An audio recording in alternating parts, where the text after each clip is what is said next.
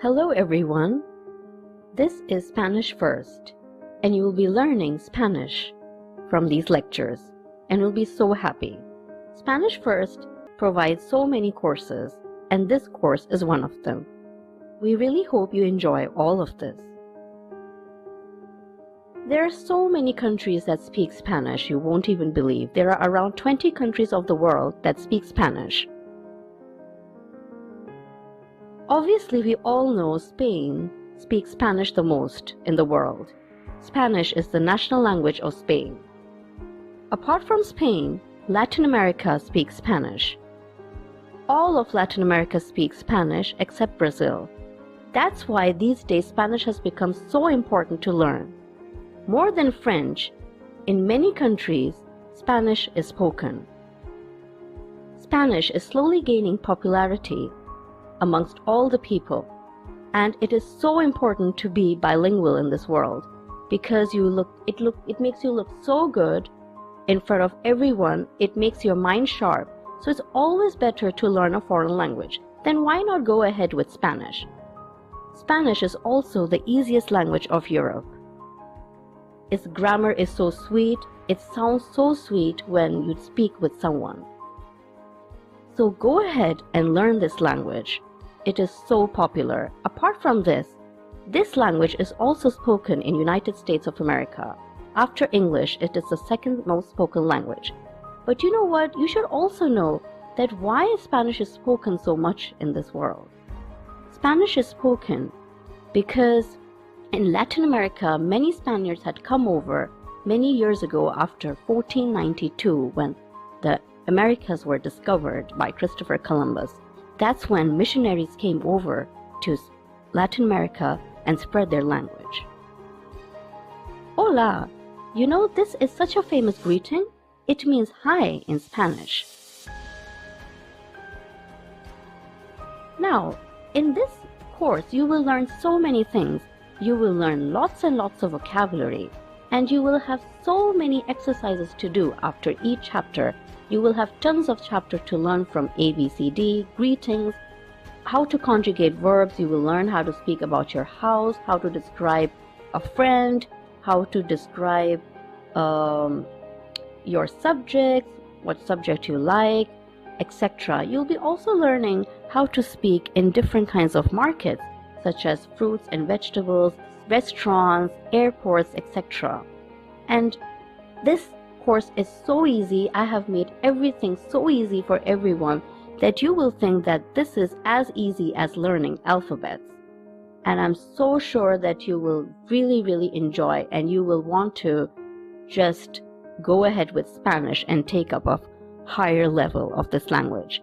Don't be afraid of this. Spanish is so easy, and it's always important and always necessary to learn a foreign language. So please go ahead. My advice is to you, go ahead and learn Spanish. We're now going to do the Spanish alphabets. El alfabeto, the alphabet. This is a very interesting course that you will be studying right now. As you can see, some letters have an asterisk beside them. Those letters are J, double L, double R, okay?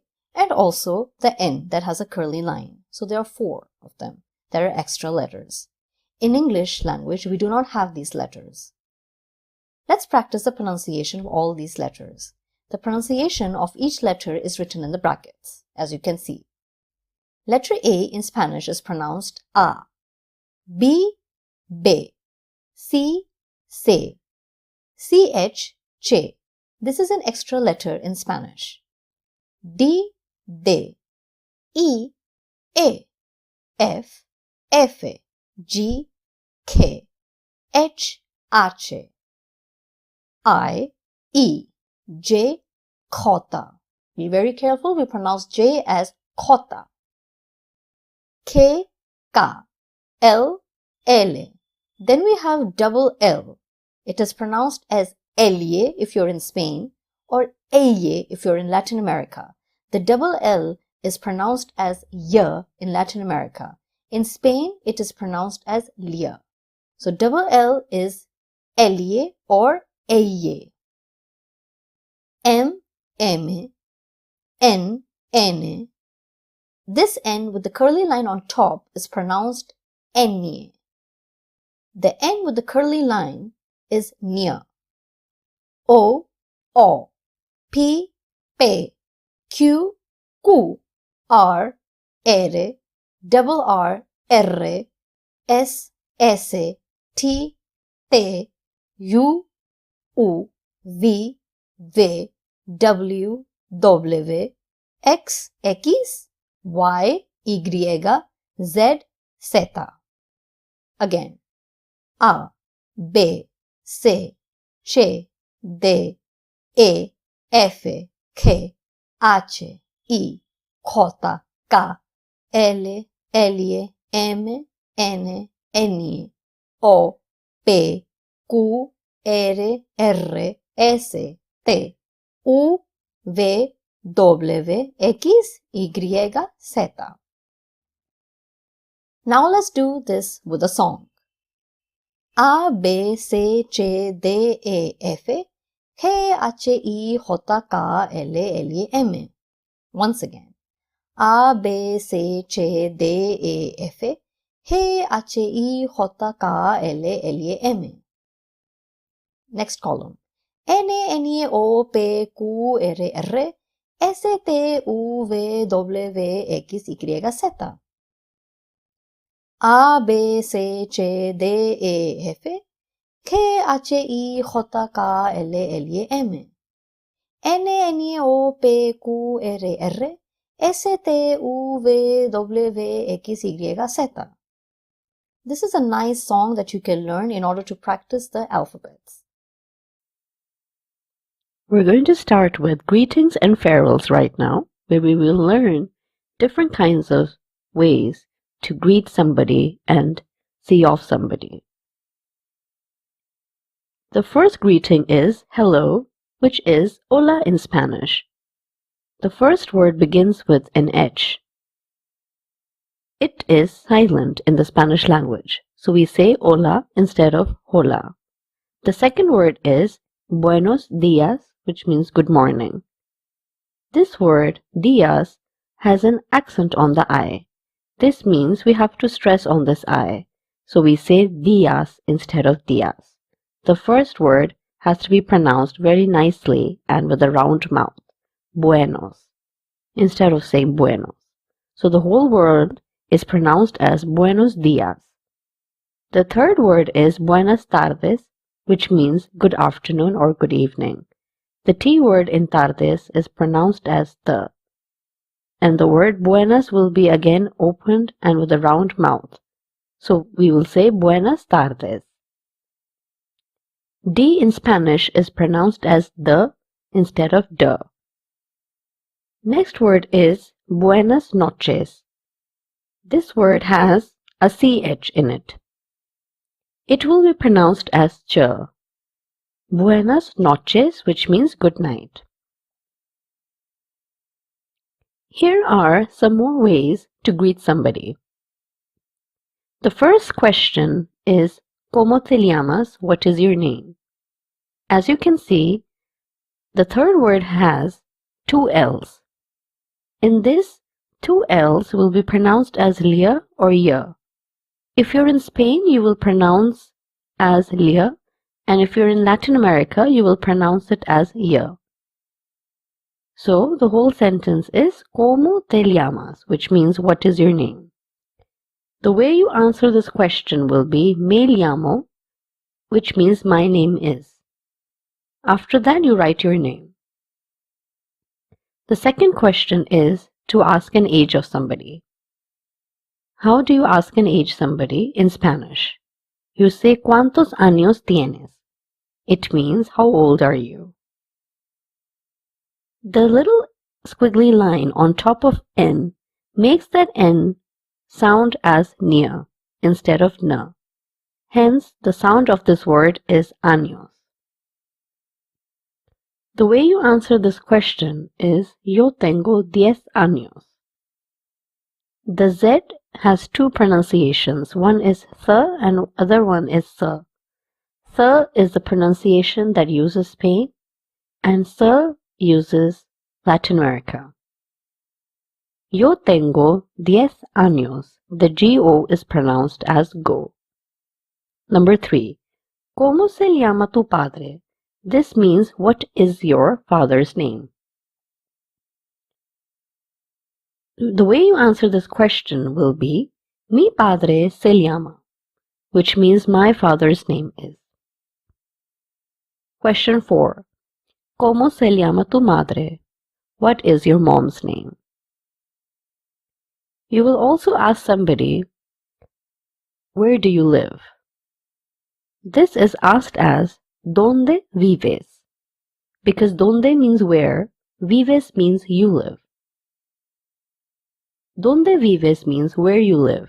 We do not have a separate do in the Spanish language when we are asking a question. But since in ¿Dónde vives it is a question mark, in itself this means that we are adding a do. Yo vivo en Nueva Delhi. I live in New Delhi. Yo means I over here. Vivo means live or I live. En means in and Nueva Delhi means New Delhi. Number 6. ¿Dónde estudias? Where do you study? ¿Dónde means where once again and estudias means you study. So the whole question means where do you study? You can answer this as by saying Yo estudio, which means I study, and Bluebell School International. Estudias means you study and estudio means I study. So even if you don't write yo and just write estudio, it means I study. So it's not always necessary to write yo, which means I all the time. Number 7. When you want to ask in which class somebody studies, you say, ¿En qué clase estudias? This means in which class do you study? En means in, que means which or what, clase means class, and estudias means you study. In which class do you study? You answer this by saying, Yo estudio en la clase, and then you can write a number. For example, you can say, I study in class 6. Therefore, you can say, Yo estudio en la clase 6. S-E-I-S is the spelling of 6. Next question you may want to ask somebody is, what do they do in life? So you say, ¿A qué te dedicas? What do you do? QUE's pronunciation is que and not que. ¿A qué te dedicas? Then you answer this by saying, Yo soy estudiante, or simply soy estudiante, which means I am a student. Soy means I am, and estudiante means student. Therefore, I have not written yo with soy. I have simply written soy because soy in itself means I am. So I don't have to say yo all the time. Estudiante means a student. Or you can say I am working. So yo trabajo, I am working, or I work. Trabajo means I work. So these are some 8 ways to ask somebody what is their name, how old they are, what are their parents' name, where they live, where they study, in which class do they study, and what do they do. You might want to learn these properly. Now here are some farewells, different kinds of farewells that you may want to learn. The first one is adios. Everyone knows this. It means goodbye. We will stress on this word because there is an accent on the O. Where there is an accent, we have to stress. So adios. Instead of saying adios, we say adios because there is an accent. The second word is hasta luego, which means see you later or bye. So when you're going away from a meeting or you're leaving a place, you will say to that person, hasta luego. The H again, it will be silent. And GO sound is go and luego is the pronunciation. Many people have the tendency of pronouncing this word as luego, but you have to open your mouth nice and round. The third word is hasta mañana, which means see you tomorrow. Again, as you can see, the second word, on the first end, there is the squiggly line. And the squiggly line gives us the impression that we need to pronounce this letter as nia. So it's hasta mañana and not hasta manana. It means see you tomorrow. Hasta mañana means see you tomorrow. The fourth word is hasta pronto, which means see you soon. Again, the T's pronunciation is the. So we say hasta pronto and not hasta pronto. Hasta pronto, it means see you soon. Now here is a small exercise for all of you to do. In the first question, you have to answer these 4 questions about someone's name, age, and their parents. And question 2 has a column, has a table in which you have to match some questions with their answers. So we do the first question from the first exercise. It says, ¿Cómo te llamas? It means what is your name? And then you have to answer on the space provided below. You will say, Me llamo, and then you write your name. For example, Me llamo Tina, okay, which means my name is Tina. Okay, and exercise 2 where it says match the following. You just have to match the questions with the answers to the questions on the second column. So the first question, as you can see, is ¿Dónde estudias? Where you study. And the answer to this question will be Estudio en Bluebell School International. I study in Bluebell School International because this answer fits the best. Okay, all these questions are coming from the lecture I just taught you right now. If you don't remember something, you can very well go back. And we will discuss the answers.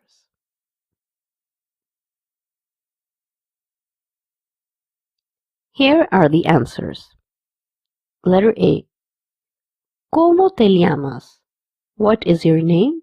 The correct answer will be Me llamo, and then you write your name. For example, Me llamo Maria. This means my name is Maria. Letter B. ¿Cuántos años tienes? How old are you? Yo tengo dash años. In that dash, you will write an age.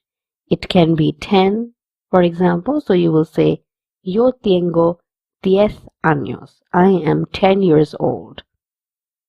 10 spelling in Spanish will be D-I-E-Z, which means 10 or 10.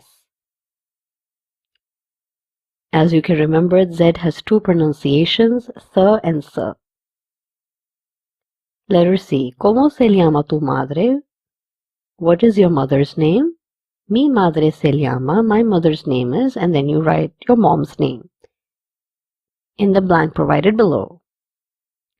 Letter D. ¿Cómo se llama tu padre? What is your father's name? And then you write the answer by saying, Mi padre se llama, my father's name is, and then you write the name given in the space below. Question 2.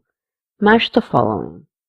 The first question is, ¿Dónde estudias? Its answer is letter A, given on the right-hand column, which is Estudio en Bluebell School International, which means I study in Bluebell School International. The second question is, ¿Dónde vives? Where do you live? Its answer will be letter B, the first answer on the right-hand column, which says Vivo en la India. It means I live in India. Vivo means I live, en means in, la India means India. Vivo en la India, I live in India. Letter C, ¿De dónde eres? This means from where are you? De means of or from, donde means where, and eres means you are. Okay, so naturally a person will say I am from India, or I am from New Delhi, or I am from any other place in the world. Okay, so the correct answer is the second option given on the right-hand column, which is letter C, Soy de Nueva Delhi. Soy means I am, de means of or from, and Nueva Delhi means New Delhi. So the whole sentence, Soy de Nueva Delhi, means I am from New Delhi. Question D. ¿A qué te dedicas? Basically, this question is asked when we want to ask somebody what do they do in life. Dedicas means you are dedicated to. So, ¿a qué te dedicas actually means what are you dedicated to? What do you do in life? So, the correct answer of this question would be soy estudiante, which means I am a student. So, let's do a little recapitulation over here. From the first column of the second question we will do. ¿Dónde estudias means where you study. ¿Dónde means where, estudias means you study. Alright, and as you know, we do not have a separate word for do. So, ¿dónde estudias, since it's written in question form, we say, where do you study? Okay. Now, estudias, as you know, it means you study, and you know that en means in. So, you can say estudias en Nueva Delhi. Nueva Delhi means New Delhi. Estudias en Nueva Delhi will mean you study in New Delhi. Alright. Question B says, ¿Dónde vives? Again, ¿dónde means where, vives means you live. So again, vives means you live, en means in, so you can easily say vives en Nueva Delhi, which means you live in New Delhi. Letter C, again, de means of, donde means where, and eres means you are. So you can easily say something like eres Maria, which means you are Maria. As you can see, now we are able to make short sentences in this language. Letter D, ¿a qué te dedicas? Here you can only ask somebody what do they do in life. Okay, and we have also learned in this chapter how to say your name. To say your name, you have to say me llamo and then your name. You also know how to ask somebody name, which is ¿Cómo te llamas?, which means what is your name. You can also ask someone's mother's name, father's name, and you can also tell your own parents' name also. So just in case you have forgotten something, you can always go back to this lecture and revise. And you can come back to this exercise also and do well. Now then, we're going to learn the articles topic and nouns along with it. This is a very, very important topic because you'll be not only learning the knowledge of articles and nouns, but at the same time, you will be learning and upgrading your vocabulary in the Spanish language. Now, there are two types of articles in the Spanish language. One is indefinite article and the other one is the definite article. Now then, indefinite article in English means a, whereas the definite article in English means the. Same goes for Spanish. However, the only difference is that in Spanish we have two types of a, un and una, and two types of the, el and la. Now then, un is used with a masculine noun, whereas una is used with a feminine noun. Same goes for the definite article. El is used for a masculine noun, and la is used with a feminine noun. Now, one thing you need to know, that in Spanish, nouns have genders, but in English we don't. For example, we have words such as table, chair, picture, switch, racket, wall, AC, and these do not have genders. However, in Spanish, these same words will have genders. That's why we say a male noun and a female noun. Now then, masculine nouns in Spanish have different endings. They end in O, OR, and EMA. Feminine nouns in Spanish end in A, DAD, CION, SION, TAD, UMBRE, and UD. When you see a word ending these endings, then you can find out whether this noun is masculine or this noun is feminine. For example, let's look at some words that will use un or el, means a or the. In other words, I'm telling you which nouns are masculine in Spanish. Let's look at the very first word. Un perro. This means a dog. If you can recall, just a minute ago I had told you un means a in Spanish. I had also told you that un is used with a masculine noun. And along with it, if you remember, you had learned that all nouns are masculine that end in o. That's why we use un over here as the word perro is ending in o. Alright? Un perro means a dog. Now then, the second word, el perro. We have the same word, perro, but here I've used a definite article, el. El perro means the dog. Over here, again, we are using el because the word perro is ending in an o. Now then, un profesor.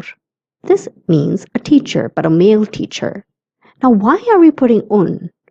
It doesn't have an o. This word is ending in an r. Over here, we use un because the word profesor is ending in an or.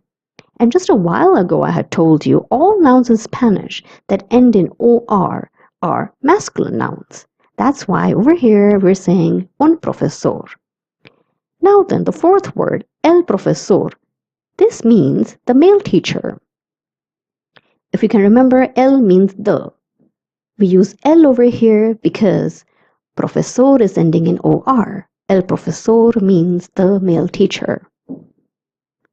Now then, the fifth one, un problema. It means a problem. Now then, you must be saying, hey, hold on a minute. The word problema is ending in an a. So why are we saying un problema? It's not wrong. It's not correct. However, it is correct because if you remember in this lecture, I just told you that nouns that end in ema, I'll repeat, ema are masculine.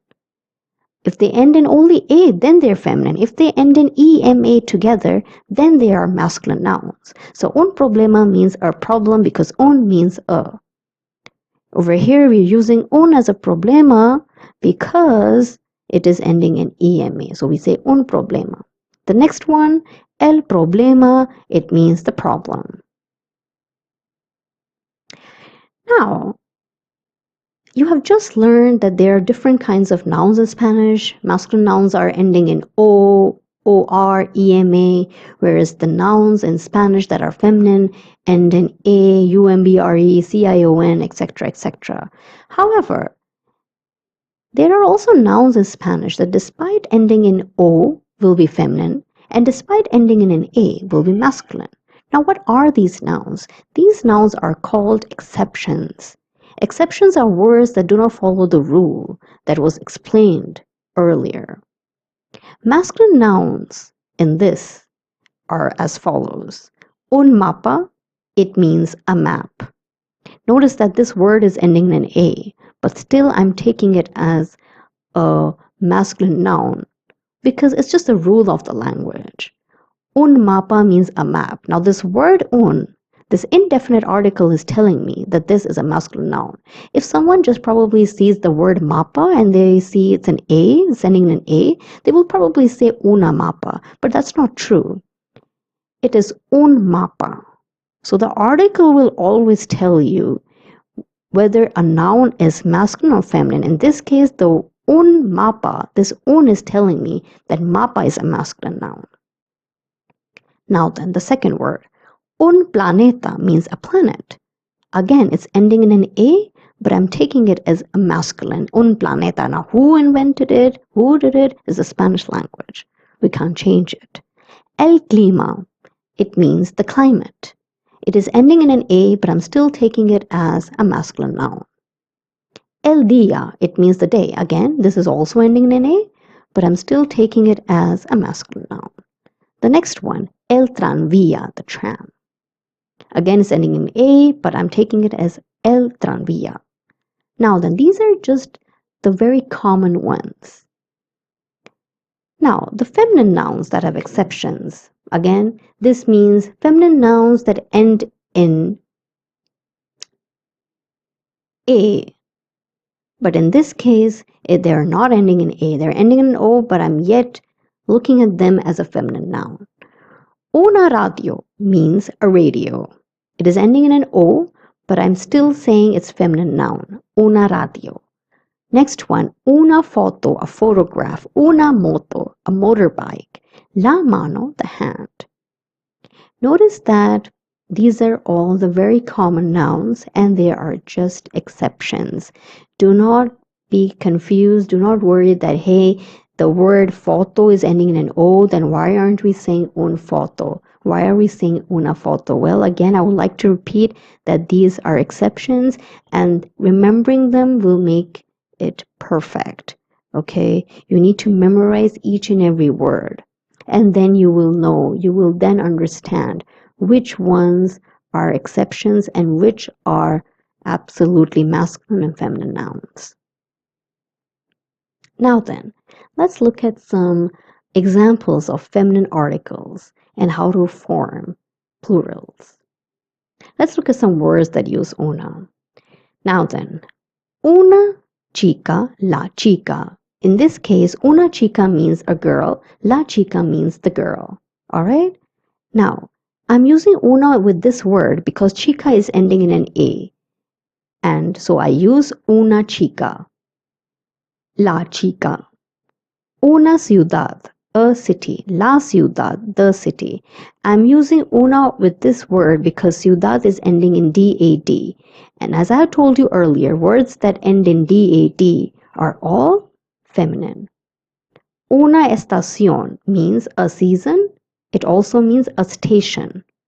La estación means the season, the station. This word is ending in CION, hence it is feminine noun. Una televisión, a television. La televisión, the television. SION ending, that's why it's a feminine noun. That's why I'm using the feminine articles. Una facultad, a department. La facultad, the department. It is ending in TAD, so that's why it's considered feminine. All right? Una certidumbre, a certainty. La certidumbre, the certainty. This word is ending in UMBRE, hence this word is feminine. Una juventud, la juventud. A youth, the youth. Alright? This word is ending in DUD, hence it is considered as a feminine noun. Now over here, none of these endings are new. All these endings were explained to you a few minutes ago. Now then, now that we have learned which kinds of articles exist in the Spanish language, we are now going to learn how to form plurals of articles and nouns. Let's look at the first one, un. Its plural is unos. It means some. We're just adding OS.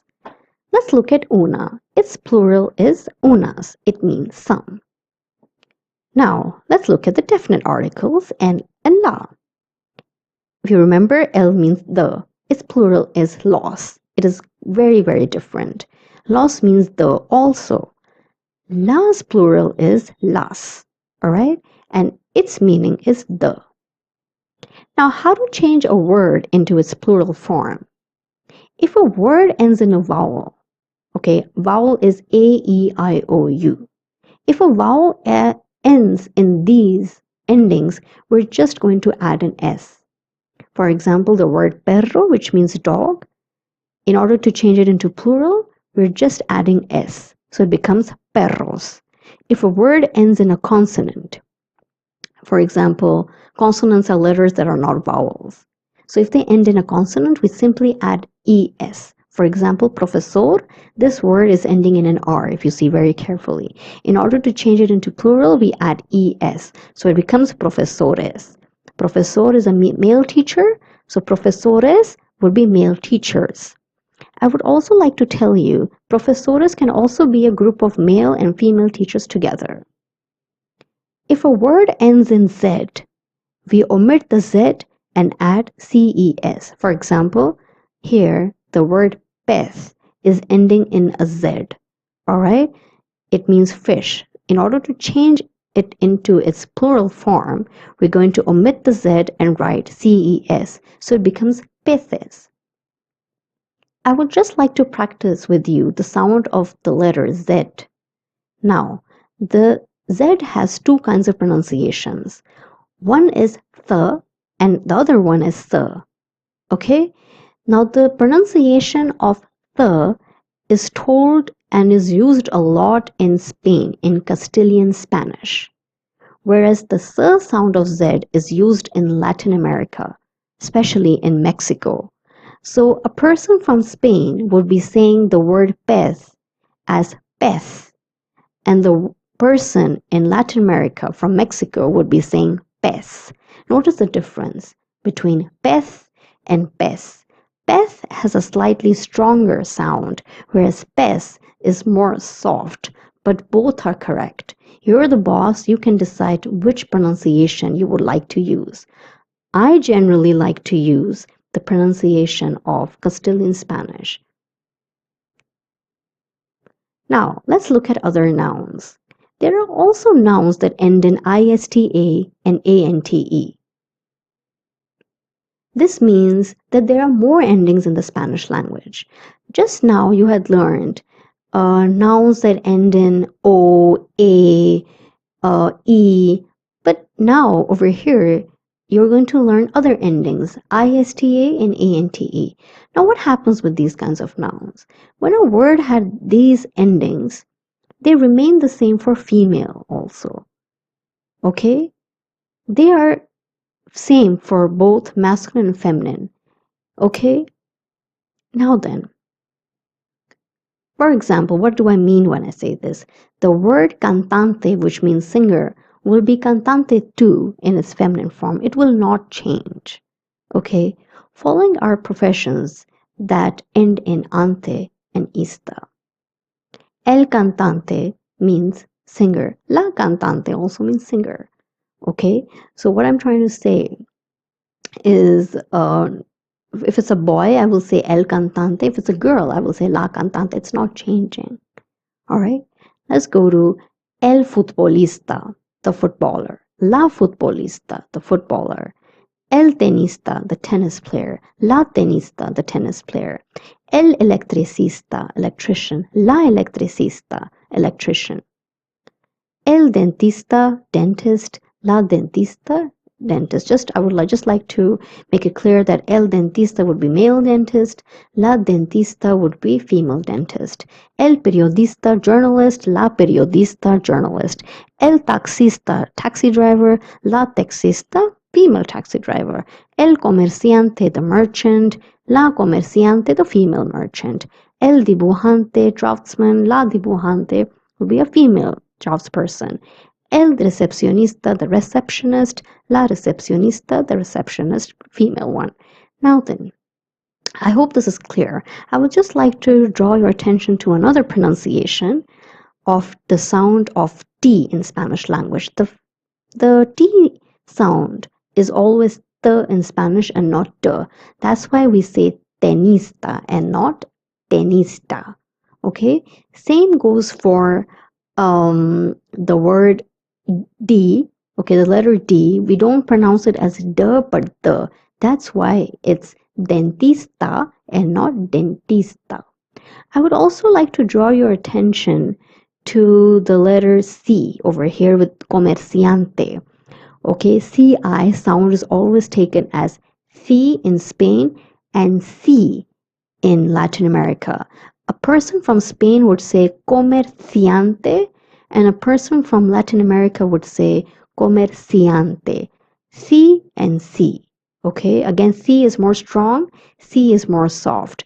CO would be pronounced as co, CI as C or C.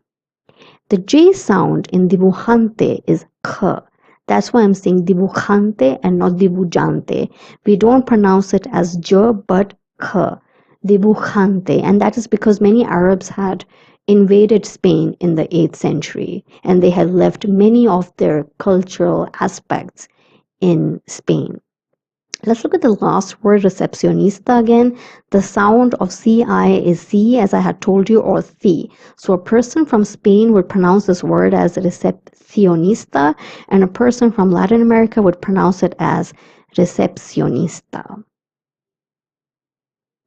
Now then, there are other nouns in Spanish that do not end in these endings that I just told you. Means they do not end in A, it doesn't end in E, it will not end in any vowel, it will end in L, N, D, S, etc. Okay, let's look at these endings in this case of these nouns. Now, in this table, you will also learn whether they are male or female. How will you know that? You will know by the articles. If they've written L, it is masculine. If it's al, that is, if it's la, that's written in it, it's feminine noun. All right. And you just have to memorize all these to understand whether they're masculine or feminine. Now then, let's begin. El sol means sun. La flor means flower. So el sol, it will tell you it is a masculine noun. La flor will tell you it is a female noun because la is written. El árbol, tree. El árbol, tree, because there's an accent on the A, so I will pronounce it as árbol. El cartel means poster. El papel means paper. El autobús means bus. So there's an accent on the U, so we're going to stress on the U. El autobús. El jardín, garden. It has a J, so I'm going to pronounce it as jardín. The next word, el garaje, garage. Okay, now this word has a J, so I'm going to say j. And G is pronounced as ga. El garaje, garage. La luz, light. This word has a Z, and if you remember, I told you Z is pronounced as th. So la luz, light. If you're in Latin America, you can say luz. El estrés, stress. El bosque, forest. El lápiz, pencil. Now the word bosque, it is ending in QUE. QUE is pronounced as que in Spanish and not que. That's why I'm saying el bosque. Now then, here are other nouns that you must know. La escuela means school. La universidad means university. Now, U in Spanish would always be pronounced as U and not U. So that's why we're not saying universidad. We say universidad. El colegio, the sound is a K of GI. That's why we say el colegio. La tienda, it means shop. El mercado means market. La peluquería means salon. QUE is pronounced as K, as I told you earlier. La librería, there's an accent on the I, so I'm going to stress on the I and will become IA. La librería means stationery. La biblioteca, library. La pescadería, fish shop. La casa, house. C is pronounced as Ka. El chalet, bungalow. La granja, farm. J is pronounced as H. That's why I'm saying granja. El barrio, neighborhood. Double R in Spanish is pronounced as R. So that's why I say el barrio, neighborhood. El estudiante means the male student. La estudiante means the female student. El alumno means the male student. La alumna also means the female student. Let's do an exercise where you can do a small recap of everything I have taught you so far. Question 1 says, write the correct definite article, el in la, for the following nouns. So you can always go back, if you have just forgotten something, you can go back to the lesson, try to understand it, and then you can do the answers, because I believe in looking at the notes and then doing an exercise. Okay?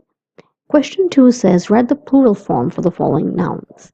Okay, I had explained to you how to form plurals of nouns that end in A, E, and other vowels, and how to form plurals for nouns that end in a consonant. And what happens if a noun is ending in Z, how do you form plural? Then everything was taught to you. But nonetheless, if you have just forgotten something, you can go back and write your answers down. Take about 5-10 minutes and then write the answers down. Just, I would like to repeat that do not be hesitant to go back to your notes. I'll just give you one example. Gato is a masculine noun because it's ending in an O, so it will be el gato. For question 2, jabón is ending in N, so in order to form plural, you will add ES, so it will become jabones. The rest you can do by yourself. Now let's look at the answers. For gato, it will be el gato, as I told you earlier. Cinema would be el cinema because it's ending in EM. Naranja is ending in an A, so I will say la naranja. Libro ending in an O, so el libro. La maleta ending in an A. Profesión ending in ION, so la. Nación ending in ION, so I put a la. Amistad ending in TAD, so I put la. La amistad means the friendship. Canción, CION, la canción. CIO ending for situación, la situación. El sistema ending in EMA, so I put el sistema. Tema ending in EMA, once again, it will be el tema. Niño ending in O, so it will be el niño. Now then, a plural answers to jabón, you add es. Jardín, and write es because it's ending in N. Papel, write es because it's ending in L, consonant. Diccionario, write S because it's ending in a vowel, O. Now let's go at rice. Rice, I write CES because rice is ending in a Z. When a noun ends in Z, you need to omit the Z and write CES in order to make its plural. Cartel would become carteles, ending in a consonant, so I write ES. Pared, ending in a consonant, again, you write ES. Chico, ending in a vowel, so I write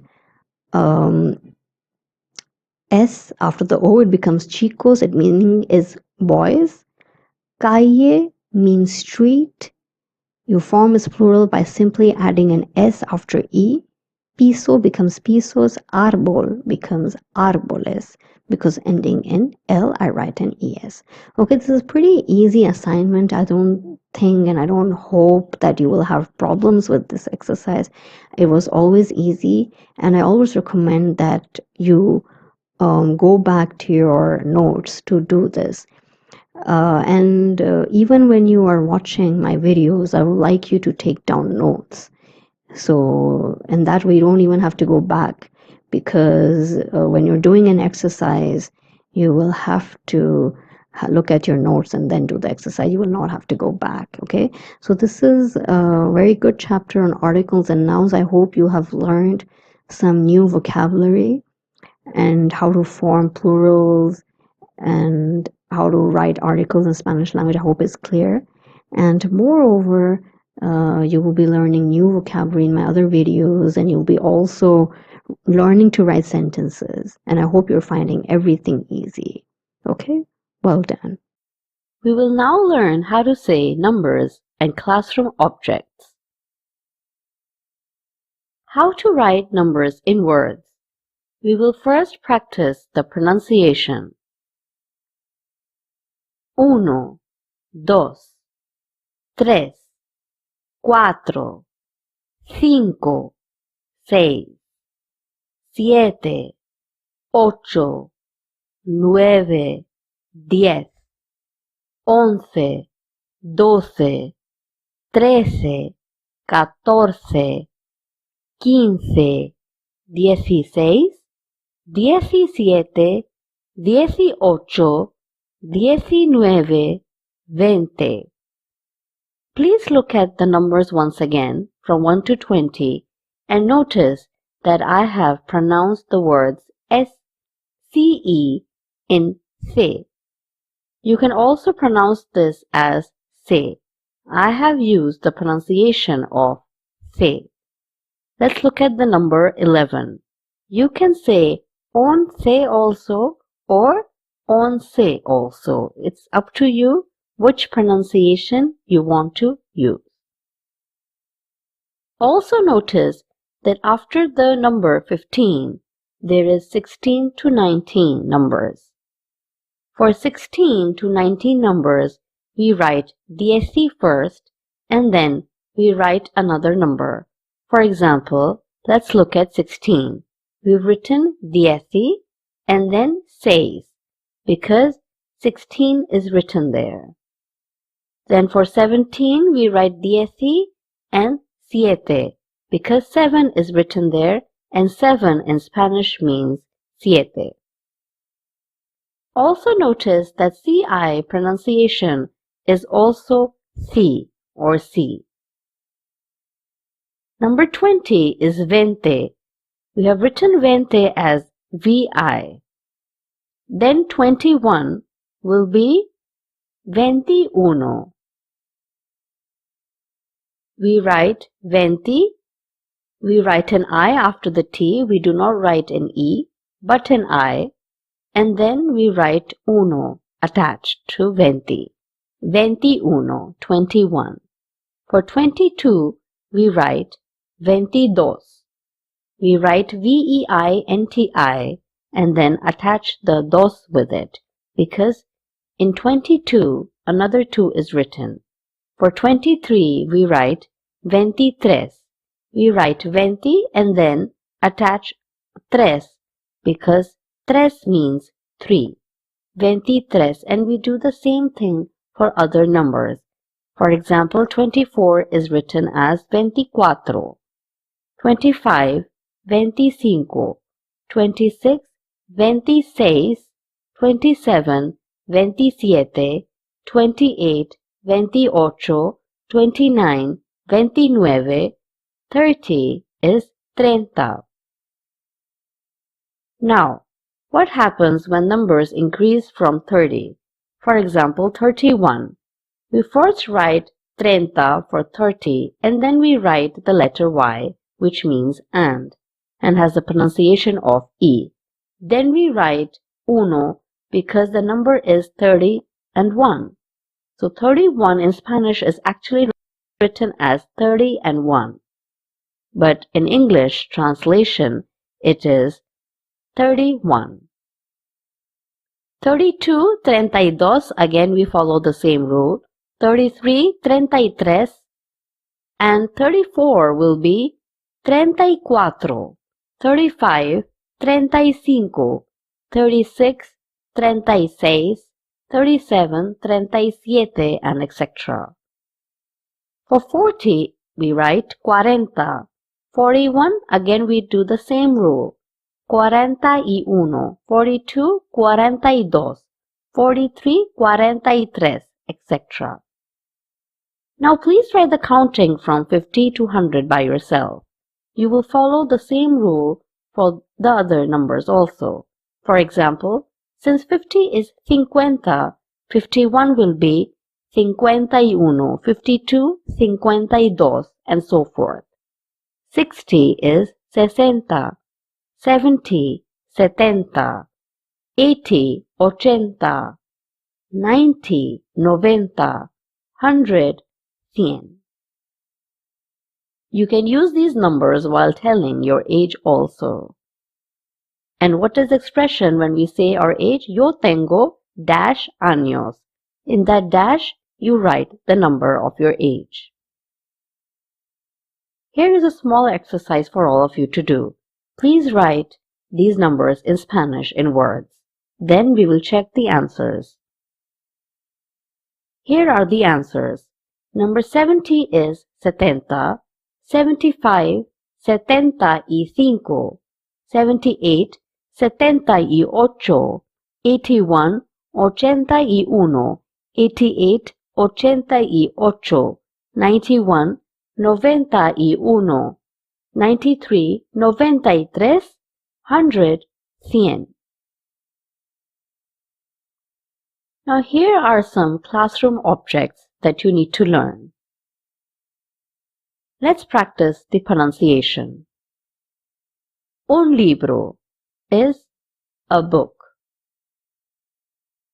Since libro is ending in an O, we write un, because un is a masculine We cannot write una libro. If it was libra, then we would have written una libra. Un and una both mean a. Una regla. Since regla is ending in a, now we can say una with it. We cannot say uno regla. Regla means a ruler. Una computadora, a computer. Una pizarra, a board. Un lápiz, a pencil. You must be saying that the lápiz is not ending neither in an O nor an A. Then how do we know this word is masculine or not? Well, this is because we just have to memorize that this word lápiz is a masculine noun. Some words you have to memorize if they're not ending in O nor in A. You just have to memorize that this word is masculine or this word is feminine. So in this case, the word lápiz is masculine. Therefore, we write un lápiz with it. Let's look at more classroom objects. Let's practice the pronunciation. El pegamento, glue. La grapadora, stapler. El borrador, eraser or a duster. El pupitre, desk. El cuaderno, notebook. El bolígrafo, pen. La ventana, window. Los lápices de colores, color pencils. La goma, eraser. El rotulador, sketch pen. El estuche, pencil case. El marcador, marker. La tiza, chalk. El basurero, or el cubo de basura, dustbin. La papelera, waste paper basket. Now, you can match the pictures with its equivalent word given on the right. This is a small exercise for you.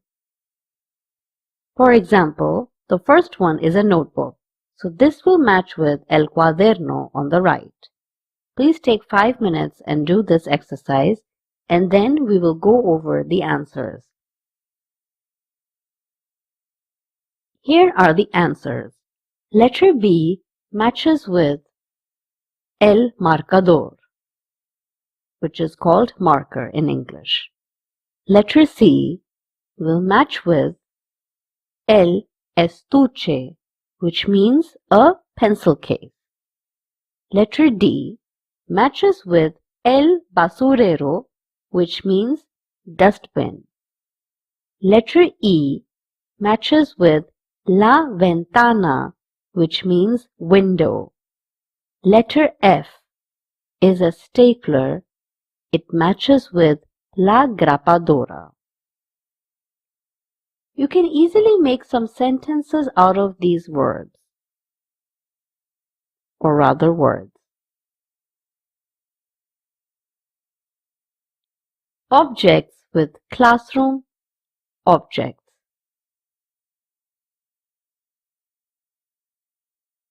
Now, dos cuadernos means 2 notebooks.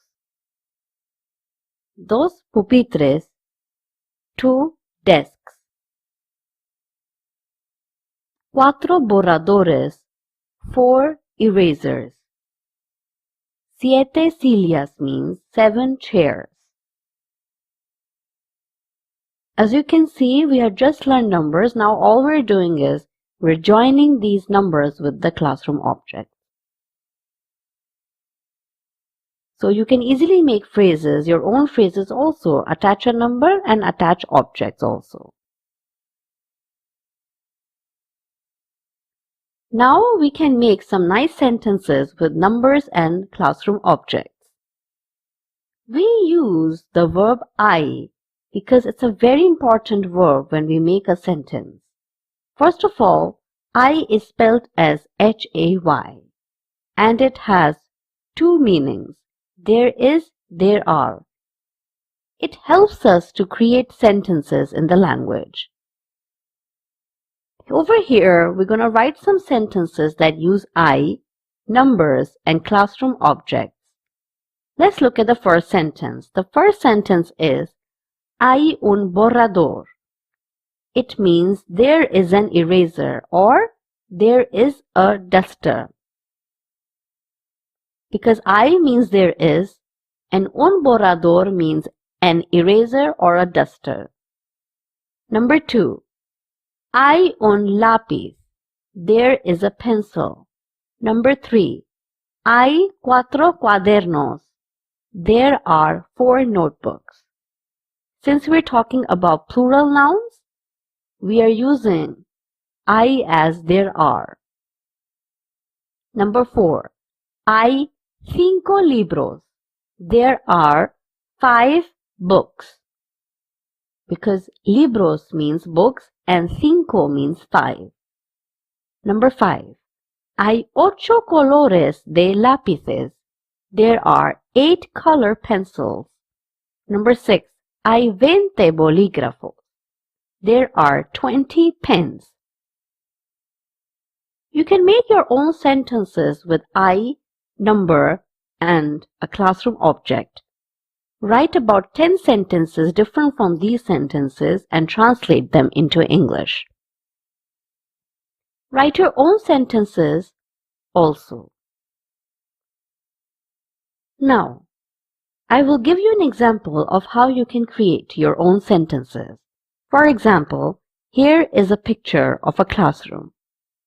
Describe all that you see in this picture. For example, hay un reloj en la clase. There is a clock in the class. Reloj means clock. Hay una pizarra. There is a board. You can also add color with this and say hay una pizarra blanca, which means there is a white colored board. Hay 4 pupitres. There are 4 desks. Hay una puerta. There is a door. Hay una mesa. There is a table. Use simple sentences like these to describe the classroom. Now we're doing the adjectives. This is another very, very fun topic to learn, and I promise you, you will really enjoy it. Now let's go forward. Now then, if you can recollect, in the previous lessons, we had learned masculine and feminine nouns. In adjectives, we have the same rule that apply to this. We have masculine and feminine nouns and adjectives. And masculine and feminine adjectives we will learn today. Unlike English, in Spanish we have masculine and feminine adjectives. For example, beautiful in English remains beautiful. Pretty, pretty. Blue, blue. But in Spanish, we have different words. We have masculine adjective and feminine adjective. Let's have a look. Now, you can see the word funny in Spanish is gracioso and graciosa. Can you make a guess which one is masculine and which one is feminine? That's right. The one that is masculine ends in an O, and the one that ends in an A is for female adjective. So, gracioso is a masculine adjective, graciosa is a feminine adjective. Alright, so I would like to say, note that gracioso means funny in Spanish for a boy. For a girl, we would say graciosa instead. It's just like nouns. You remember when we were learning nouns, we have nouns that end in O and that are masculine. When we have nouns are female, they end in A.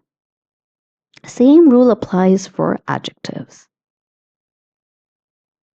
Therefore, we can say masculine adjectives in Spanish end in O, while feminine end in A. Now, I would like you to do an exercise, a very, very simple exercise in which you will have to write masculine and feminine adjectives. Okay, this table has 3 columns. The first column has an English adjective, the second column has masculine adjectives, and the third column has feminine adjectives for Spanish. For example, let's look at the first one, thin. The first masculine adjective would be delgado. Because the feminine one is delgada, so all we're doing is we're omitting the A and writing an O instead in order to form a masculine adjective. Therefore, it will become delgado. Alright? Now, take about 5 minutes to do this exercise. If you don't remember something, go back to the video, watch it again, and see for yourself how masculine and feminine adjectives would be formed. I promise you, you will not make a mistake. Do this for 5 minutes, and then we will go to the answers. Let's look at the answers. Now, the first one would be delgado, as I told you earlier. That is because the feminine adjective is delgada. So what we will do is, in order to form the masculine one, we will take off the A and write the O instead. Delgado is thin for a boy. Delgada is a thin for a girl. Simpático is boy adjective for kind. Simpática is girl adjective for kind. Simpático again would be used for a boy. Simpática would be used for a girl. Next one, lazy. Vago, vaga. Okay, so the correct answer here is vago for a boy because the girl's adjective is vaga. So in order to form the answer, we will cut the A and write an O instead. That's why it becomes vago. Studious is estudioso, then estudiosa. All right, so the answer here is estudiosa. We are forming a feminine adjective. In order to form it, we will cut the O in estudioso, and that is the last O, and instead we will write A, estudiosa. Now then, fat in Spanish is gordo and gorda, all right? The answer here is gordo. We will take the word gorda, cut the A, and write an O instead. So therefore, the adjective for boy would be gordo, which means fat. Lazy in Spanish is perezoso, perezosa. The correct answer is perezosa over here. In order to form it, we cut the last O in perezoso, and instead we write A. So it will become perezosa. I hope you've got the answers right. If you have not, don't worry. Look at this exercise, look at the answers, and repeat the exercise. I'm sure the second time you will get the answers right. Also, I would like to repeat that you can always watch the video again and then do the exercise. More adjectives in Spanish now. Continue completing the table with adjectives. This is a new exercise that you would like to do, all right? Here, once again, I've given the adjectives in English, and then the second and third column consist of writing masculine adjectives and feminine adjectives. Again, if you have got the first exercise wrong, you go back to the lesson again, read it, write the notes, and then do this exercise. Okay, and I'm sure this time you will definitely get 100%. I'll just repeat to help you how to do this exercise. Let's look at the first word. It's tall. In Spanish, the word tall is alto, but it's for masculine. What will be the answer for Spanish feminine adjectives? You will take the word alto, cut the O, and write an A instead. It will be alta. Okay, because I've told you earlier that the adjectives ending in an A will be feminine. Now take about 5 minutes and do this exercise, and then we will go over the answers. Here are the answers. I hope you have the answers with you. The ones in black are the answers. Now, the first one I already done for you. It was alta. Tall in Spanish is alto and alta. Alto for a boy, alta for a girl. Short in Spanish is baja. Okay, the feminine word is baja, and the masculine would be bajo for a boy. So I'm taking the A of baja, cutting it, and it's the second A I'm talking about, and instead writing an O.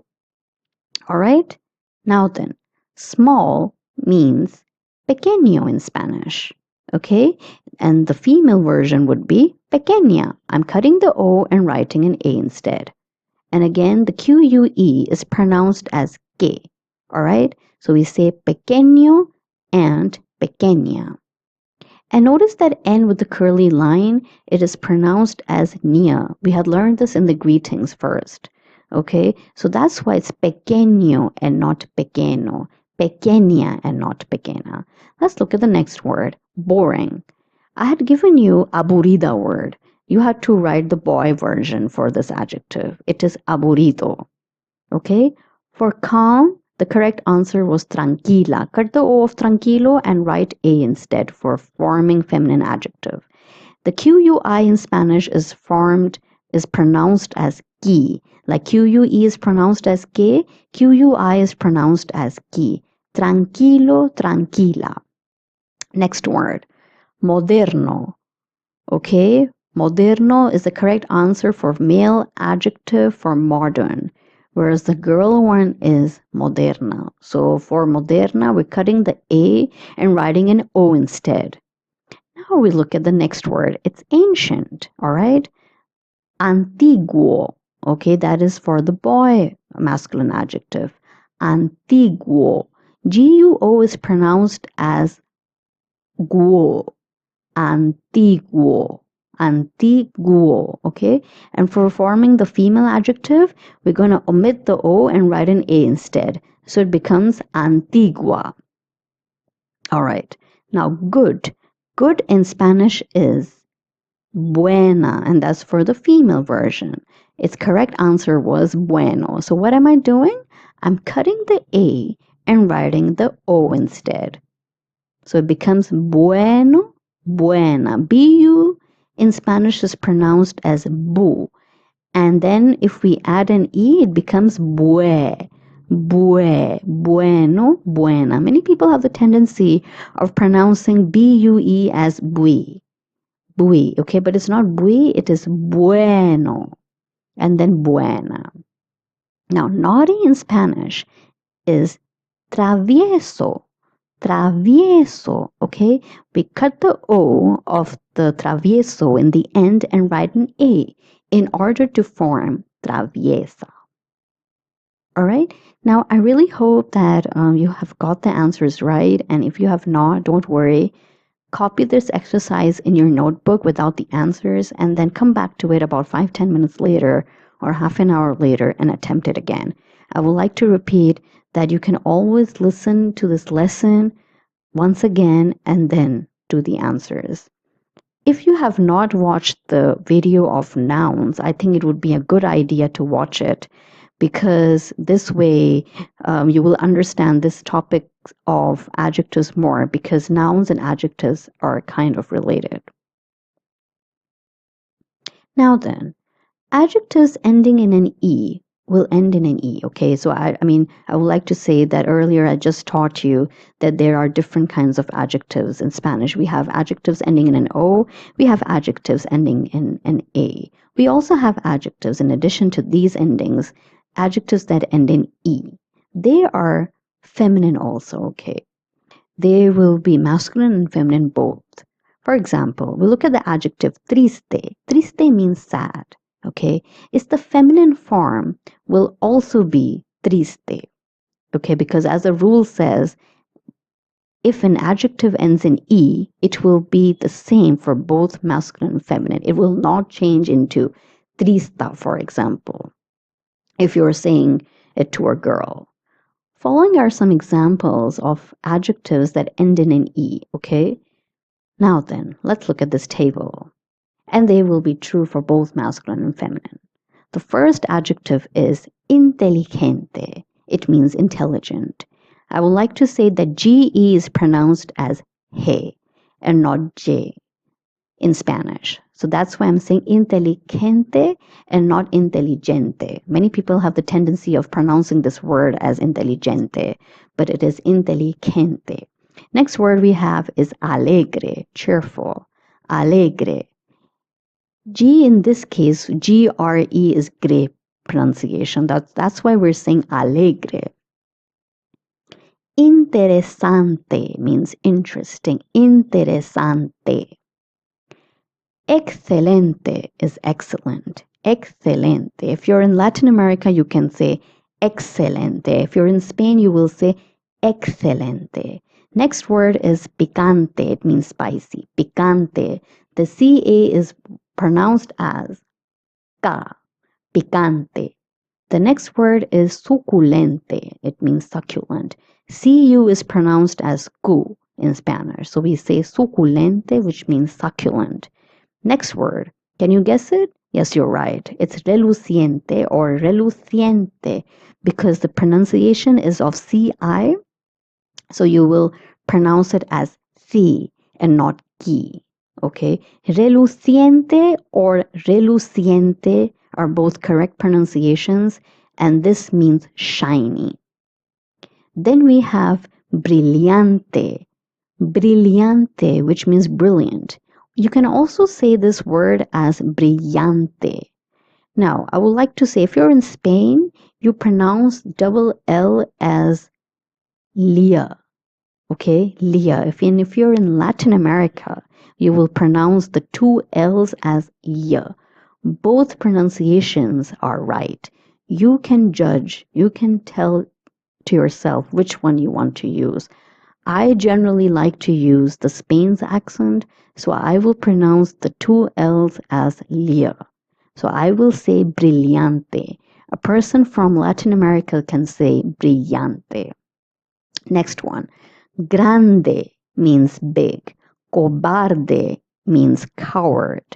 Responsable means responsible. So these are a few common adjectives that end in E. Please learn them very nicely. Now then, in Spanish, you should know that there are adjectives that also end in consonants. This means that they do not end in vowels, meaning they do not end in A, E, I, O, or U. Okay, they simply end in consonants such as L, Z, P, etc.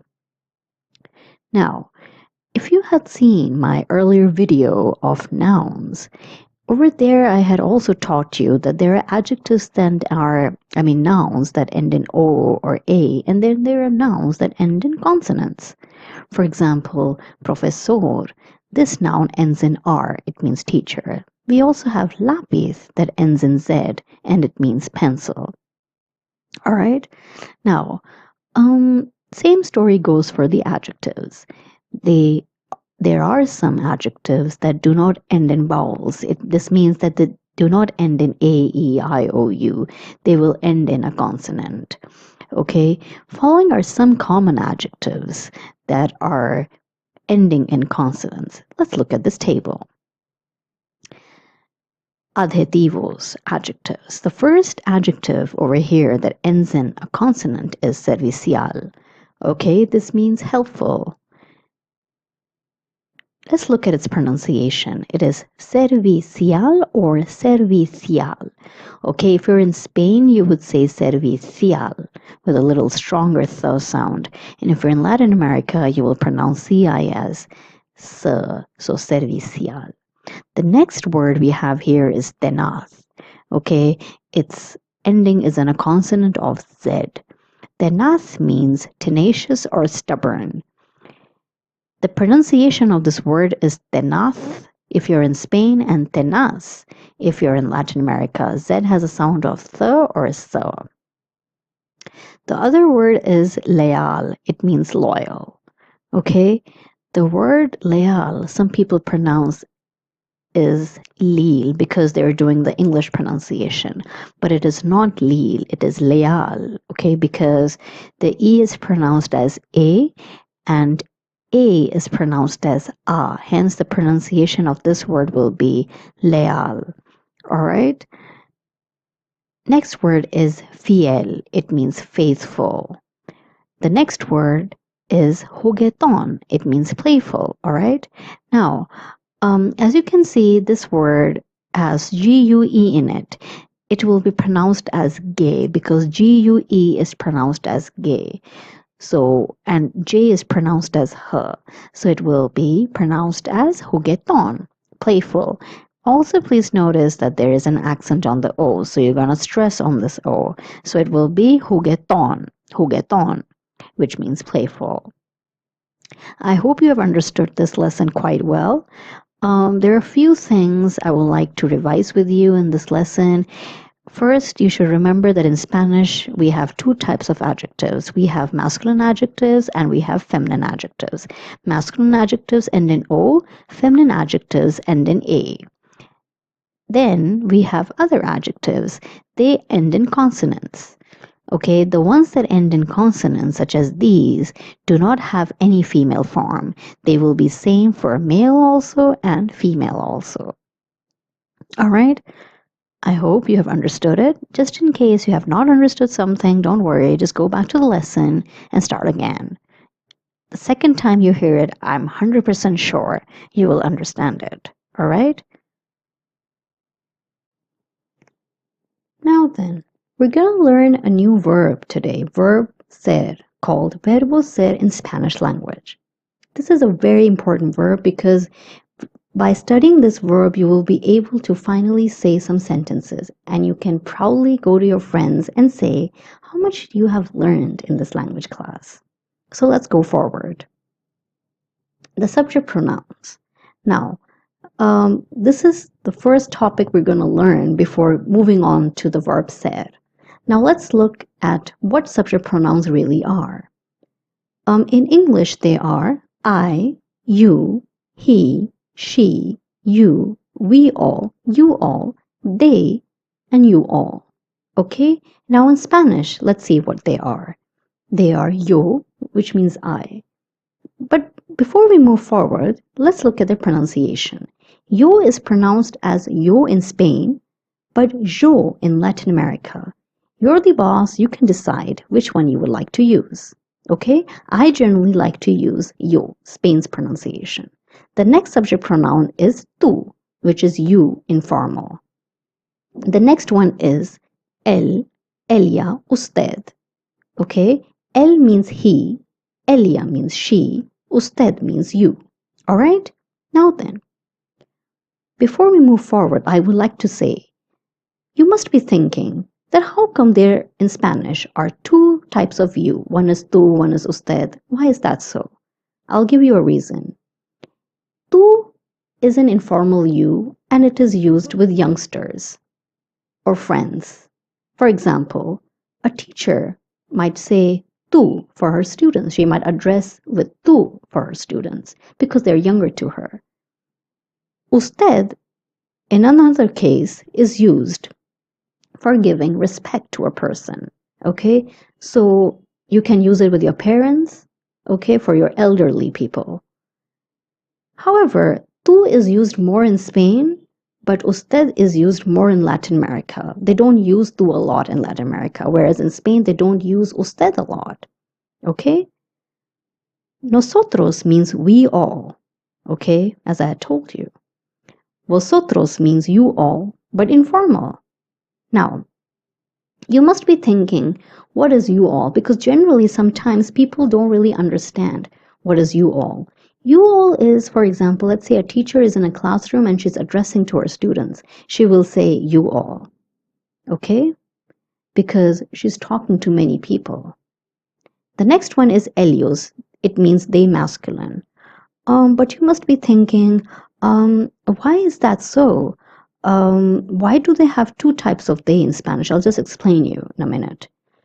Ellos is they, but only for a group that consists of boys only. Okay?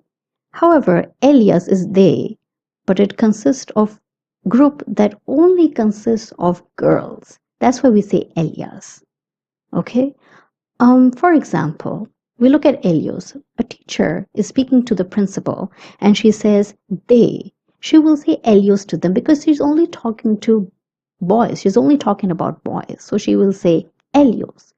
I would like to say one thing. I would like to point out over here that ellos can also consist of both boys and girls in a group. Okay? Ellas, whereas, is only used for girls in a group. Next comes ustedes. It means you all. All right? Now, vosotros and ustedes both mean you all. What is the difference? Vosotros is informal you all. Ustedes is a formal you all. Okay?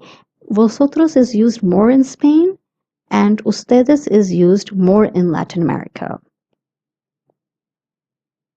Let's look at the conjugation of ser. The first column consists of the subject pronouns we just learned. If you have not understood, doesn't matter, just go back and revise them. The second column consists of conjugation of ser. The third one is the translation of conjugation of ser. This is very easy and you'll finally be able to write some sentences using this verb. Let's look at the first one. Yo soy means I am. Yo means I, that's why yo soy means I am. Tú eres, you are, but informal.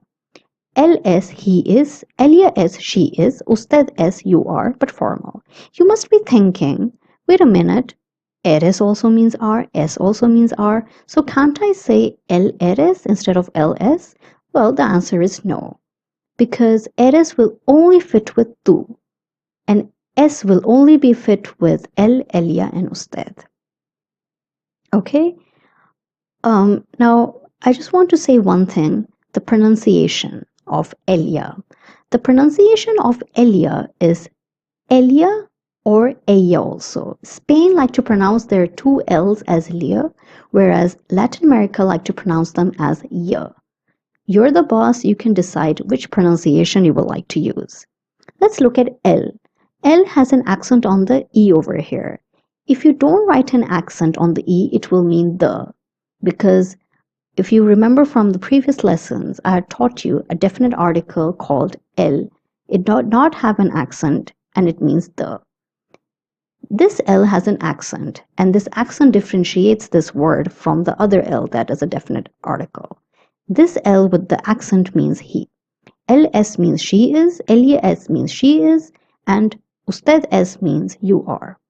Nosotros somos means we all are. Vosotros sois means you all are. Ellos son means they are, but for masculine. Ellas son means they are, but for feminine. And then finally, ustedes son mean you all are. Now that we have learned this conjugation, we can create some sentences. Number 1, yo soy simpático, or we can say yo soy simpática. Both mean I am kind. If you're a boy, you will say yo soy simpático.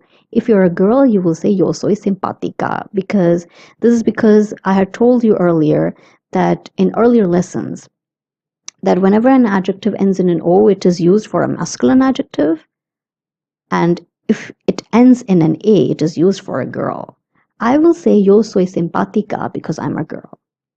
Number 2, tú eres delgado or tú eres delgada. Both mean you are thin. If you're speaking to a boy, you will say tú eres delgado. If you're speaking to a girl, you will write delgada. Number 3, él es vago. This means he is lazy. You're talking about a boy, so naturally you will write the adjective with an O. Number 4, ella es aburrida. She is boring. Naturally, you're talking about a girl, so the adjective will end in A. Okay, so this means she is boring. You cannot say ella es aburrido. It will be grammatically wrong and it's a big mistake. Okay, all these adjectives are not new. I have taught these adjectives in my earlier lessons. Let's look at some more examples of sentences. Number 5, usted es servicial. It means you are helpful. Now here you could be talking to a boy also, you could be talking to a girl also, because usted means you. This adjective servicial will not change into serviciala for a girl or servicialo, because this adjective is ending in a consonant. As I told you earlier, if an adjective is ending in a consonant, it will not change into O or A. It will remain the same for both boys and girls. Next one, number 6. Nosotros somos estudiantes. We are students. Okay? Number 7. Vosotros sois altos or vosotros sois altas. Now, in English, we don't say you all are talls, you all are thins, you all are fats, etc., etc. But in Spanish, we do. If we're talking about a plural subject pronoun, the adjective will also change into plural. Okay, when we're talking to a girl, we change the adjective into female. Same goes for number of people. If there are many people, you change the adjective. So that's why I've written vosotros sois altos and vosotras sois altas. So if we're talking to a group of boys, you will say vosotros sois altos. If we're talking about boys and girls group both together, you will say altos. And if you're just talking to girls, you will say vosotros sois altas. It means you all are tall. Next one, number 8. Ellos son graciosos. They are funny. Okay, again, we're changing the word gracioso into graciosos because it's male plural subject pronoun of ellos. Number 9. Ellas son graciosas. They are funny. Okay. Again, ellas is a plural feminine subject pronoun, so the adjective will also change into plural feminine. Okay, so that's why we say ellas son graciosas. Number 10, ustedes son bajos. You all are short, or ustedes son bajas also means you all are short. The J sound is H over here. Okay, so if you're talking to a group of boys, you will say ustedes son bajos. If you're talking to a group of girls, you will say ustedes son bajas. Let's look at the usage of ser over here. Ser is used to tell about a person's nationality, origin, time, shape of something, profession, relationship, physical description of a person, and the nature of a person. Let's look at some examples. Ella es española. She is Spanish. This is a nationality, so we write ser conjugation. Ella es. Number 2, tú eres de Francia. You are from France. We're talking from where a person has originated, so we use ser's conjugation. Number 3, son las dos. It is 2 o'clock. Okay, 2 is more than 1, so we use the plural conjugation. We use the conjugation of de when we're saying the time. Number 4, son las cuatro. It is 4 o'clock. Number 5, son las 4:30. It is 4:30. Media over here is known as half. Number 6, son las 3:15. It is 3:15. Number 7, son las 5:35. It is 5:35. All the numbers I've taught to you earlier, so you just use those notes over here. Number 8, la pizarra es rectangular. The board is rectangular. Its shape, so we use the verb ser. Okay. Now you must be thinking, how are we using s conjugation with la pizarra? That is because la pizarra is a female noun, so it is she. So we take the conjugation of she for ser, and that is ella es, so we say la pizarra es. Number 9, nosotros somos profesores. We are teachers, or we are professors. Number 10, vosotros sois simpáticos. It means you all are kind. Number 11, él es alto. He is tall. Number 12, él es mi hermano. He is my brother. This is a relationship, so we're using the verb ser. Okay, this is very, very easy. You must be very happy because in the same topic, I have taught you time also, so you can also say time in Spanish. Okay, if you really want to understand it more, I think it will be a good idea if you take a piece of paper and write your own sentences using adjectives, nouns, and ser conjugation. Let's look at some exercise now. In this exercise, you have to fill in the blanks with the correct form of ser and then translate each sentence into English. Then you also tell the reason for why you're using the ser conjugation in brackets, just like we had done in the example before. I will do the first one for you, letter A. The first answer is soy. Yo soy profesora. It means I am a teacher. Its reason is profession. We're talking of what I am. It's a teacher, so I will write profession. Okay, just in case if you've forgotten, don't worry. Just go back to the lesson and revise it. We will check the answers. Now, here are the answers. Number 1, yo soy profesora. Okay, the ones in red are the answer. The ones in green are reasons for why we're using the ser conjugation. Yo soy profesora means I am a teacher. Tú eres profesor de español is you are a teacher of Spanish. It's profession. So the correct answer over here is eres. This is the reason is because the ser's conjugation for tú is eres. Letter C, nosotros somos alumnos de español. We are students of Spanish. Again, it's a profession. You're a student, but still a profession, okay? So, ser's conjugation for nosotros is somos, so we write somos over here. Letter D, María y yo somos simpáticos. Okay, Maria and I are kind. This is a nature of someone, okay, kindness. Maria y yo will be nosotros. It is we because I'm saying Maria and myself. Okay? So that's where we're using somos. Letter E. La profesora Rodriguez es servicial. Miss Rodriguez is helpful. So we say ser conjugation over here again. La profesora Rodriguez is a she, so we use ella es. That's why we've written es. Helpful is a nature of someone, so we write ser's conjugation. Letter F. Juan y Jose son profesores. Juan and Jose are teachers. This is a profession, so we use ser's conjugation. Now, Juan y Jose are many people. It's they. That's why we use son. We use the ellos conjugation in this one. Letter G. Ellos son de Japón. Japón means Japan. They are from Japan. This is an origin of someone. Okay, so we use ser's conjugation because the rule suggests that with origin also we use ser. Letter H. Yo soy de Nueva Delhi. I am from New Delhi. This is an origin of someone, so we use ser. Letter I. El caballo es grande. The horse is big. This is a description, a physical description of an animal, so we will use ser. Now, why are we using es? Because el caballo is he, okay, it's a noun, it's a he, it's ending in an O, so it's a he. So we say él es, he is. Letter J, el pez es pequeño. The fish is small. Physical description of a fish, so that's why we use ser. The reason we're writing s over here, because el pez is masculine, it is el, so we use ls over here. Okay, I hope you've understood it. I think it should be quite easy. Just in case if you have not understood, do repeat the exercise.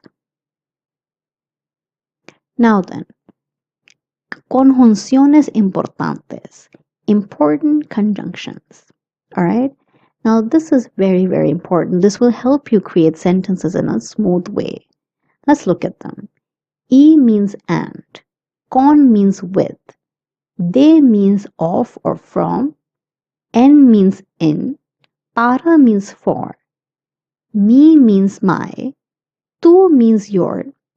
I would like to just call your attention to this word tu. If tu is having an accent on the u, it means you. If it does not have an accent, it means your. Su means his, her, your, formal. So tu is your but informal one. Su also means your but it's a formal one. A means to. Muy means very.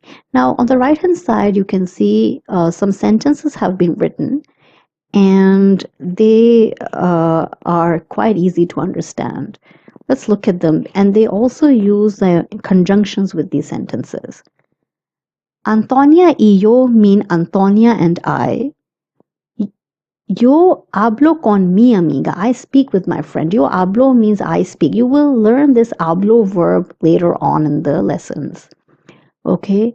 Con means with. Mi means my, as you can see from this lesson. And amigo or amiga mean friend. Amigo means male friend because it's ending in an O. Amiga means female friend because it is ending in an A. Number 3. Ella es de la India. She is from India. They also means of, by the way. And with India, we will say la India. We don't say with all the countries these articles, but with India, we use la India. Number 4. Yo estoy en la biblioteca. I am in the library. Okay, en means in. You will use this estoy verb. You will learn this estoy verb later in other videos. Number 5. El lápiz es para ti. The pencil is for you. Para means for. Number 6. Mi amiga es Ana. My friend is Ana. Mi means my. Number 7. Tú eres Antonia. You are Antonia. All right. Number 8. Su amigo es Mario. His friend is Mario. This can also mean your friend is Mario or her friend is Mario because su means all of these three. Okay. But when you're speaking to the person live, then you will understand who this su is referring to. Number 10. Number 9. Yo voy a la escuela. I go to the school. Yo voy means I go. A means to. And la escuela means the school. Number 10. El estudiante es muy inteligente. The student is very intelligent. All right. You can also say la estudiante over here, okay? Muy means very. So these are some important conjunctions. I'm pretty sure you have learned quite a lot of sentences now.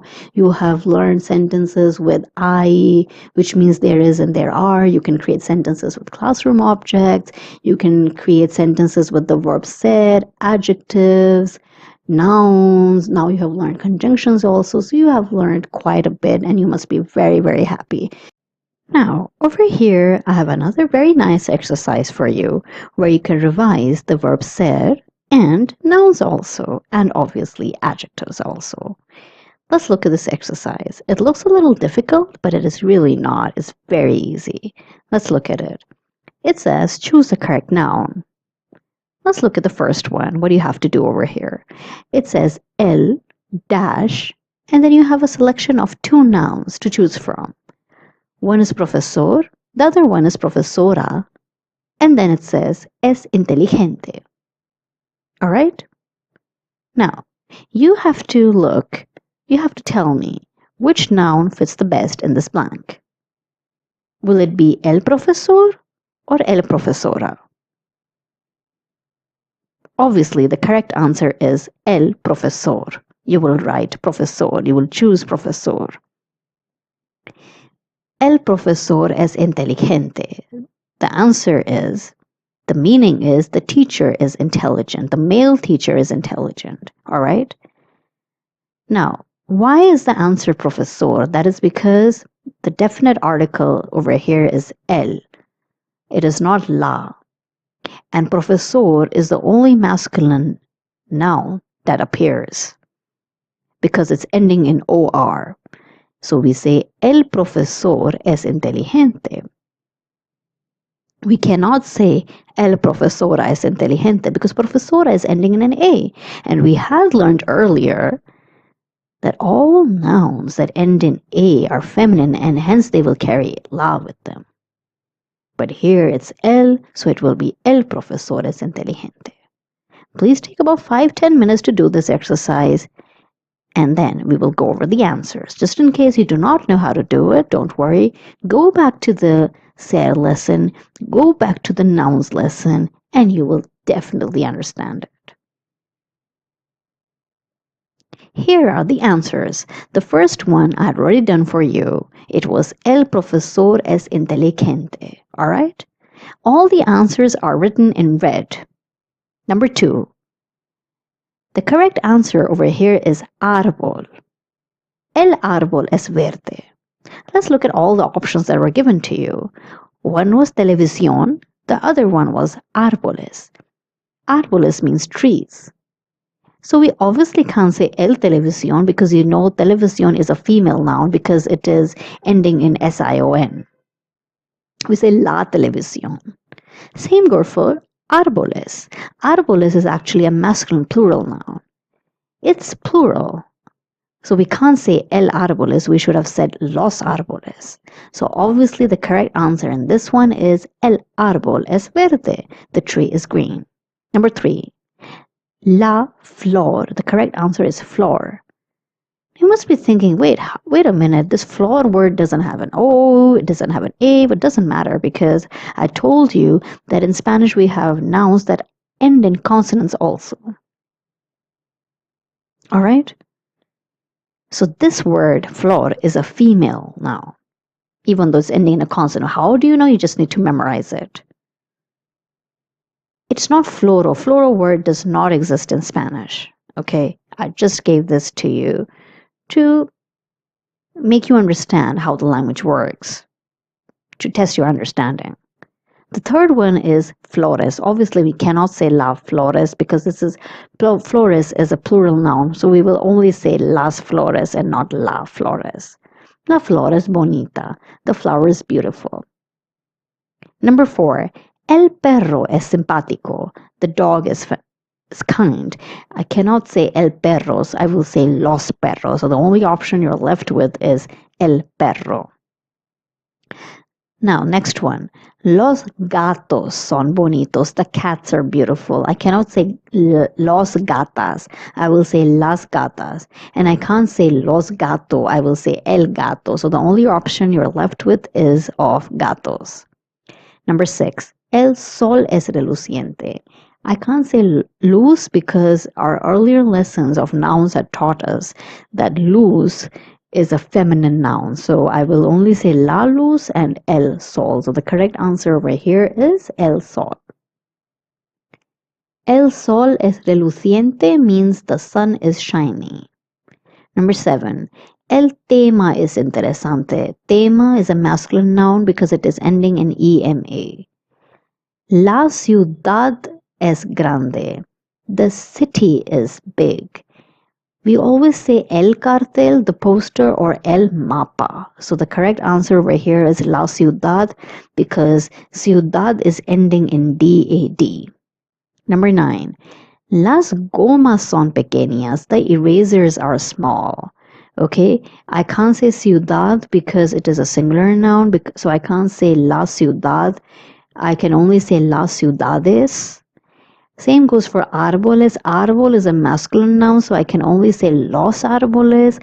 So the only option I'm left with is las gomas son pequeñas.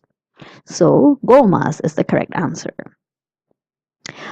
Un calle limpio is wrong because calle is a feminine noun, so it will be una calle. So the correct answer is un piso limpio, a clean apartment. Okay, so this was a very good exercise to help you revise your articles, nouns, said verb, adjectives. And I think more than that, you should be happy that you're writing and speaking the language. Okay? So this was the whole aim. I would like to repeat that just in case you did not understand something, don't worry. Just go back once again to one of the lessons you didn't understand. And second time you learn it, you will definitely understand this lesson. Now we're going to look at a very, very interesting topic. It is profesiones, which means professions. It has a lot of pictures in it, so I'm sure you will enjoy it a lot. Now then, this is a list of some important professions that exist in the Spanish language. Let's have a look at them. First, I want to tell you that profesiones is professions in Spanish. Now, the first one, el astronauta, la astronauta. Okay, it means astronaut. El astronauta would be masculine because it's starting with el, and la astronauta is astronaut for a female. El doctor, male doctor. La doctora, female doctor. I would like to repeat that when a word ends in or in Spanish, it is masculine. That's why we're saying el doctor. If you want to change it into feminine, just simply add an a, la doctora, which means doctor. The next one, el ingeniero, engineer, la ingeniera, engineer.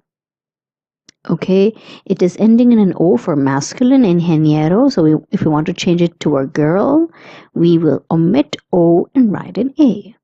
Next one, el cirujano, surgeon, la cirujana, surgeon. J is pronounced as K, hence we say cirujano. El profesor, the male teacher, la profesora, the female teacher.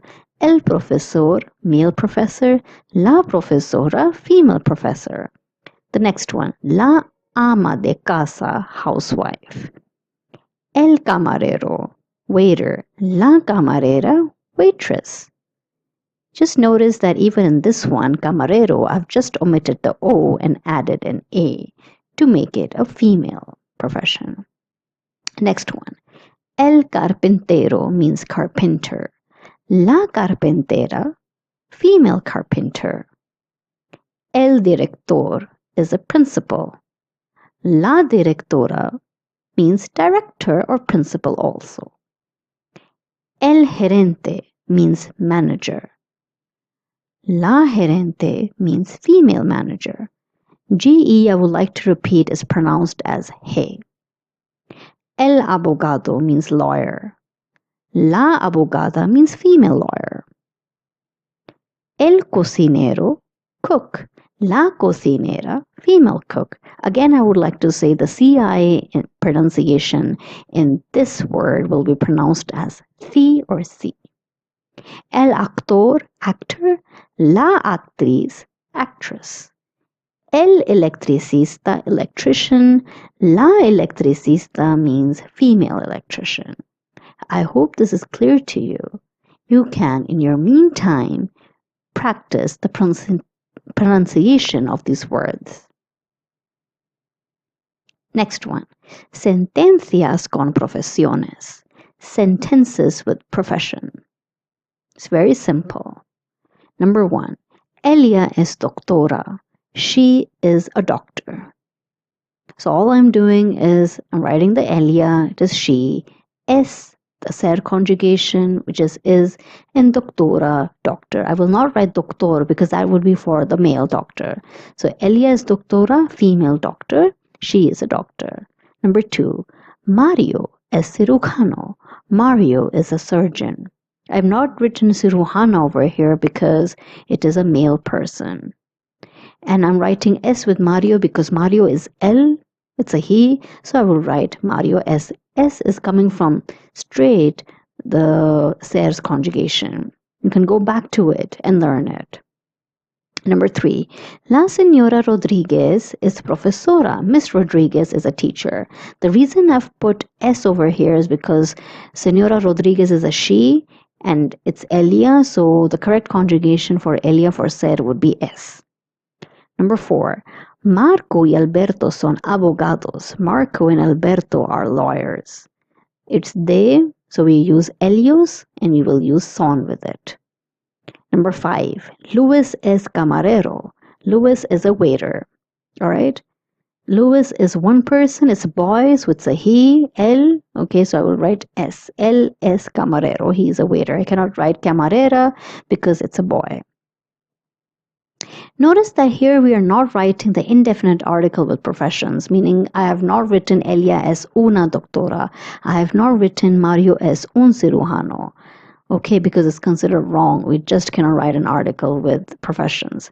However, if we're describing a profession with an adjective, then we can add a article. For example, Isabel es una profesora simpática. This means Isabel is a kind teacher.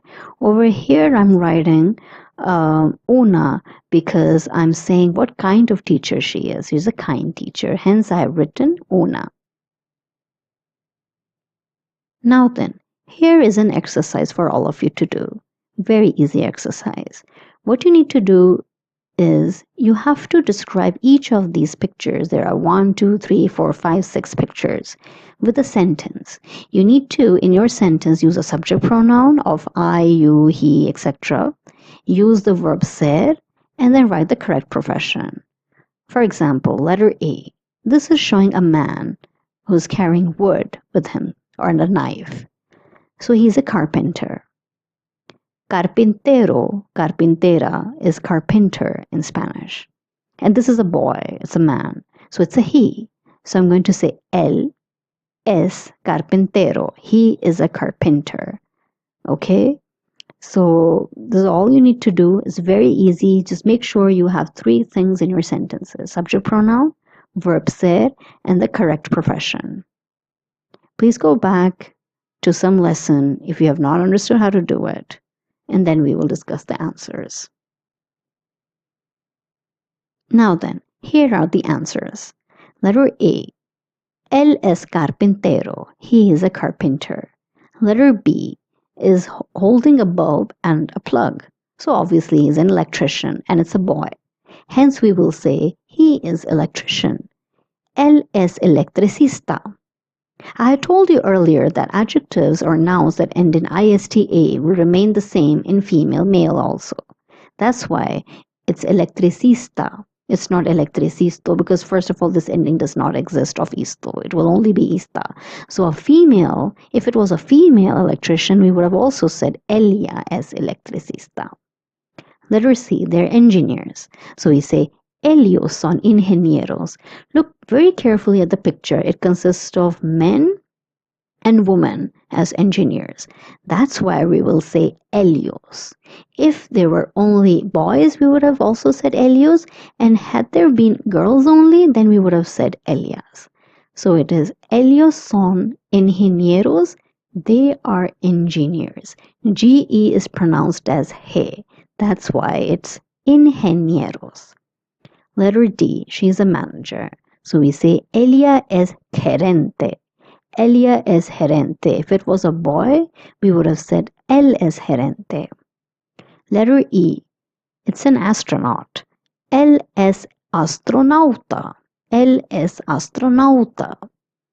Astronauta will be for both male and female. Letter F. Ellos son actores. They are actors. They're both boys and girls as actors, so that's why we will use the male form of actores. We will not use actrices. Had there been actresses only, then we would have said ellas son actrices. But in this case, we only have boys and girls both, so we will use the male function. We will say ellos son actores. All right. I hope you enjoyed this lesson. I think it was fun to learn. It was easy with lots of pictures. Just go back to the list, memorize the list of professions, and then you will be even more fast in doing this exercise. Another very, very interesting topic that we're going to learn is this. Miembros de la familia, animales, verbo tener. This means that today we're going to learn family members, animals, and verb tener. So be very, very happy because now you're not only going to be learning new vocabulary, but also a new verb, tener.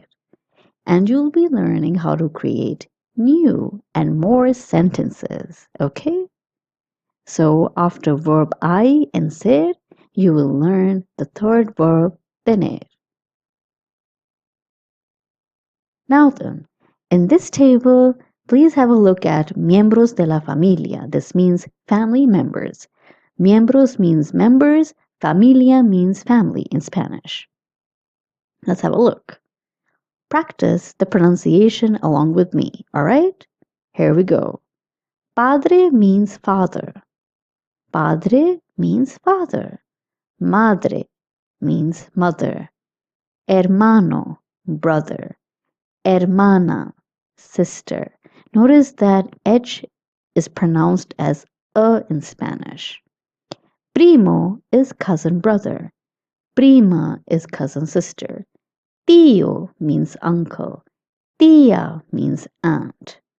Okay? And put an accent on the I and you have to stress on it. So tío, tía. Sobrino means nephew. Sobrina means niece. Yerno means son-in-law. Yerna means daughter-in-law. Suegro, father-in-law. Suegra, mother-in-law. Cuñado means brother-in-law. Cuñada means sister-in-law. Notice that the N with the curly line is pronounced as ña, as I have also told you in previous classes. Cuñado means brother-in-law. Cuñada means sister-in-law. Also notice that SUE in suegro and suegra is pronounced sue. Here are more family members. Abuelo means grandfather. Abuela means grandmother. Okay? BUE in Spanish is pronounced as bue, as I told you when I was teaching you the greetings. Buenos dias, you remember that word? Buenos dias? It has also BUE and we pronounce buenos. Same goes for abuelo. Okay, most people would have the tendency of pronouncing this word as abuelo. But it's abuelo. We pronounce it nice and open mouth. Abuelo, abuela. Okay. The next word, marido, means husband. Esposo also means husband. So there are two words to say husband in the Spanish language. The next word is mujer and esposa. It means wife. Please remember that J in Spanish is pronounced as H. That's why we're saying mujer. Mujer. It has a nice K sound in it. All right. And now let's do a small exercise over here. All you need to do is match the following, all these words. The left-hand words are in Spanish. The right-hand word is in English. I'll do the first one for you. Abuelo means grandfather, so I will draw a line from abuelo to grandfather. I would also like to make orally some nice sentences before we do an exercise. For example, I can say something like, Ella es mi abuela. Ella es mi abuela. What do you think this means? She is my grandmother. She is my grandmother. Okay, you can do a small exercise orally because I feel that oral exercises are also very important. Earlier, I had given you some sentences to write that you could translate. Now I'm doing the same thing, but this time I'm doing it orally. So let's do another translation exercise. Él es mi abuelo. Él es mi abuelo. What do you think this means? This means he is my grandfather. Él means he, es means is, mi means my, and abuelo means grandfather. Another one. Él es mi marido. Él es mi marido. Take your time and try to translate it. Yes, you guessed it right. The correct answer is, he is my husband. The next one. Paula es la mujer de Mario. Paula es la mujer de Mario. What does this mean? Paula is the wife of Mario. Paula is the wife of Mario. That is the correct answer. Did you see the Spanish is so easy? I don't think that you will be having a lot of problems in the translation exercises. Okay, I would like to draw your attention to the word mujer. The word mujer also means woman in Spanish. So it has two meanings. One is wife and the other one is woman. Now take about 2-3 minutes to complete this exercise of match the following. I've already done the first one for you. We will look at the answers. Here are the answers. Abuelo means grandfather. Tía means aunt. Suegro means father-in-law. Prima means cousin sister. Padre means father. Hermano means brother. I hope this exercise was easy for you. Let's just do small translation exercise once again. I will give you a word in English, rather a sentence in English. You'll have to translate it into Spanish. For example, she is my cousin sister. She is my cousin sister. What is the correct answer? Ella es mi prima. Ella es mi prima. Next one.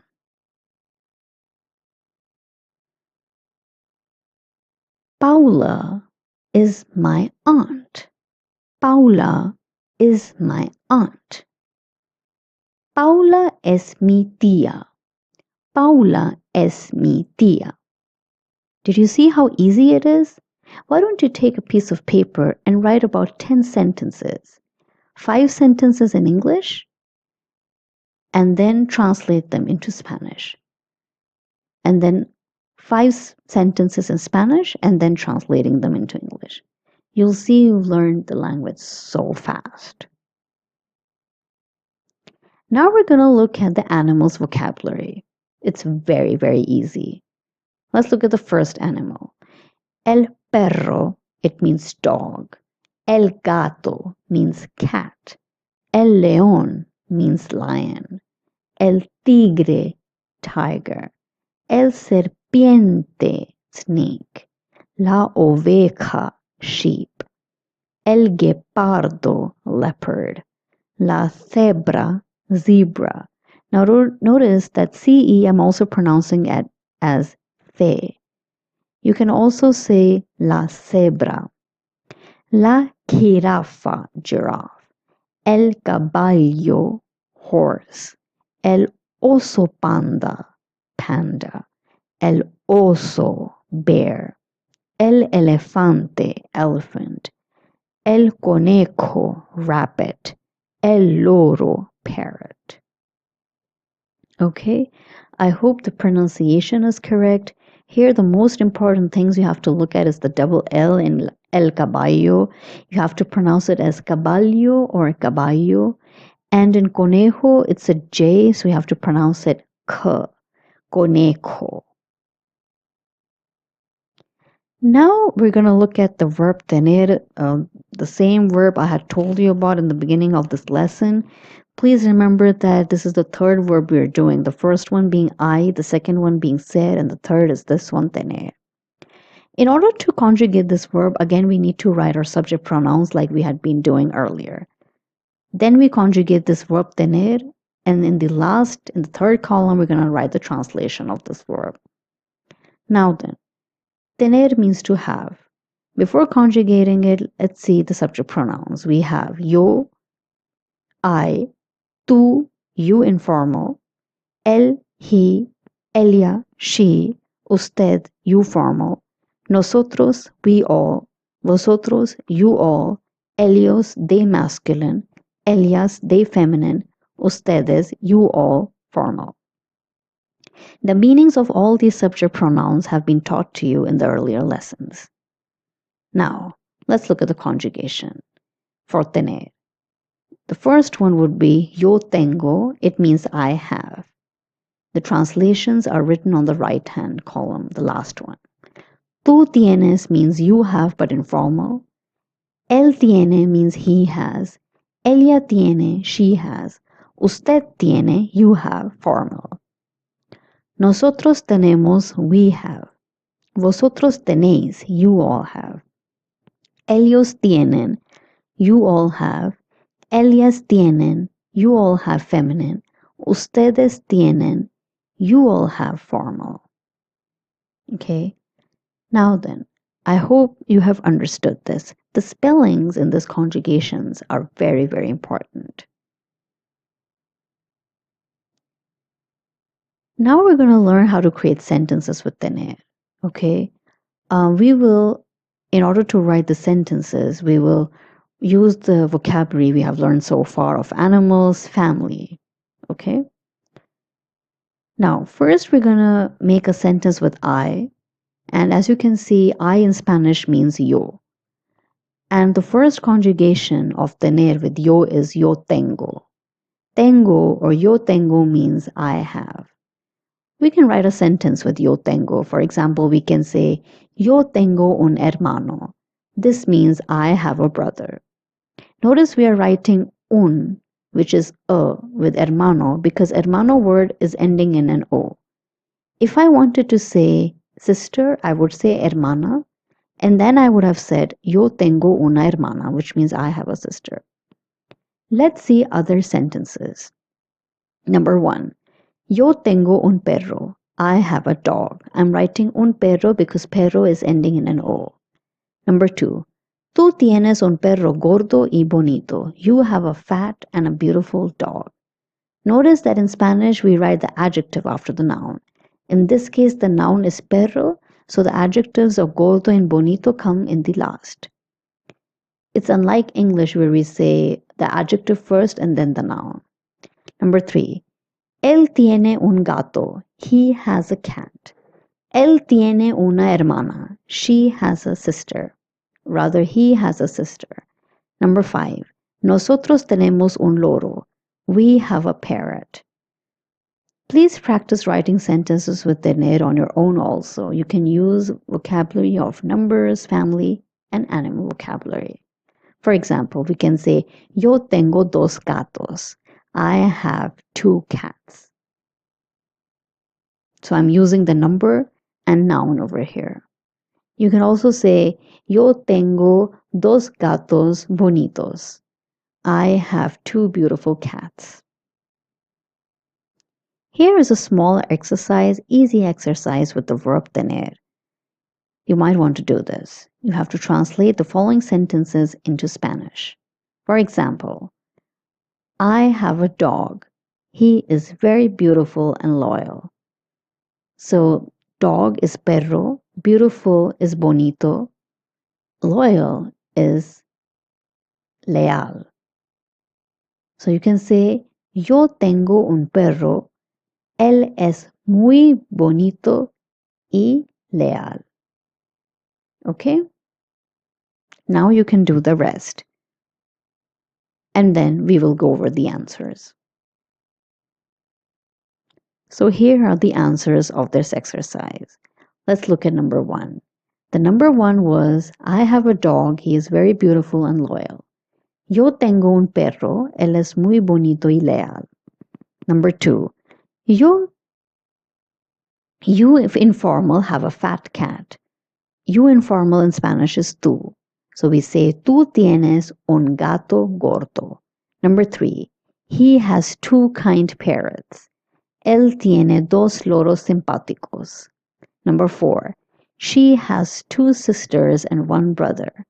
Ella tiene 2 hermanas y un hermano. Number 5, Maria and Antonia have a kind rabbit. María y Antonia tienen un conejo simpático. So we say Maria and Antonia, they're Elias, okay? And with Elias, we use the conjugation of tienen with tener. So we say tienen, María y Antonia tienen.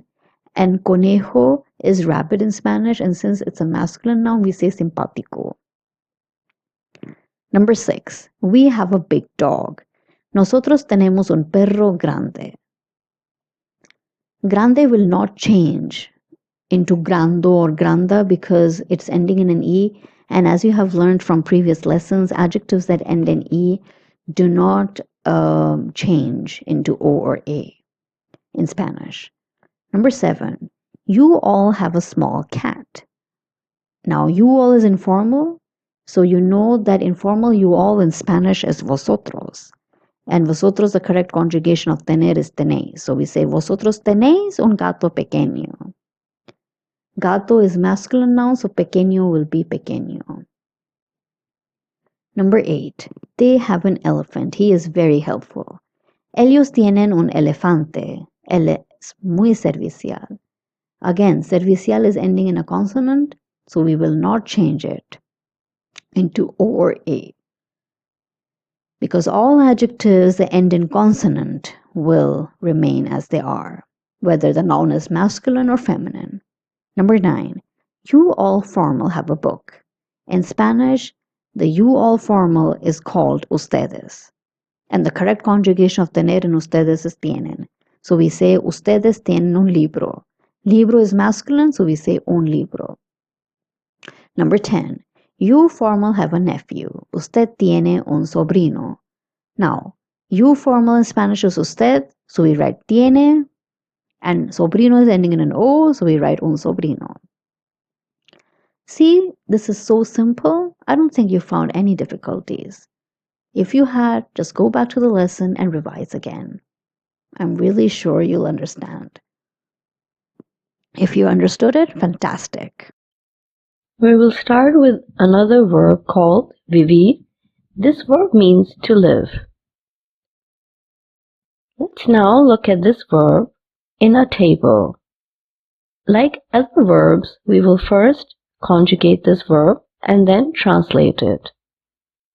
Let's look at the subject pronouns once again. We always start the conjugation with writing the subject pronouns first. The first subject pronoun we write is yo. Yo means I. Then we write tú, it means you. Always remember that tu is an informal subject. It's informal you. Then we write el, which means he.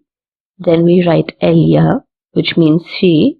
And then we write usted, which is formal you.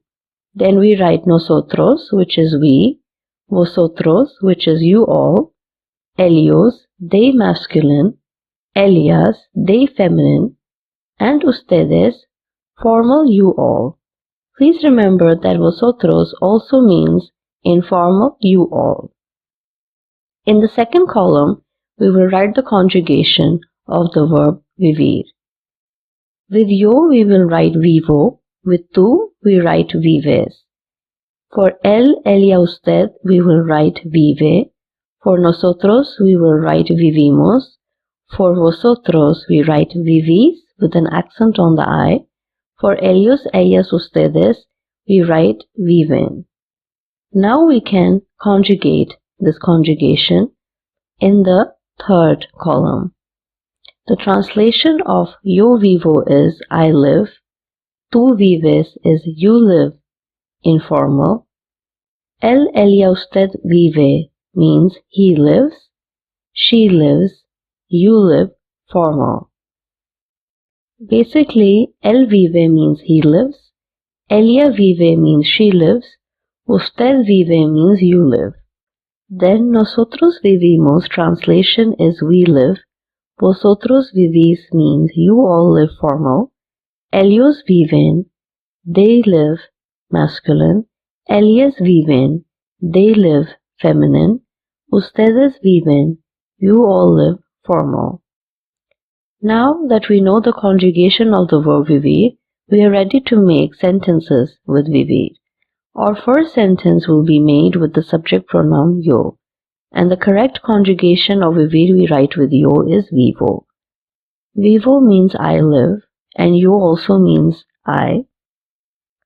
So, the first sentence we will write is yo vivo en una casa grande y bonita. This means I live in a big and a beautiful house. Yo means I, vivo means I live, en means in, una casa means a house, grande y bonita means big and beautiful. We are writing grande y bonita in the last of the sentence because, as it was learned earlier, we always write adjectives after the noun in Spanish. And we write una with casa because casa is a feminine noun. It is a feminine noun because it is ending in an A. Our second sentence we will again write with yo vivo. Yo vivo en un barrio. This means I live in a neighborhood. Yo means I, vivo means I live, en means in, un barrio means a neighborhood. Number 3. Nosotros vivimos en un chalet. This means we live in a bungalow. Nosotros means we all, vivimos means we all live, en means in, un chalet means a bungalow. We are writing un with chalet because chalet is a masculine noun and un is a masculine article. Next sentence. Ana vive con su familia. Ana is a girl's name. Vive means she lives. Con means with. Su familia means her family. Please notice that we are writing the conjugation of the third person of vivir, which is vive, because Ana is a girl and it is a she. So we will use the ella conjugation of vivir, which is vive. Now you can write your own sentences using this verb vivir and translate them into English. Let's revise the conjugation once again. Always remember that when you are conjugating this verb, you will only write vivo with yo, you will only write vives with tú. You cannot write, for example, yo vive or yo vivimos, or you cannot write, for example, tú vive, tú viven, tú vivis. You will have to say yo vivo or tú vives, and etc. Because these are the rules, these are the proper conjugations. Because if you write something like yo vives, it will be wrong. It will mean you live. Vives means you live. And you live will only come with tú as it's written in the conjugation. So you have to learn this conjugation properly so that you can write proper sentences. Here is another exercise to do. This is a translation exercise. Here you will be able to revise verb ser, verb tener, and verb vivir. Let's look at the first sentence. Our first sentence is Yo soy de la India. If you remember, yo means I and soy means I am. Of means from or of, and la India means India. All these words were taught earlier. So the translation will be I am from India. Now you have to try to translate the remaining sentences from B to J, and then we will go over all these sentences. Now, letter B. Let's look at the translation. The exercise is Yo tengo una mascota bonita. It means I have a beautiful pet. We all know that yo means I and tengo means I have. Una mascota means a pet and bonita means beautiful. So the translation would be I have a beautiful pet. Notice that once again we are writing the word bonita after mascota. We are not saying yo tengo una mascota. We are not saying yo tengo una bonita mascota because, as it was explained earlier also, we cannot write the adjective before the noun. It will always come after the noun. That's why bonita, which is an adjective, is coming after the noun, which is mascota. Letter C.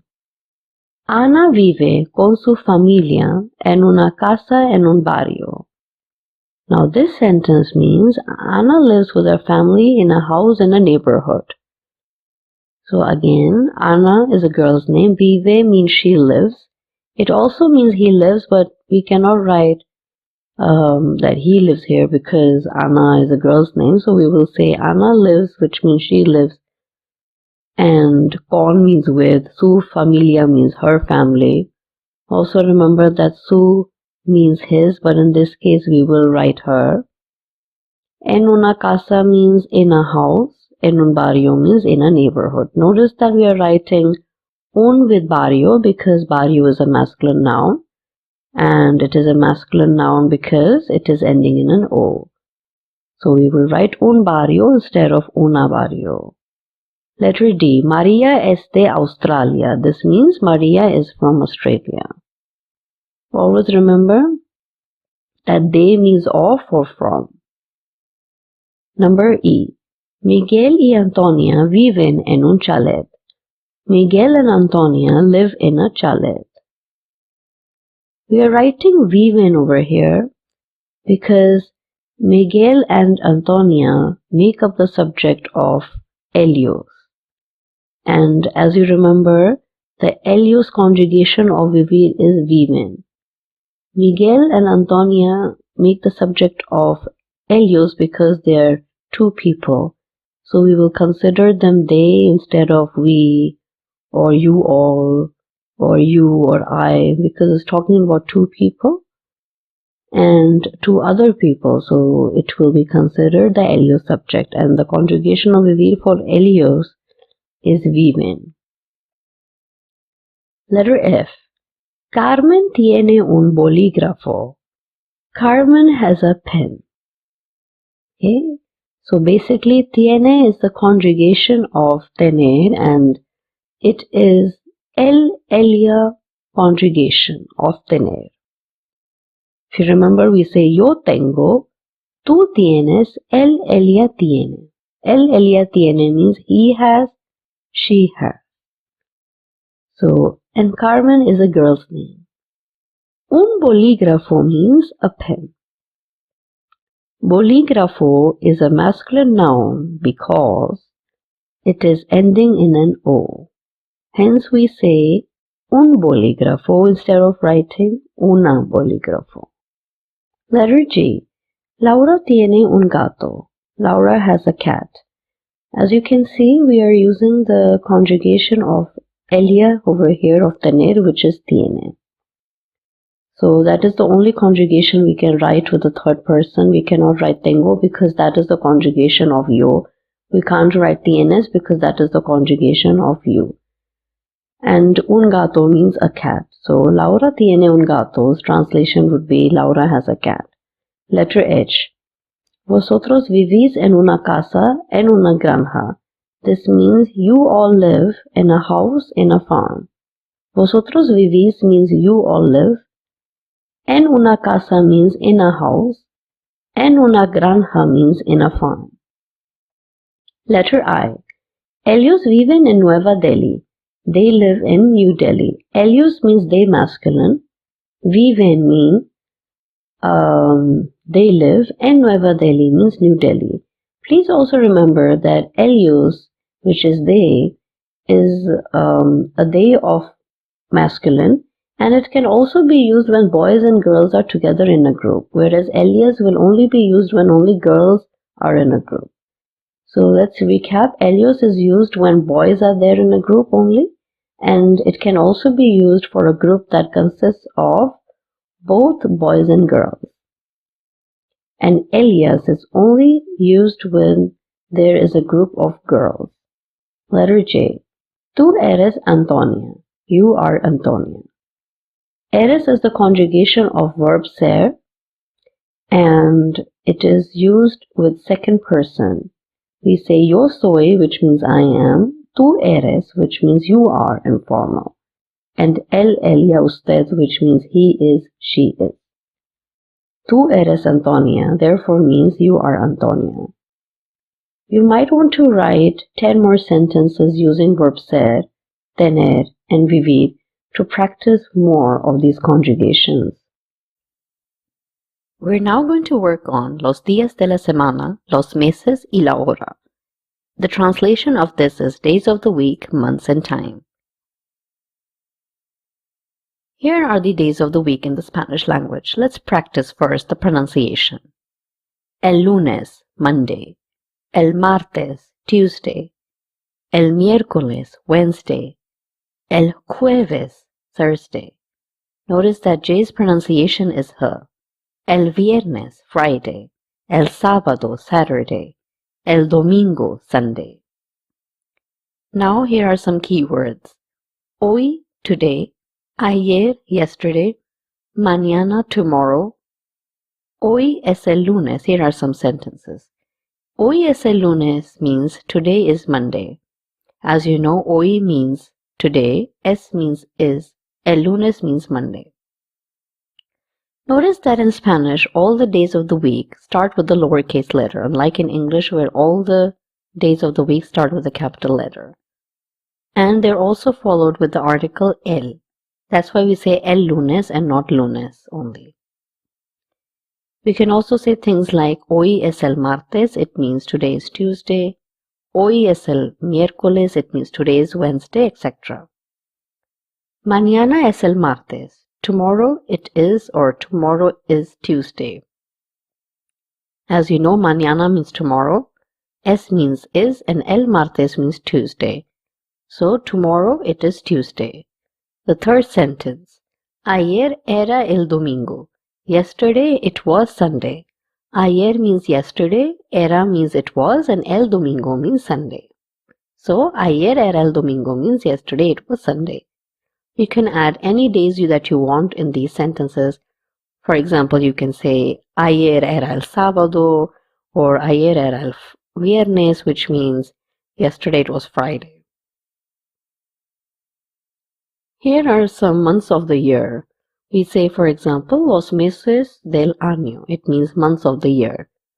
El mes means the month. Los meses means the months. Año means year. So let's practice the pronunciation. Enero, febrero, marzo or marzo, because Z is pronounced as th or sa. Abril, mayo, junio, julio, agosto, septiembre, octubre, noviembre, diciembre. Let's make some sentences with these months, but before making these sentences, we should learn some keywords. Después de means after, and después de means antes de means before. We can say one sentence such as enero es antes de febrero. Enero means January, es means is, antes de means before, and febrero you know means February. So the translation of the sentence is January is before February. We can say marzo es después de febrero. Marzo is March, es is, después de means after, and febrero means February. So the translation of this question is March is after February. You can say another sentence, for example, saying your birthday, you can say something like Mi cumpleaños es en octubre. My birthday is in October. Mi means my, cumpleaños means birthday, es means is, en means in, and octubre means October. Hence the translation is my birthday is in October. We're now going to learn how to tell time in Spanish. In order to tell the time, first it is necessary that we tell some keywords to you. So the first keyword over here is de la mañana, which means in the morning or AM. For example, when we say it is 6 o'clock in the morning, we will use de la mañana. The second word is de la tarde. It means in the afternoon or in the night or PM. For example, we say it is 4 o'clock in the afternoon, or it is 9 o'clock in the night, or it is 9 p.m. Another word is a las, which means at. For example, I have lunch at 2. Okay, then we say es la. It means it is. It is used for it is 1, for example. And then we have son las. It also means it is, and it will be used for example, it is 2 o'clock or it is 3 o'clock. The next one is punto. It means o'clock. For example, we say it is 3 o'clock or it is 9 o'clock, etc. Here is la hora, which means the time. When you have to ask somebody what time is it, we always say ¿Qué hora es? It means what time is it? Now there are many ways to say the time. We look at the blue box given on the right hand corner at the top. If we want to say it is 1, we say es la una. Es la una means it is 1. And as you can see from the diagram, en punto means o'clock. I had also explained this earlier. For example, if you want to say it is 1 o'clock, you will say es la una. If you want to say son las dos, it means it is 2 o'clock. Son las tres means it is 3 o'clock. Son las cuatro, it is 4 o'clock, etc. Son las cinco, it is 5. Son las seis, it is 6, and etc. Now, what if we want to say it is 2:05? You can look at the clock and you can see how we say it is, 2:05. We will say son las 2:05. So it means it is 2 and 5. If we want to say it is 2:10, we will say son las 2:10. It actually means it is 2 and 10. If we want to say it is 2:15, we say son las 2:15. It actually means it is 2 and a quarter. We all know that 15 in Spanish means 15, but we do not use 15 in time. We instead use cuarto. The second sentence we can say over here is it is 4:20. This will be said as son las 4:20 because son las 4 means it is 4 and y20 means and 20. Son las 7, it is 7. Okay, so we can say son las 7:30. It means it is 7 and 30. Media means half. We cannot say 30 with this because with time we can't use 30. Instead we will say media, which means a half. Son las 7:30. It is 7:30 or it is 7:30. Let's look at the orange box or peach colored box under the clock. You can see, for example, we have written it is 2:20, son las 2:20. We will say it is 2:25. It will be said as son las 2:25. Now what happens when the bigger hand, the minute hand of the clock strikes after 6? In this case, what we do is we add one number after the 2 and minus from 60 the second number. For example, 2:35 will be say, son las 3:25. We do 2 plus 1 in this case, which is 3, and 3 is called tres in Spanish. Then we do 60 minus 35 because in 1 hour there is 60 minutes. So we do 60 minus 35 equals to 25 minutes. So it is actually son las 3. It does not really 3 o'clock. It's not actually 3 o'clock. So that's why we say menos, which means minus. So we're saying it is 3 o'clock minus 25 minutes. It gives us 2:35. We all know that 25 means 25. Let's look at 2:40. Again, we say son las 3:20. Again, this means it is 3 minus 20 minutes. This equals to 2:40. So again, what we're doing over here is we're adding one number to 2. It gives us 3. And then we do 60 minus 40. It gives us 20. So we do son las 3:20. Let's look at 2:45. Again, we will add one number to 2. And then we do 60 minus 45. It brings 15. So it is son las 3:15 means it is 3 o'clock minus a quarter or minus 15 minutes. This gives us 2:45. We're doing again, once again, I'll repeat, we do 60 minus 45. It is 15 or a quarter. If we want to say it is 2:50, again, we will say son las 3 menos 10. It means it is 3 o'clock minus 10 minutes. How did we get that? We do 2 plus 1. We add one number to the left-hand number. So 2 plus 1 is 3. Here we got son las 3. But it is not exactly 3 o'clock. So we say minus 10 minutes. How did we get 10? We do 60 minus 50 equals to 10. Why do we minus it by 60? Because in 1 hour there are 60 minutes. Now we go to 2:55. 2:55 is son las 3:05. Why is that so? Because we add one number to 2. 2 plus 1 is 3. So therefore we write son las 3. Son las 3 means it is 3 o'clock. But it is not 3 o'clock exactly. It is 2:55. That's why we say it is 3 minus 5 minutes. How did we get 5 minutes? We do 60 minus 55 and that is 5. Why did we minus it by 60? That is because in 1 hour there are 60 minutes. Now let's see what the green box is saying. What if a person has a time of 12? What can you say? In that case, you can say it is 12 o'clock. Las 12 en punto. El mediodía means the noon. La medianoche means midnight. And here on the right hand side, otras expresiones means other expressions. Again, de la mañana means in the morning. This is said till the afternoon.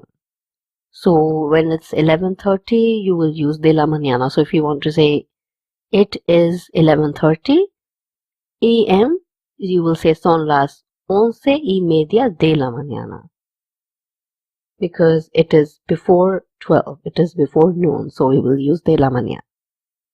What if we're using de la tarde? What do we do then? We say, for example, son las 3 de la tarde.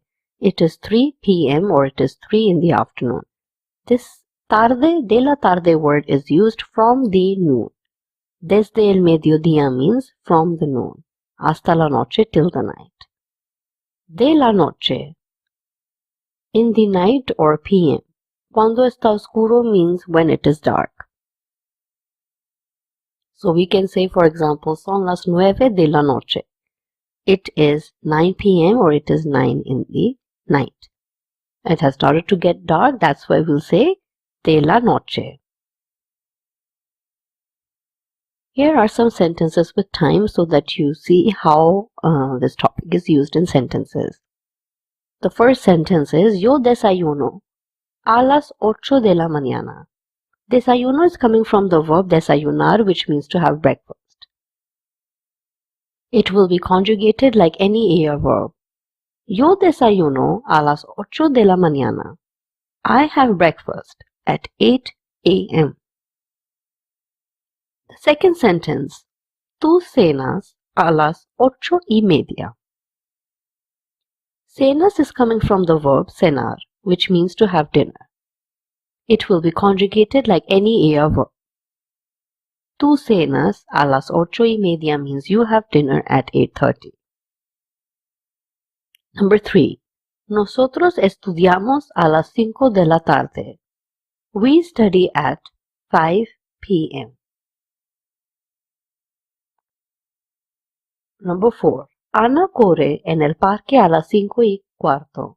Ana runs in the park at 5:15. 5:15 means 5:15, and the word corre is coming from the verb correr, which means to run. It will have the conjugation of any ER verb. The fifth sentence.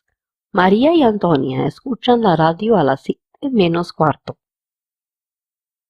Maria and Antonia listen to the radio at 6:45.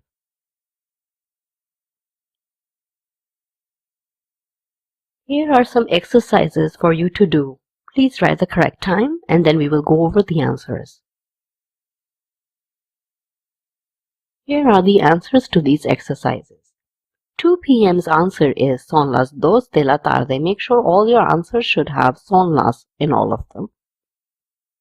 PM means de la tarde and 2 o'clock means son las 2. Hence we say son las 2 de la tarde. We are writing de la tarde over here because PM is written in the question. And PM means de la tarde. The second question is 3:15. Son las 3:15. We say son las 3 because we want to say it is 3. And 15 will be a quarter. And a quarter is known as cuarto in Spanish. So we say son las 3:15. Letter C. 4:20. Son las 4:20. It is 4, so we say son las 4. And the second number is 20, so we say y 20. 5:30 will be known as son las 5:30. It is 5:30. It is 5:30, or it is 5:30. But since the word 30 does not exist in time, we instead use media. 6:35. Here we will use the adding and subtraction because this number is greater than 30. As I had said, whenever the longer hand of the clock strikes after 30, we will have to do addition and subtraction. So for 6:35, what we will do is we will add one number after 6. So it becomes 7. Hence we say son las 7, which means it is 7, but it is not exactly 7. So because the time is 6:35, so what we do is we take 60 minus 35. We do 60 minus 35 because in 1 hour there are 60 minutes. So 60 minus 35 would be 25. So we say son las 7 menos 25. This means it is 7 o'clock minus 25 minutes. 7:45. Again we do the same thing. We add one number with 7. It becomes 8. 7 plus 1 is 8. So we say son las 8.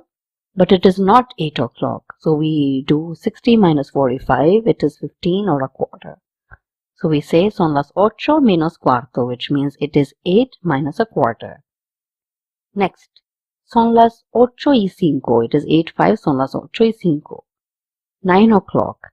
Son las 9 en punto. We can also write this as son las 9, but if you really want to be refined and you want to write the complete answer, You can always say it is 9 o'clock.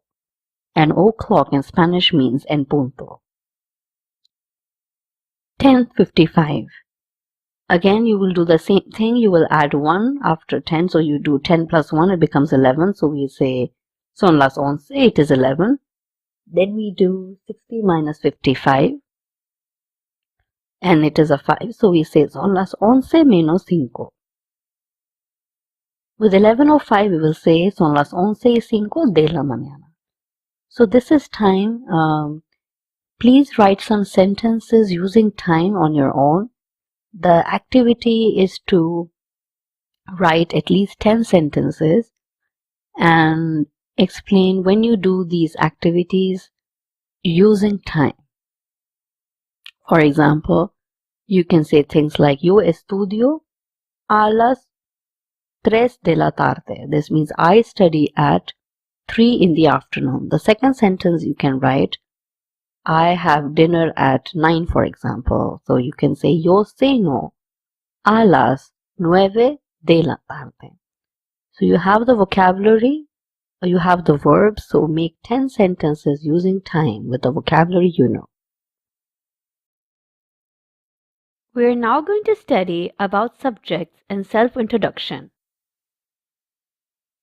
First, we are going to learn some vocabulary about subjects and practice their pronunciation. School subjects in Spanish is known as las asignaturas. Now let's practice the pronunciation of some subjects. The first one is las ciencias, which means science. La educación física, PE or physical education. The third subject is el español, Spanish. The N has a curly line on top, so we pronounce it as nia. El francés, French.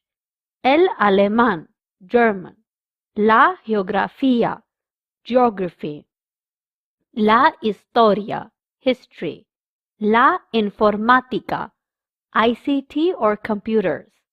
El inglés, English. Las matemáticas, math. La música, music. La religión, RE or religion. La tecnología, technology. El dibujo, el arte, art. Notice that J is pronounced as K. La biología, biology. La química, chemistry. QUI is pronounced as ki. La física, physics. El teatro, drama. El recreo, break. La hora de comer, lunch. El horario, timetable. Now that we know the vocabulary of subjects, we can create some sentences. Number 1. Yo estudio el español en mi escuela. I study Spanish in my school. Yo estudio means I study. El español, Spanish. En mi, in my. Escuela, school. So the translation of the whole thing is I study Spanish in my school. Number 2. Me gusta la historia. I like history. Me gusta means I like. History means historia. Since we just have one subject, historia, we say gusta. If it was two subjects like historias with an S, then we would have said gustan.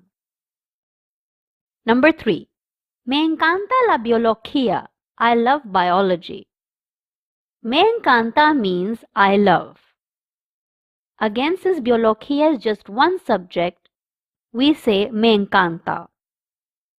Number 4. No me gustan las matemáticas. I do not like maths.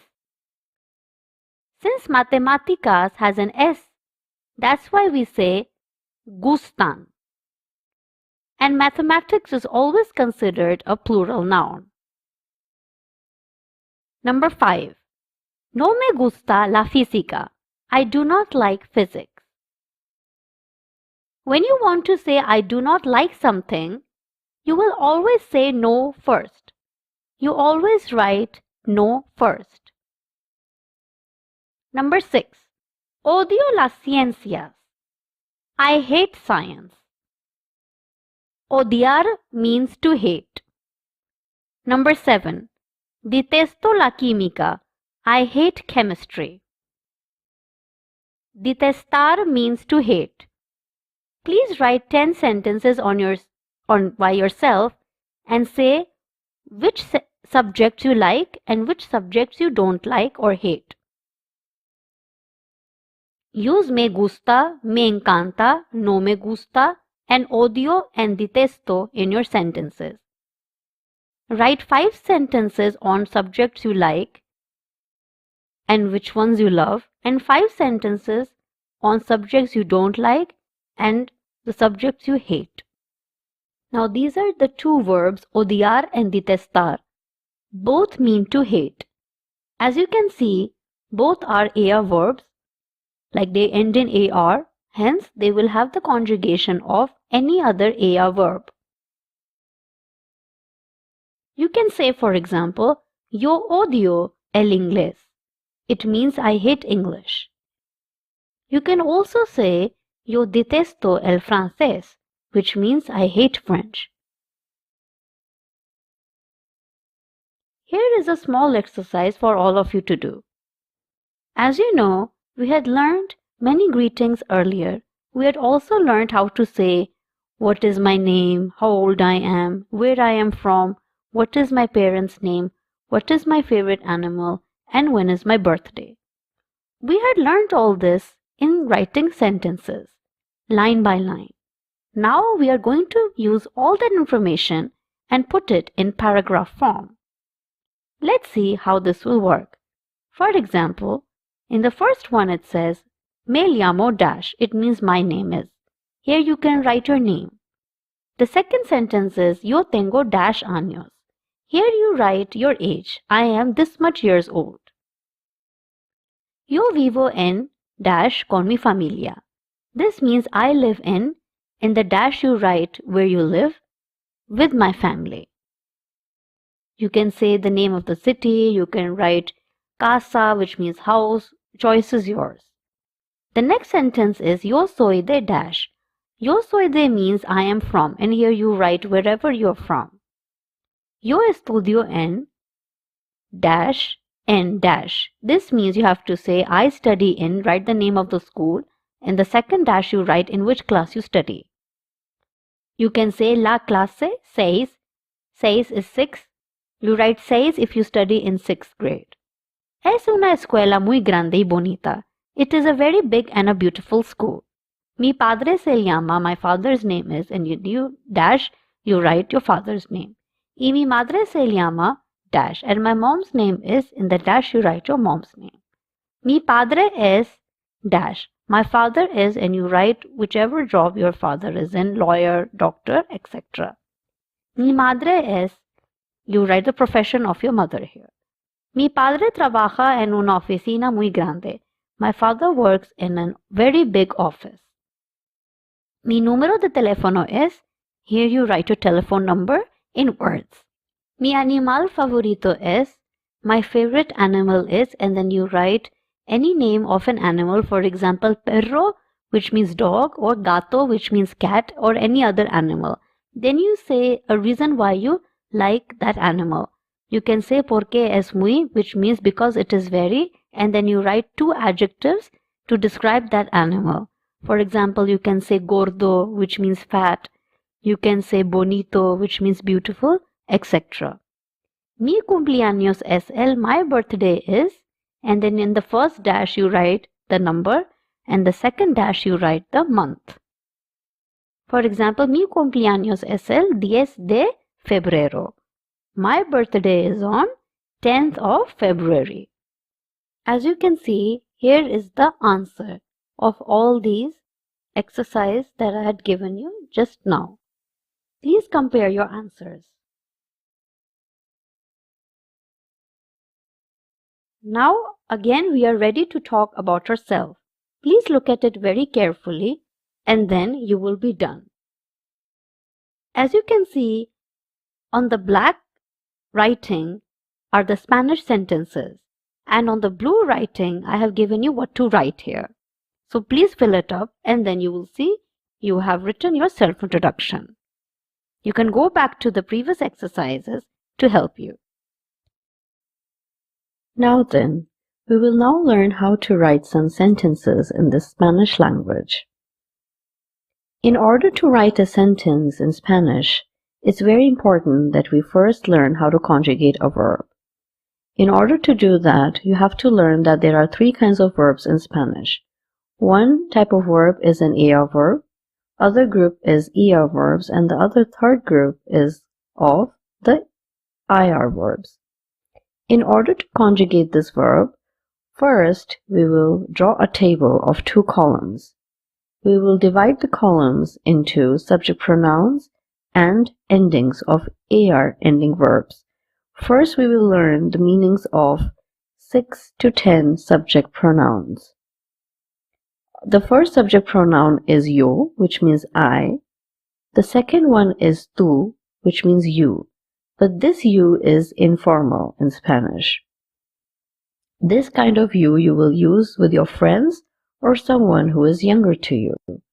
The third subject pronoun is él.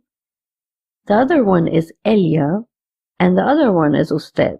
Él means he, ella means she, and usted means you, formal. We all know that in English we do not have different kinds of you. We will use the same you for both elders and for youngsters. But in Spanish, we do have different kinds of you. One you is informal, and that is of tú, and the other one is the formal one, which is usted. Nosotros means we all, and vosotros means you all, informal, and it is used more in Spain. Ellos means they, masculine, used for boys only, or where there is a group that consists of both boys and girls. Ellas means they, feminine, used only for girls group. And ustedes means you all, formal. It's used with Latin America. Now we need to know endings of AR verbs. Whenever we have an AR ending verb, we omit the last two letters and we will add these endings. We will add O for yo after omitting the AR. We will write AS for tú after omitting AR. For ella usted, we'll be writing A after omitting AR. For nosotros, we will write AMOS after omitting the AR. For vosotros, we will write AIS, accent on the A, after omitting the AR. And for ellos, ellas, ustedes, we will write AN after omitting the AR. Now let's see how to conjugate an AR verb. As you can see, we have drawn a table of three columns over here. In the first column, we have written our subject pronouns, which are yo, tú, él, ella, usted, etc. And in the second column, we have written an AR verb, which is hablar, and this verb means to speak. This verb is an AR verb because it is ending in AR. The third column is the translation of the conjugation of the verb hablar. Now, according to the rules, we will omit the AR of hablar and write an O for you.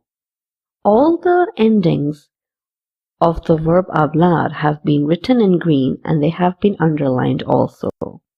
We will write an O over here because according to the rules for AR verbs, for yo, we write an O after omitting the AR. Yo hablo means I speak. We can make a sentence and say something like yo hablo el español, which means I speak English. The next conjugation will be tú hablas. Why are we writing AS over here? Because according to the rules for AR verbs conjugations, we omit the AR of the verb and write in AS. And AS is the ending for tú for AR verbs. So, tú hablas means you speak informal. We can say something like tú hablas el inglés. It means you speak English. Inglés means English. The next conjugation will be él, ella, usted habla. Él habla means he speaks. Ella habla means she speaks. And usted habla means you speak formal. Él habla would mean he speaks. We can write a sentence of él habla el Hindi or él habla el japonés. Él habla el Hindi means he speaks Hindi. Él habla el japonés means he speaks Japanese. Nosotros hablamos. This means we all speak. We are writing the ending of amos over here because, as we had learned earlier, the ending for AR verbs for nosotros is amos. We omit the AR of a verb and write amos.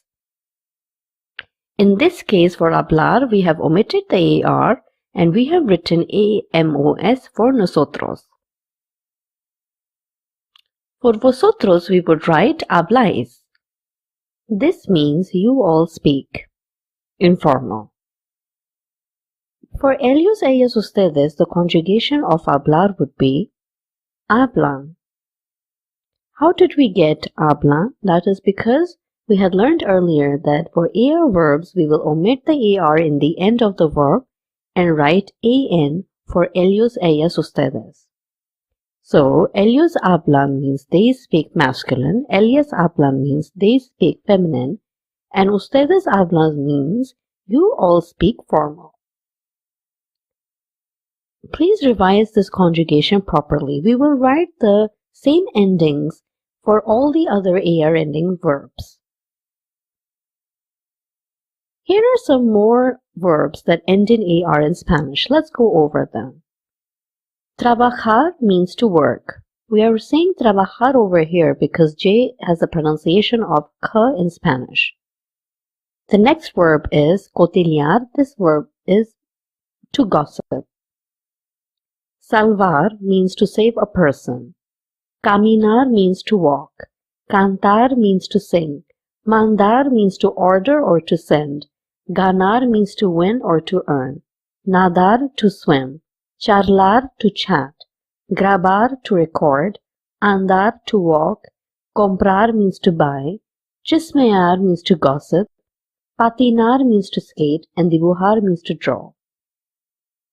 What you should do right now is, just like we had conjugated the verb hablar, which means to sing earlier, you should conjugate all these AR ending verbs in a notebook. You should also write the translation of all the conjugations. What is a conjugation? A conjugation is when you say, for example, if you have to conjugate the verb hablar like we did earlier, it means to break it into pieces. So we said, yo hablo, which means I speak, tú hablas, which means you speak. The same thing you need to do for these verbs. What do you need to do? Let's look at an example over here. You need to draw a table for all these verbs, and you need to divide this table with 3 columns. The first column will be of subject pronouns, the second column will be of the verb you have to conjugate, and the third column will be of the translation of the conjugation. So we will write down all our subject pronouns in the first column, that is yo, tú, él, ella, usted, etc. And then you will, in the second column, you will conjugate the verb trabajar in this case. So you omit the AR of the verb trabajar and you will write all the endings that we had learned earlier for AR ending verbs. All the endings have been underlined and have been written in green. In this verb, in this conjugation, we have omitted AR and we have written O for yo. Yo trabajo means I work. For tú, we have omitted the AR and written trabajas because the ending for tú was AS. For él, ella, usted, we write trabaja, which means he works, she works, you work. For nosotros, we write trabajamos, which means we work. For vosotros, we will write trabajáis, which means you all work. And for ellos, ellas, ustedes, we write trabajan, which means they work masculine, they work feminine, and you all work formal.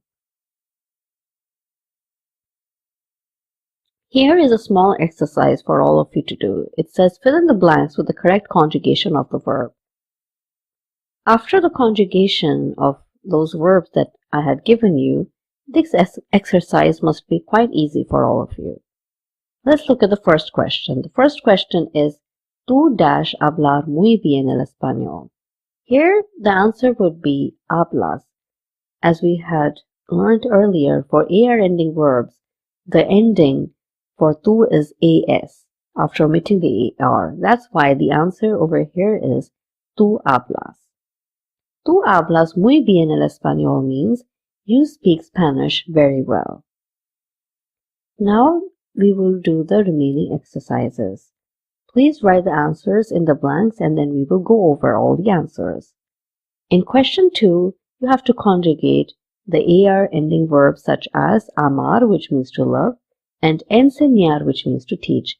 You should draw a table divided in 3 columns and then write the conjugation. In the first column, please write the subject pronouns. In the second column, write the conjugation of the verb, for example, amar, and then write the translation of the conjugation. Then do the same thing for enseñar.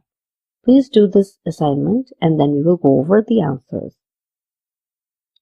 The letters written in red are the answers, and let's go over the answers. The second question's answer is trabaja. Ana trabaja en un hospital. We are writing trabaja over here because for Ana, it's the name of a girl and it is a she. It is ella. She means ella in Spanish. So the correct answer will be trabaja because the ella conjugation of trabajar is trabaja. Maria y Antonia cantan is the correct answer. That is because Maria and Antonia are 2 people. 2 people mean it's they. The subject pronoun is they. And they in Spanish is ellas. Both are girls, so the subject pronoun over here is ellas. So we will write cantan over here because the conjugation for ellas for AR verbs is, for the verb cantar would be cantan. Next is ella chismea. Los niños lloran. Llorar means to cry. We are writing lloran over here because los niños means the children and it is they.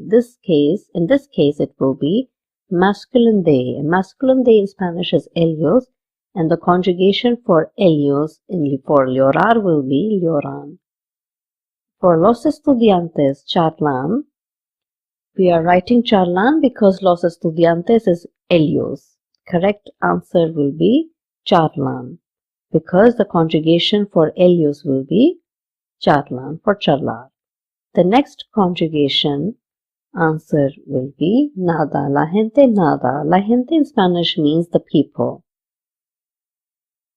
La gente is also considered third person and it will be related to the subject pronoun of ella. And nadar's conjugation for ella will be nada. Ustedes mandan is the correct answer. Nosotros compramos. Yo camino. Now let's look at the translation of these sentences. Ana trabaja en un hospital means Ana works in a hospital. Hospital is considered to be a masculine noun in Spanish. María y Antonia cantan en la casa. María and Antonia sing in the house. Ella chismea en la escuela. She gossips in the school. Escuela means school. Los niños lloran en la casa. The children cry in the house. Los estudiantes charlan en la clase. The students chat in the class. Clase is considered to be a feminine noun. La gente nada en la playa. The people swim in the beach. Ustedes mandan una carta. You all send a letter.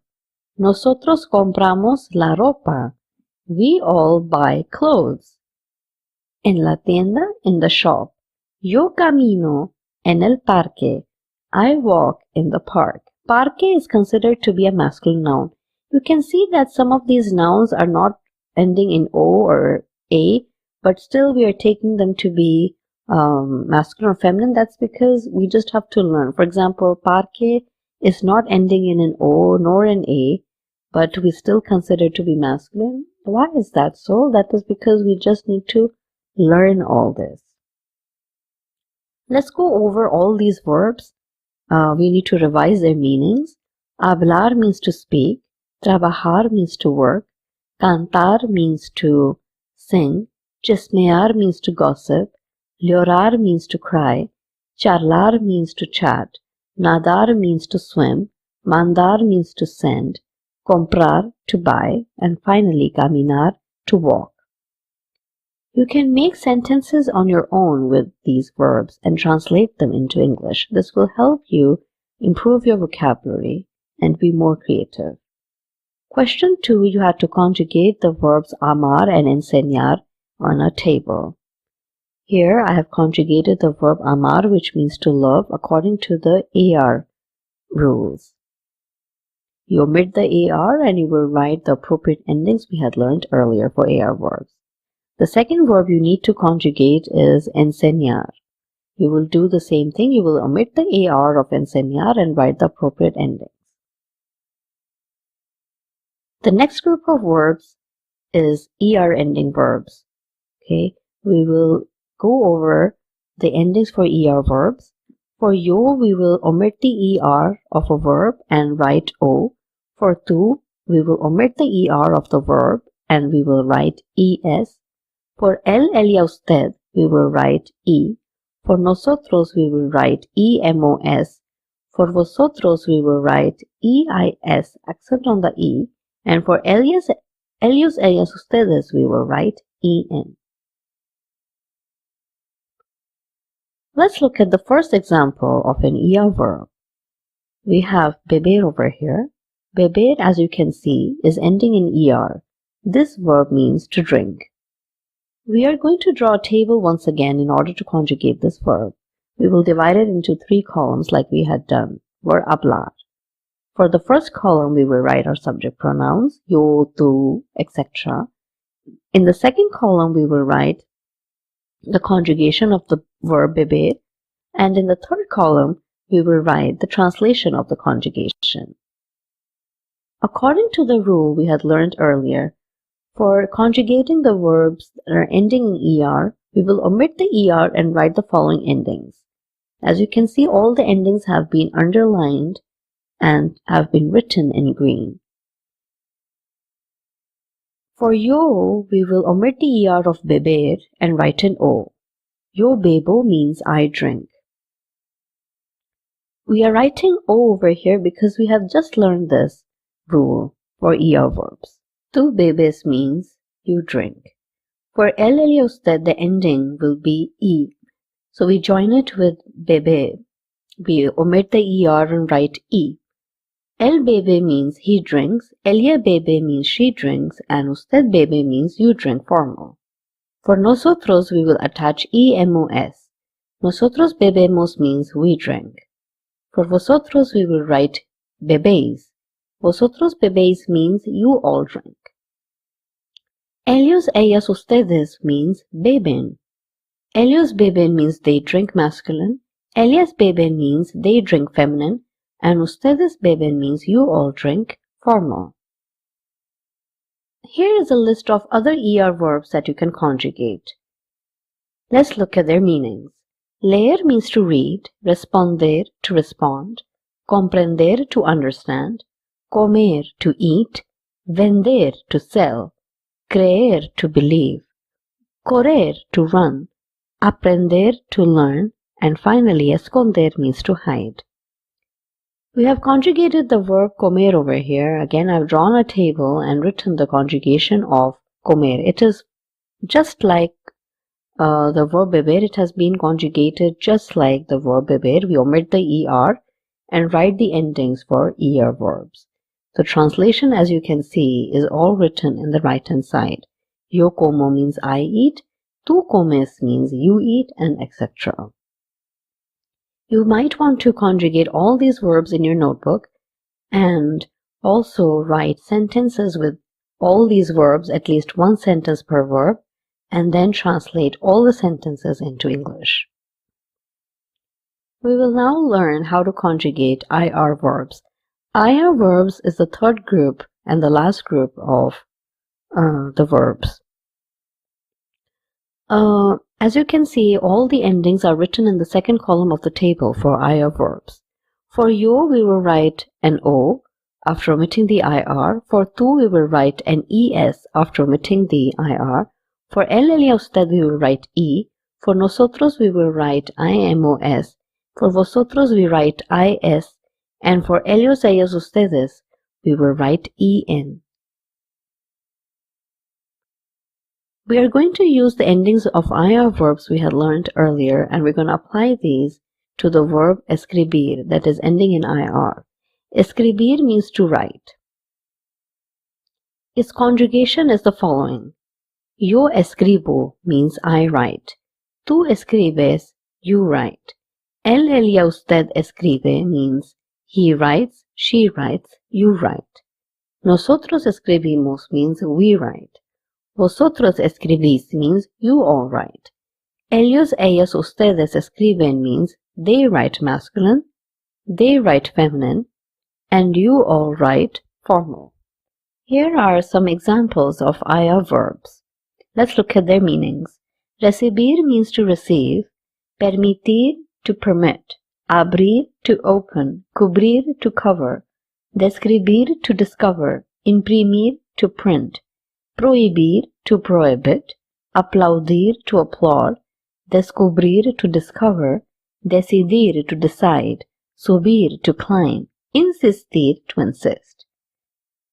For example, you can conjugate the verb recibir. It's been shown in the table below. Again, I have divided the table in 3 columns, one of subject pronouns, other of the conjugation of recibir, and the third column consists of the translation of the conjugation. You will omit the IR of the verb and write down the appropriate endings for IR verbs. For example, here we have omitted the IR for yo and written O. For tú, we have omitted the IR and written ES, and etc. Yo recibo means I receive. Tú recibes means you receive. Here are some sentences that we can practice with. Sentences with hablar, which means to speak. In order to make sentences with the verb hablar, we will write any subject pronoun like yo, tú, él, ella, usted. Conjugate the verb appropriately according to that subject, and then write the sentence. The first sentence we have written is Yo hablo el español. This means I speak Spanish. As we all know, we write hablo for hablar for yo. We have written hablo. Number 2. Tú hablas con tu madre. You speak with your mother. As you know, for tú, the conjugation of hablar is hablas. That's why I have written Tú hablas con tu madre. You speak with your mother. The third sentence is Él habla en la clase. This means he speaks in the class. Number 4. Ella habla con su madre. She speaks with her mother. Again, the conjugation of hablar in ella form is habla. Therefore, we have written ella habla, which means she speaks. Number 5. Usted habla en el jardín. You speak in the garden. Again, hablar's conjugation for usted is habla. Number 6. Nosotros hablamos en voz alta. We speak in a loud voice. Voz alta means loud voice. Number 7. Vosotros habláis con amigos. You all speak with friends. Number 8. Ellos hablan en la fiesta. They speak in the party. Again, the conjugation of hablar and ellos is habla. Fiesta means party. Number 9. Ellas hablan con la profesora. They speak with the teacher. Ustedes hablan el español en la clase de español. You all speak in Spanish in the Spanish class. Now what you can do is write similar sentences for these two verbs comer and vivir and translate them into English. Now we are going to learn how to describe a person in Spanish. Here is a big chart which teaches you how to describe someone's hair, how to describe someone's eyes, how to describe someone's height, physique, and whether they have beard, mustache, or they wear glasses, etc. In Spanish, hair is called el pelo. We have different ways of saying what kind of hair someone has. For example, we can say this person has straight hair, curly hair, wavy hair, etc. As you know, el means he, ella means she in Spanish. And tiene means he has or she has. And I just told you that pelo means hair. And as you can see on this table under el pelo, it's written liso, which means straight. So if you want to say he has straight hair, how will we say? We will say él tiene el pelo liso. This actually means, in the literal translation, he has hair straight. But the actual meaning is he has straight hair. Okay. We're writing the word liso after pelo because in Spanish, the adjective always comes after the noun. So in this case, adjective is liso and the noun is el pelo. Okay. If we want to say she has straight hair, it will be ella tiene el pelo liso. She has straight hair. Now, the word curly in Spanish is rizado, which means curly. Again, the Z will be pronounced as th or so. So you can either say rizado or rizado.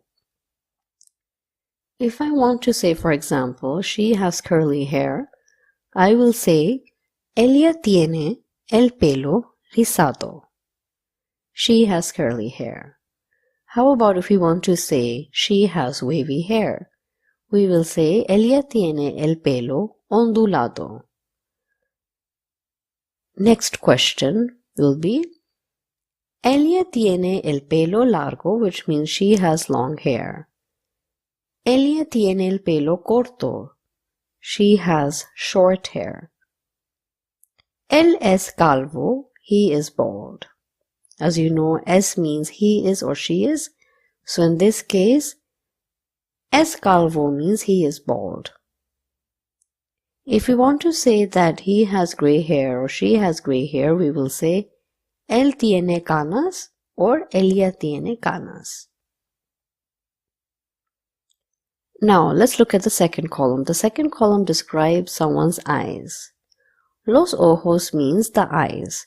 Here we use the plural form of ojo because a person has two eyes. If a person just had one eye, we would have said el ojo, which means the eye. Now, there are different ways of explaining someone's eyes. We can explain their eyes with colors. For example, we can say, ella tiene los ojos negros. The literal translation of this is, she has the eyes black. But it actually means she has black eyes. The reason we are saying negros and not negro is because a person has two eyes. And as you know, adjectives in Spanish always change according to the noun. Now, if the noun is masculine and plural, hence the adjective will also change into masculine and plural. If the word for eyes was hojas, then we would have said negras, because in this case hojas would be feminine and plural. But since this word is masculine and plural, we will change it into negros. Second word is azules. This means blue. The main word here is azul, but since ojos again it's plural, we will change it into azules. Los ojos.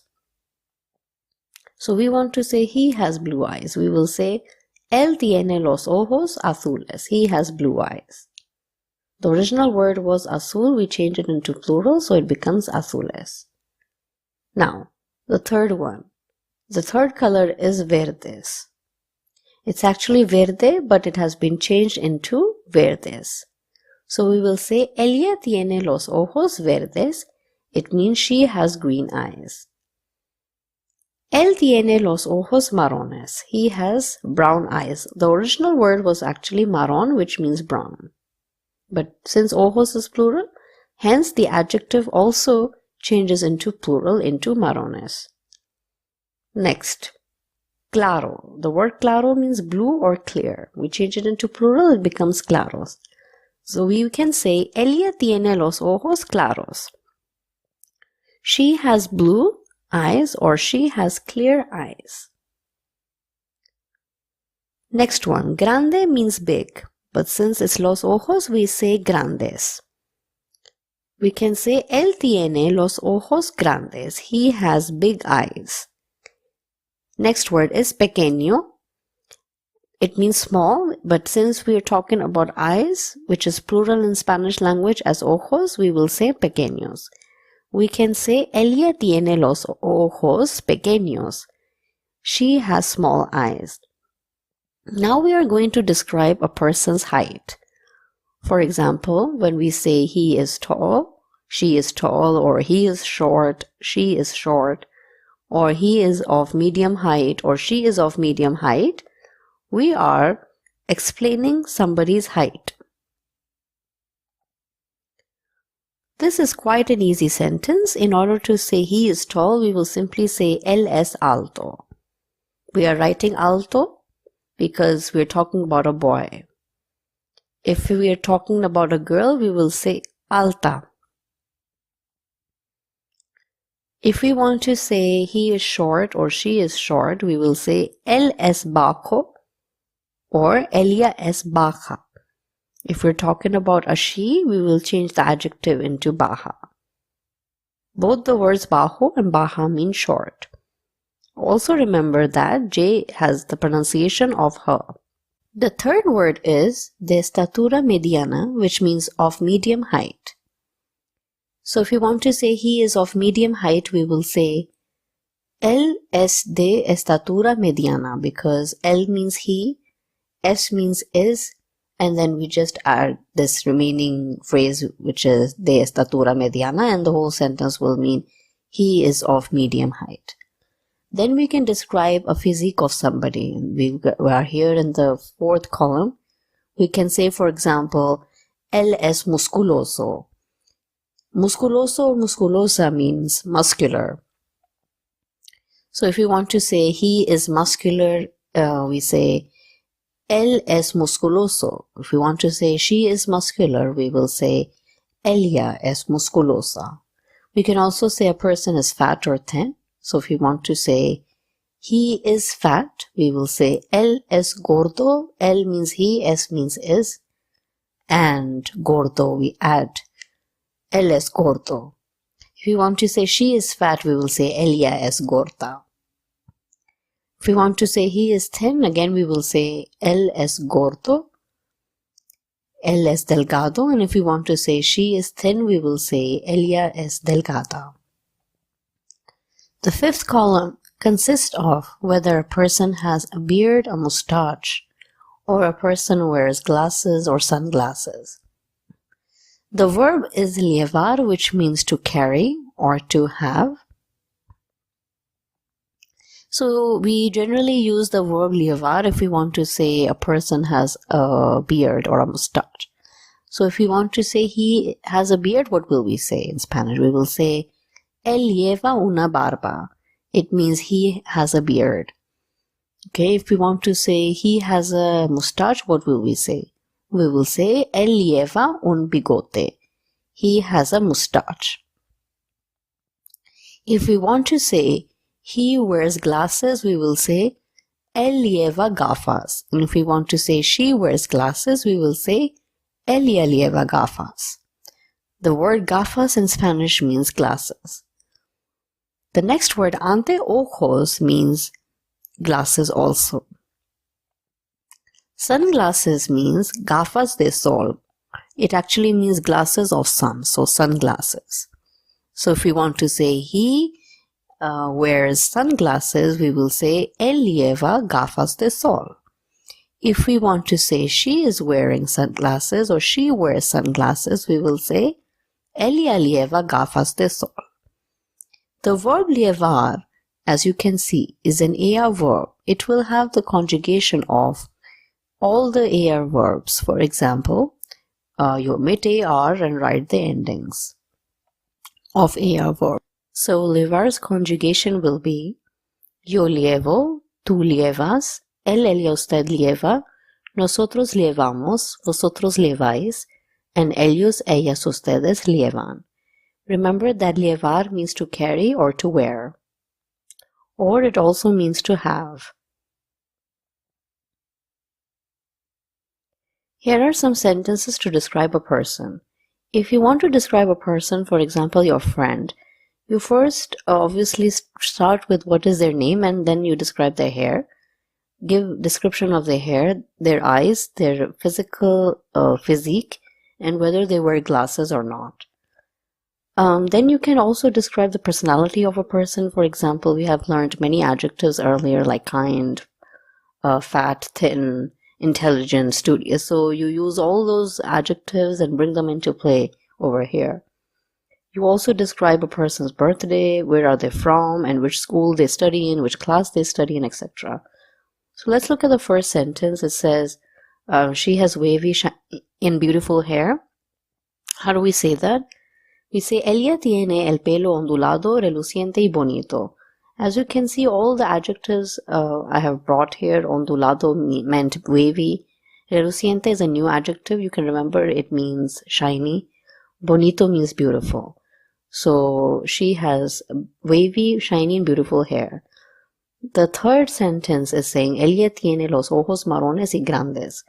Again, this sentence is describing the color of the eyes and obviously the shape of the eyes. It is brown and big. All these words are coming from this video, okay, that we just did right now in the lecture. Again, marrones is not singular because ojos is plural. Same goes for grandes. It is not plural because ojos is plural. Okay, so we say, ella tiene los ojos marrones y grandes. Both the words are plural because ojos is plural. Then we describe someone's physique. We are saying she is tall and thin. Then we say she wears glasses. Ella lleva gafas. Then we are describing her personality with 7 adjectives. We are saying ella es simpática, servicial, leal, juguetón, inteligente, estudiosa, tranquila. Okay. This means she is kind, helpful, loyal, playful, intelligent, studious, and calm. Remember that the words that end in consonant, adjectives that end in consonant will not change into A because it's a rule. But adjectives that are ending in O, they will change into A for feminine. And when you say a birthday or somebody, you will say, el cumpleaños de mi amiga es 20 de enero. My friend's birthday is on 20th of January. If we want to say where a person is from, you will say, ella es de la India, which means she is from India. And if you want to say he is from India, you will say, él es de la India. Remember that es means is, and de means of or from. Then you can also say where they live. So you can say, ella vive en Nueva Delhi, which means she lives in New Delhi. Then you can also say in which school somebody studies in. You can say, ella estudia en la escuela Marymount School. Also describe where they study. You can say, ella estudia en la clase 6. She studies in class 6. Then obviously you can write what is their mother's name, what is their father's name, etc. Then you say that she lives in a big and a beautiful house. You tell their phone number, what is their favorite animal. For example, su animal favorito es gato porque es juguetón. Her favorite animal is cat because it is playful. You can add any animal here, perro, which means dog, or pez, which means fish, and then don't forget to describe it. Now you can write an own paragraph using the vocabulary that has given earlier in this lecture. Okay, you can use more sentences than what I have explained to you. So just go back and revise, and then just bring all the knowledge that you have learned into play over here. Now then, we're going to do colors now. We're going to learn different kinds of vocabulary for colors. Here are different kinds of colors in the Spanish language. Just like other adjectives, all these colors also have endings of O and A. If we're talking about a masculine noun, we will end the color with an O, and if we're talking about a feminine noun, we will end the color with an A. First, let's practice the pronunciation. Negro means black. Negra also means black. Blanco, white. Blanca, white. Amarillo, yellow. Amarilla, yellow. Rojo, red. Roja, red. The J's pronunciation will be h, a soft k. That's why we say rojo and not rojo. Rosado, pink. Rosada, pink. Anaranjado, orange. Anaranjada, orange. In this word, again we have a J, that's why we have pronounced it with the k. Dorado, golden. Dorada, golden. Morado, purple. Morada, purple. Plateado, silver. Plateada, silver. Now we can make sentences with these words. The first sentence says, El sol es amarillo. El sol means sun, and es means is, amarillo means yellow. Most of us would be thinking, why are we ending the word amarillo, which means yellow, with an O? That is because the word el sol is masculine. How do we know is it masculine? The word sol is not ending with an O. Some words in Spanish you just have to memorize by heart, which ones are masculine and which ones are ending. For example, over here, sol is carrying with itself the article el, a masculine article. That's why this word is masculine. Since sol is a masculine word, amarillo will also have to be in masculine. Hence we are ending it with an O. If this word was feminine, for example sola, la sola, then we would have ended this word amarillo with amarilla. It would have not been amarillo that way. We would have said la sola es amarilla. But since this word is masculine, we are ending the word with amarillo. We are ending it with an O. The second word. La flor es roja. The flower is red. Again, flor is a feminine word. We just have to learn that flor is feminine because it does not carry any ending with it. It is not ending in an A. So we just have to learn by heart that flor is a feminine word. Since flor is a feminine word, rojo will also have to end in A. We will not say rojo with flor, we will say roja because flor is a feminine word. If we say la flor es rojo, it will be a grammar mistake for all of us. So we have to say la flor es roja, the flower is red. We can also say some other sentences like we want to say the cat is black. Cat in Spanish is gato, and we all know this is masculine word because it is ending in an O. So we say el gato es negro. Notice that over here we have ended the negro word with an O and not A because it is a masculine noun. Cat is a masculine noun. Hence we say el gato es negro. How about if the cat was a female? We would have said la gata es negra. Because the word over here, gato, is feminine now, la gata, the color will also change into A. So we say la gata es negra. The cat is black. You can make your own sentences right now with animals and colors by yourself. use only these colors. Write them in Spanish and translate all these colors. Here are some more colors over here. These colors do not end in O. Let's practice the pronunciation first. Azul, blue. Gris, gray. Rosa, pink. Naranja, orange. Violeta, violet. Púrpura, purple. Marrón, brown. Verde, green. Unlike the previous colors you have just learned, these colors do not change according to the gender of the noun. They do change, however, according to the number of the noun. Even if the noun is masculine, for example, the color blue, which is azul, will not change into azulo, and if the noun is feminine, the azul word will not change into azula. It will remain the same throughout. Same goes for the word gris. It will not change into griso if the noun is masculine, and it will not change into grisa if the noun is feminine. These colors from azul to verde are very different compared to the colors you just learned earlier, such as negro, which changes into negra, blanco, which changes into blanca, etc. Let's look at some examples. The first example is El cielo es azul. El cielo means the sky, and as you can see, since this word is ending in an O, this word is masculine.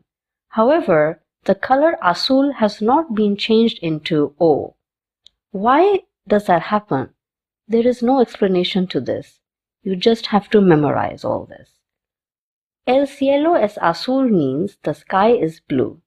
It will not change into masculine. The word azul will not change into masculine. It will remain as it is. Even if the word cielo was feminine, for example, if it was ciela, la ciela, it would have still been la ciela es azul, because the word azul will not change into masculine. It will not change into feminine. It will be as it is. Let's look at the other noun. La hierba es verde. The grass is green. La hierba means grass. Here, the word hierba is a feminine noun, but the color verde has not been changed into feminine. It remains as it is. It will not become verda just because hierba is feminine. Sentence 3. Los lápices son grises. The pencils are gray. If you remember, el lápiz means the pencil. Lápices is the plural of lápiz, where we omit the Z of the lápiz and add CES. This happens for all the nouns that end in Z in the end. We omit the Z and write CES in order to change it into plural. Now, this sentence shows that the color changes into plural. What do we do in order to change the color into plural? Well, if the color is ending in a consonant, and in this case it is ending in a S, we simply write ES to make it plural. Gris is ending in a consonant S. In order to make it plural, we write ES.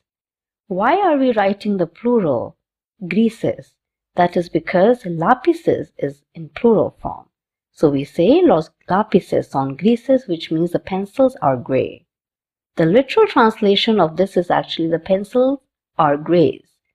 But in Spanish, each and every adjective needs to be changed into plural if the noun is also written in plural form. So, a little recapitulation of this is there are some colors in Spanish language which have masculine and feminine endings, such as negro, which changes into negra, rojo, which changes into roja, amarillo, which changes into amarilla, and etc. These colors will change according to the gender of the noun. If the gender of the noun is masculine, the color will be masculine. If the gender of the noun is feminine, the color of the noun will also be feminine. Then, there are also some other colors that do not have any endings of O or A. These are azul, gris, rosa, naranja, etc. These colors will remain as they are. They will not change according to the gender of the noun. However, they will change according to the number of the noun. We can look at the other other color, which is violeta. It means purple.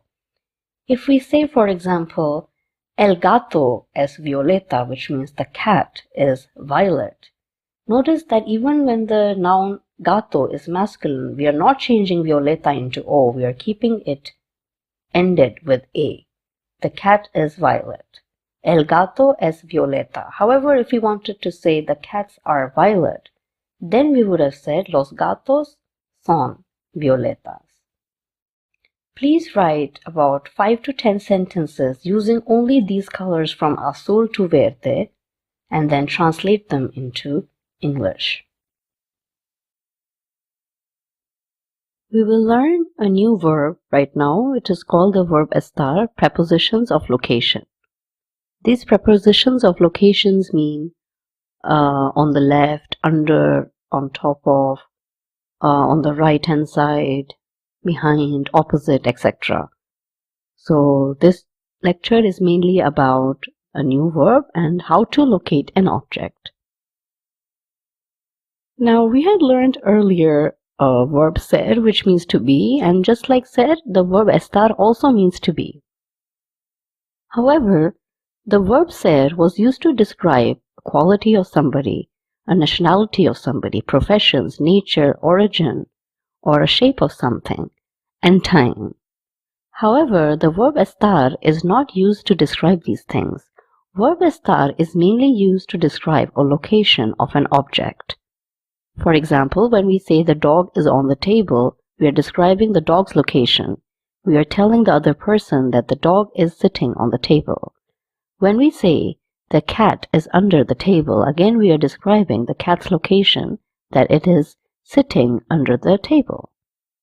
When we say the tree is in the park, again we are describing the location of a tree and we are saying that the tree is located in the park. The verb estar does exactly this thing. First, we will learn the conjugation of this verb. Let's see what is the conjugation of estar. The conjugation of estar is the following. Yo estoy, tú estás, él, ella, usted está, nosotros estamos, vosotros estáis, ellos, ellas, ustedes están.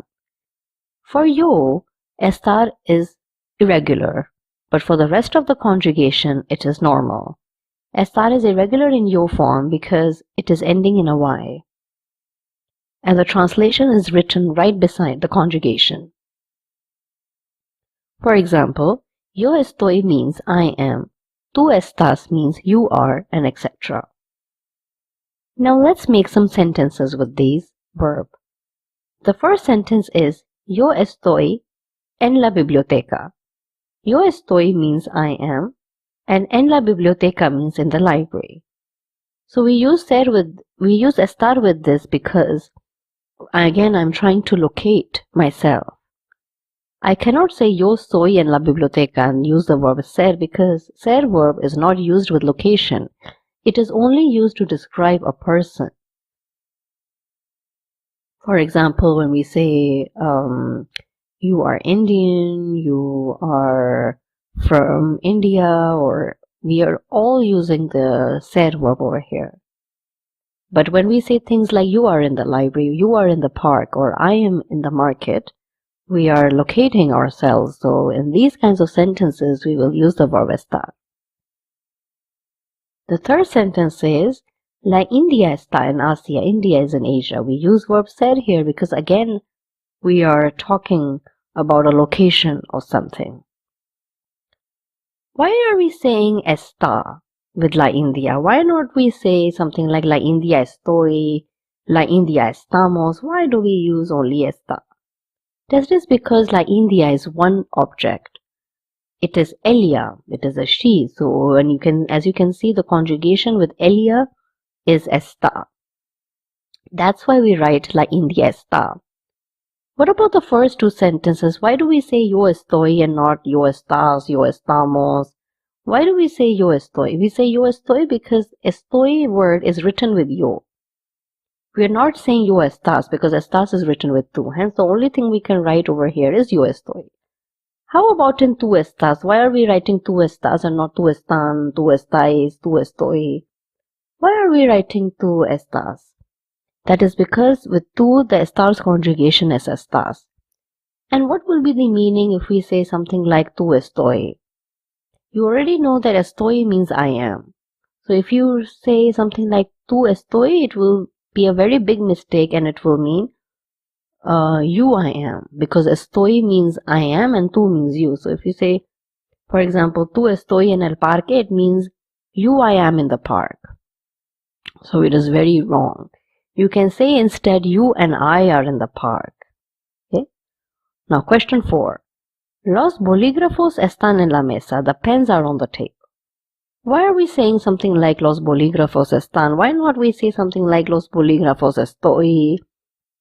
Why are we saying los bolígrafos están? We are saying because los bolígrafos, which means the pen, it is they. And they in Spanish is ellos. Hence we say están. Ellos conjugation for estar is están. That's why we say los bolígrafos están. Now here are the prepositions vocabulary. Okay, now let's practice the pronunciation for all these words. Delante de means in front of. Detrás de, behind. En, in. Dentro de means inside. A la izquierda means on the left. A la derecha means on the right. Enfrente de means opposite. Entre means between. Sobre means on. Encima de means above. Arriba means up. Al lado de means beside. Now using these prepositions, we can make some sentences for ourselves. With these prepositions, since they are prepositions of location, we have to use the verb estar. For example, I can say something like, Yo estoy en la clase. Yo estoy means I am. En from this table you can see means in. And la clase means the class. So when I say yo estoy en la clase, it means I am in the class.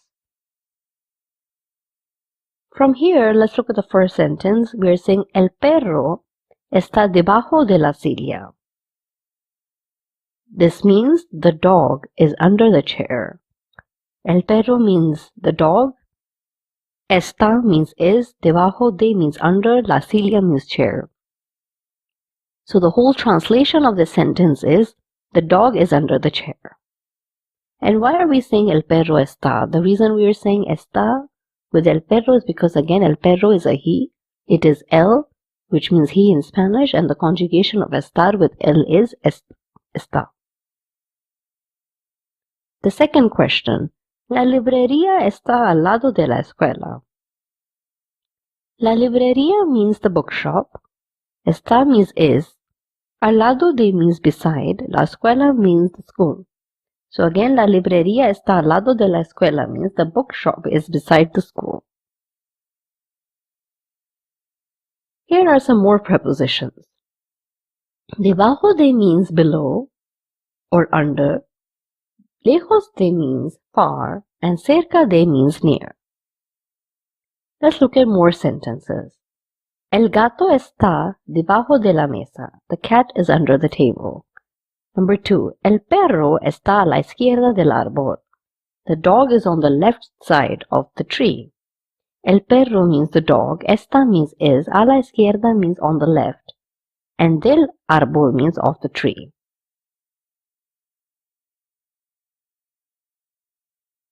Here are some exercise for you to do. You have to translate these sentences into English. Take about 5 minutes to do this exercise and then we will go over the answers. Let's look at the first question. El gato está encima de la mesa.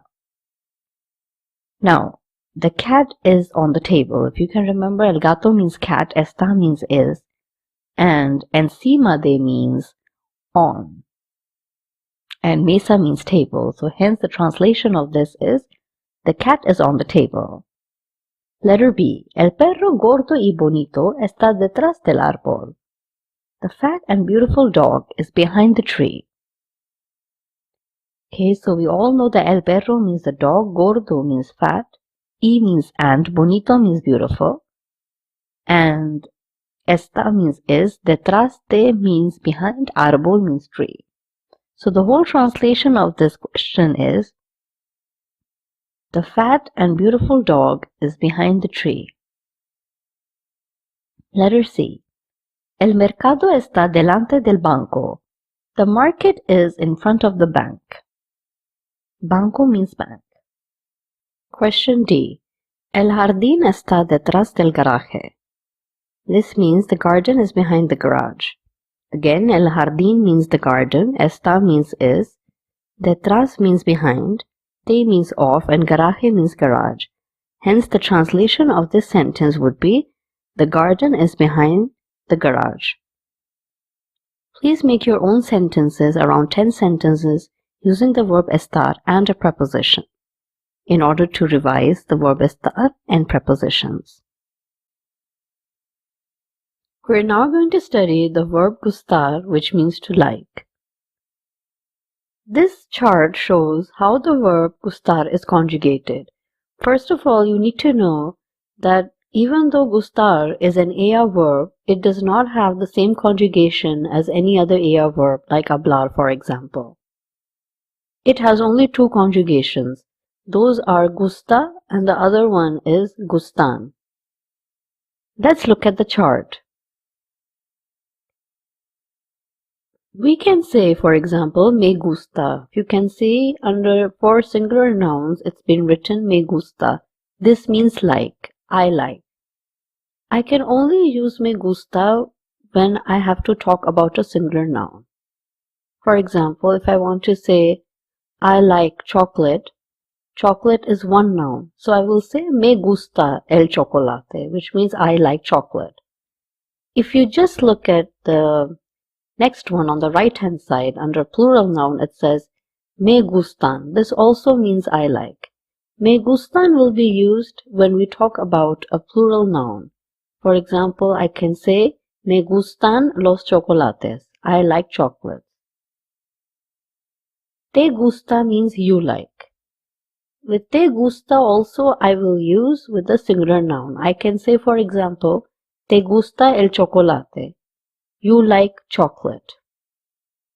Similarly, when you look at the right hand side, it says te gustan. This can only be used with a plural noun. It means you like also. You can say, for example, te gustan los chocolates. You like chocolates. Again, chocolates is a plural word. That's why I use gustan with it. So basically, the whole idea is that gusta is used with a singular noun and gustan is used with a plural noun. You should also note that gusta is used with a verb. Gusta is used with a singular noun as well as a verb. For example, you can say, me gusta escribir. As you can see, escribir is a verb. So if I say, me gusta escribir, it means I like to write. Because escribir means to write. I cannot say, for example, me gustan escribir. That will be wrong. You can only use gustan with a noun, a plural noun, whereas gusta will only be used with a verb or a singular noun. Let's look at le gusta now. Le gusta has three meanings. He likes, she likes, and you formal like. Again, le gusta has three meanings. He likes, she likes, and you formal like. And le gusta once again will be used with a singular noun or a verb. For example, we can say, le gusta el pájaro. This means he likes a bird. You can also say, for example, le gusta dibujar. This means he likes to draw because dibujar means to draw. The next one. Next to it, it is written le gustan. Again, this means he likes, she likes, and you formal like. But the only difference between le gustan and le gusta is that Le gustan will be used with a plural noun. It will not be used with a singular noun nor a verb. For example, we can say, Le gustan los pájaros. This means he likes birds, or she likes birds, or you formal like birds. So as we had said earlier, nos gusta means we like. Now, nos gustan. Nos gustan also means we like. And this is used with a plural word, as we had said earlier also. We can say, for example, nos gustan los caballos. We like horses. If I say something like nos gustan el caballo, it will be wrong. Os gusta means you like. You like, but will only be for plural you like. Because os gusta means all of you like. Os gusta, we can say, for example, os gusta el gato. This means you all like the cat. Os gusta ver el pájaro. You all like to see the bird. Again, I'm using the verb ver. I'm using a verb. Os gustan los serpientes. All of you like the snakes. Again, I'm using the plural noun, snake. The next one is les gusta. This means they masculine like, they feminine like, and you all like. I can say, for example, les gusta nadar. This means they masculine like to swim, they feminine like to swim, and you all like to swim. I can also say, for example, les gusta el chocolate, which again means they masculine like chocolate, they feminine like chocolate, and you all formal like chocolate. Les gustan, again I would say something like les gustan los serpientes. Again I'm saying the plural noun. They masculine like snakes, they feminine like snakes, and you all formal like snakes. Let's look at some examples underneath. I like the apple. You will say me gusta la manzana. Because since manzana is a singular noun, we will use gusta with it. As soon as it becomes plural, like I like apples, I will say me gustan las manzanas. She likes the egg.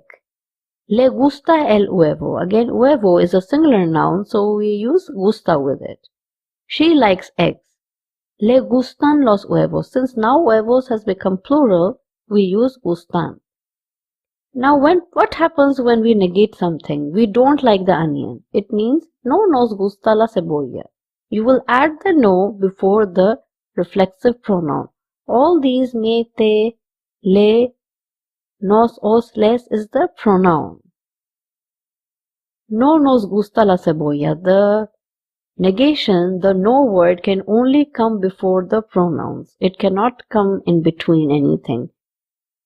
We don't like the onions. No nos gustan las cebollas. Since now cebolla word has become plural like cebollas, we will say gustan. Please translate these sentences into English. They're all using the verb gustar with them. Let's look at the first one. Me gustan los perros. This means I like the dogs. Again, perro is being changed into plural of perros. That's why we write gustan with this word. Let's look at the answers now. Letter B. Me gusta el chocolate. I like chocolate. Again, chocolate is singular. That's why we write gusta with it. Letter C. Me gusta leer. I like to read.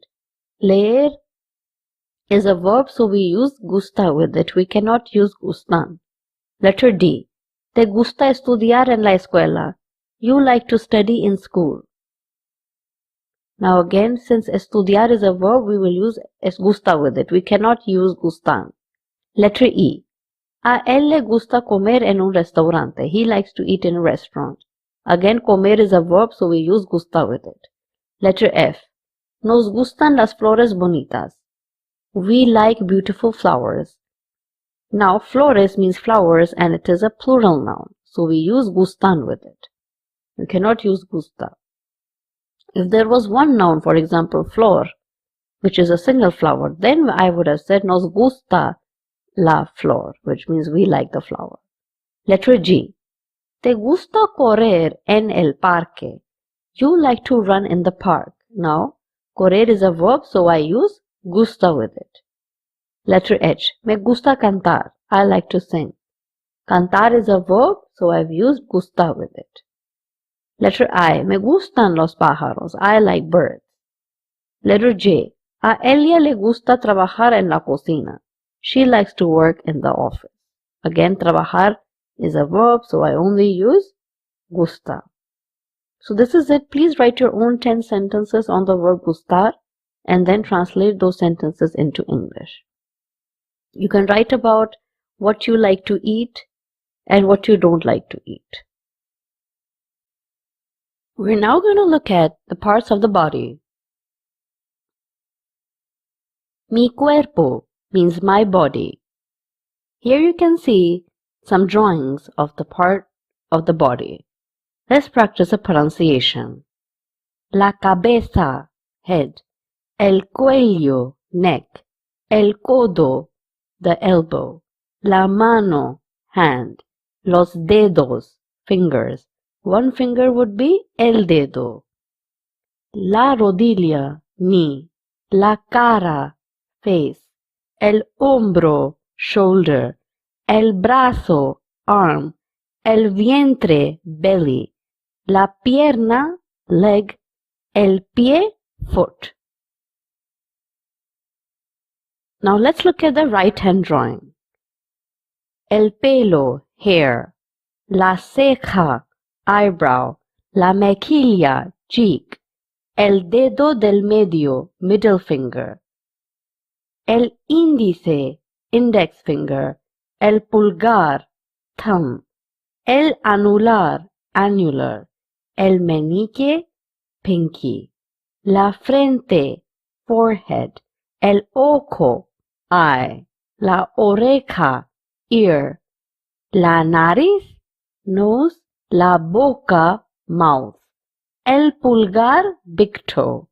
So as you can see, pulgar has two meanings, thumb also and big toe of the foot also. Now more parts of the body in Spanish. La ceja, eyebrow. El ojo, eye. La oreja, ear. La nariz, nose. La boca, mouth. Los labios, lips. El hombro, shoulder. El cuello, neck. El pecho, chest. La barbilla, chin. La lengua, tongue. El diente, tooth. Lóbulo de oreja, earlobe. Un lunar is a spot or a beauty spot. La frente, forehead. El pelo, hair. Now let's look at the other drawing on the top right hand corner of a hand. La mano, the hand. El dedo corazón is the middle finger. El dedo anular is a ring finger. El dedo meñique is a pinky finger or little finger. Palma de la mano is palm of the hand. El dedo índice, index finger. El nudillo is a knuckle. El dedo pulgar is a thumb. La muñeca, wrist. Now let's look at the vocabulary of the leg. La pierna means the leg. Muslo, thigh. Pantorrilla is a calf. Tobillo, ankle. Tacón, or rather talón, means a heel. Rodilla, knee. Canilla, shin bone. Empeine is a instep. Dedo del pie is a finger of the foot. Now here is an exercise for all of you to do. Translate these sentences into Spanish. We will do the first one together. Letter A. I have 2 eyes. I have means yo tengo, 2 means dos, eyes means ojos. It was just discussed earlier. So the translation of this will be yo tengo dos ojos. Please take about 5-10 minutes. Do this exercise. You can refer to your notes and then we will discuss the answers. Here are the answers. Letter A we had already discussed. Now we will discuss letter B. I have black hair. Again, I have means yo tengo. Black hair means el pelo negro. So we say yo tengo el pelo negro. Letter C. She has a small nose. Ella tiene una nariz pequeña. Nariz means nose and pequeña means small. The reason we are writing feminine pequeña is because nariz is a feminine noun, and that is why we are also writing a feminine article of una. Una nariz pequeña, a small nose. Letter D. He has white teeth. Él tiene los dientes blancos. Blancos means white, and since teeth is masculine plural, los dientes as you can see, we will write blanco also in plural, blancos. And notice that the word blanco is also masculine plural. Letter E. They have small ears. Ellos tienen orejas pequeñas. Now same thing. Orejas is feminine plural word. That's why pequeñas has been changed into pequeñas because it is referring to orejas of feminine and plural noun. The dog has 2 ears. El perro tiene 2 orejas. The number will not change into plural. It's not becoming das. It will be as it is, 2 orejas. Letter G. She has beauty spot on her chin. Ella tiene un lunar en la barbilla. Letter H. Ana has pink cheeks. Ana tiene mejillas rosas. Cheeks means mejillas. Letter I. Maria has red lips. Maria tiene los labios rojos. Again, labios is masculine plural, so that's why we've written rojos. It's an adjective, so we change it into masculine plural to match it with labios. You have a long neck. Tú tienes un cuello largo. She has an eraser in her palm. Ella tiene un borrador en su palma de la mano. Borrador was earlier taught in the classroom object section. Letter I. She has a small face. Él tiene una cara pequeña. Letter M. Carmen has long and black hair. Carmen tiene el pelo largo y negro. Please practice writing around 10 more sentences with parts of the body and verb tener. The next topic we're going to learn is la casa, which means house. Let's look at some Spanish vocabulary words for homes and rooms. Let's practice the pronunciation first.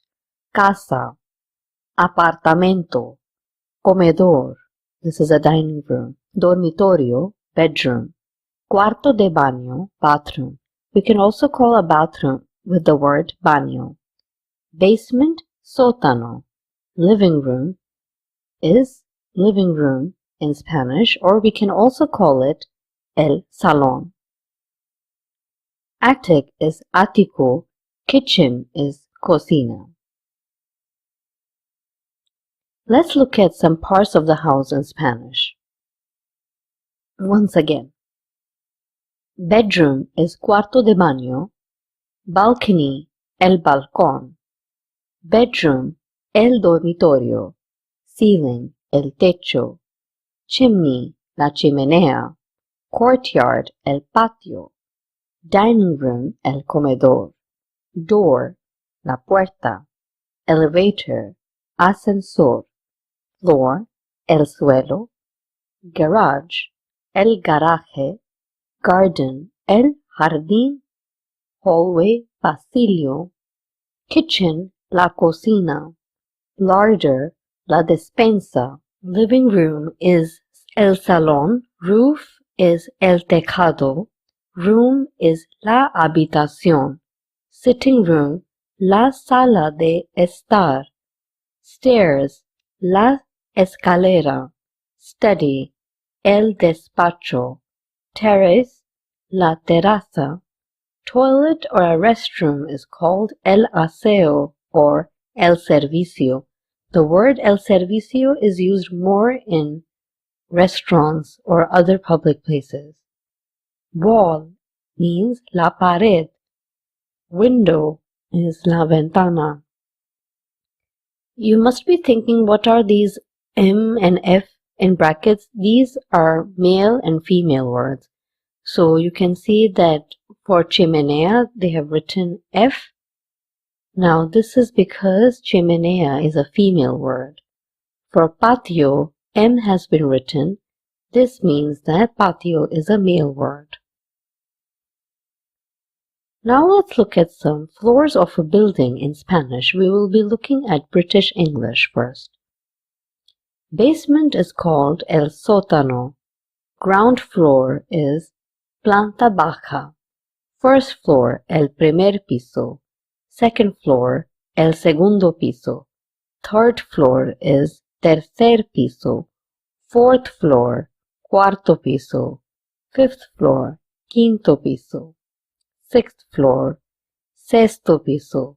Seventh floor, séptimo piso. Eighth floor, octavo piso. Ninth floor, noveno piso. 10th floor, décimo piso. Attic, ático, terrace roof, azotea. We can say, for example, if we want to say, I live on the third floor, you will say, yo vivo en el tercer piso, because yo vivo means I live, en means in. So, we will say, yo vivo en el tercer piso, which means I live on the third floor. If we want to say she lives on the 8th floor, we will say, ella vive en el octavo piso. Ella vive means she lives, and en means in. Please make similar sentences with these words. How about if we want to say, my house has an attic? How about that? How will we say? So, my house means mi casa.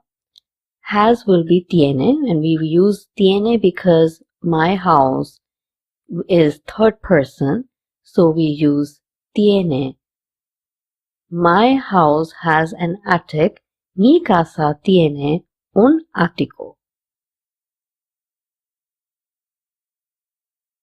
Here are some objects that are included in a room, rather a bedroom. First of all, a bedroom is called dormitorio. So first we have la cama, which means the bed. We have pillows, which means las almohadas. H will be silent. Nightstand or night table would be la mesita de noche. We are writing ITA with this word instead of A because it's a small table. So we write mesita. ITA is usually written to express that something is very small or cute. If it was a masculine word like meso, then we would have written ITO instead. Alarm clock would be el despertador. Bedsheet is la sabana. Mirror is el espejo. espejo, el espejo. Wardrobe would be el armario. Lamp, la lámpara. Books, los libros. The desk is el escritorio. Rug or carpet is la alfombra. And la habitación means the room.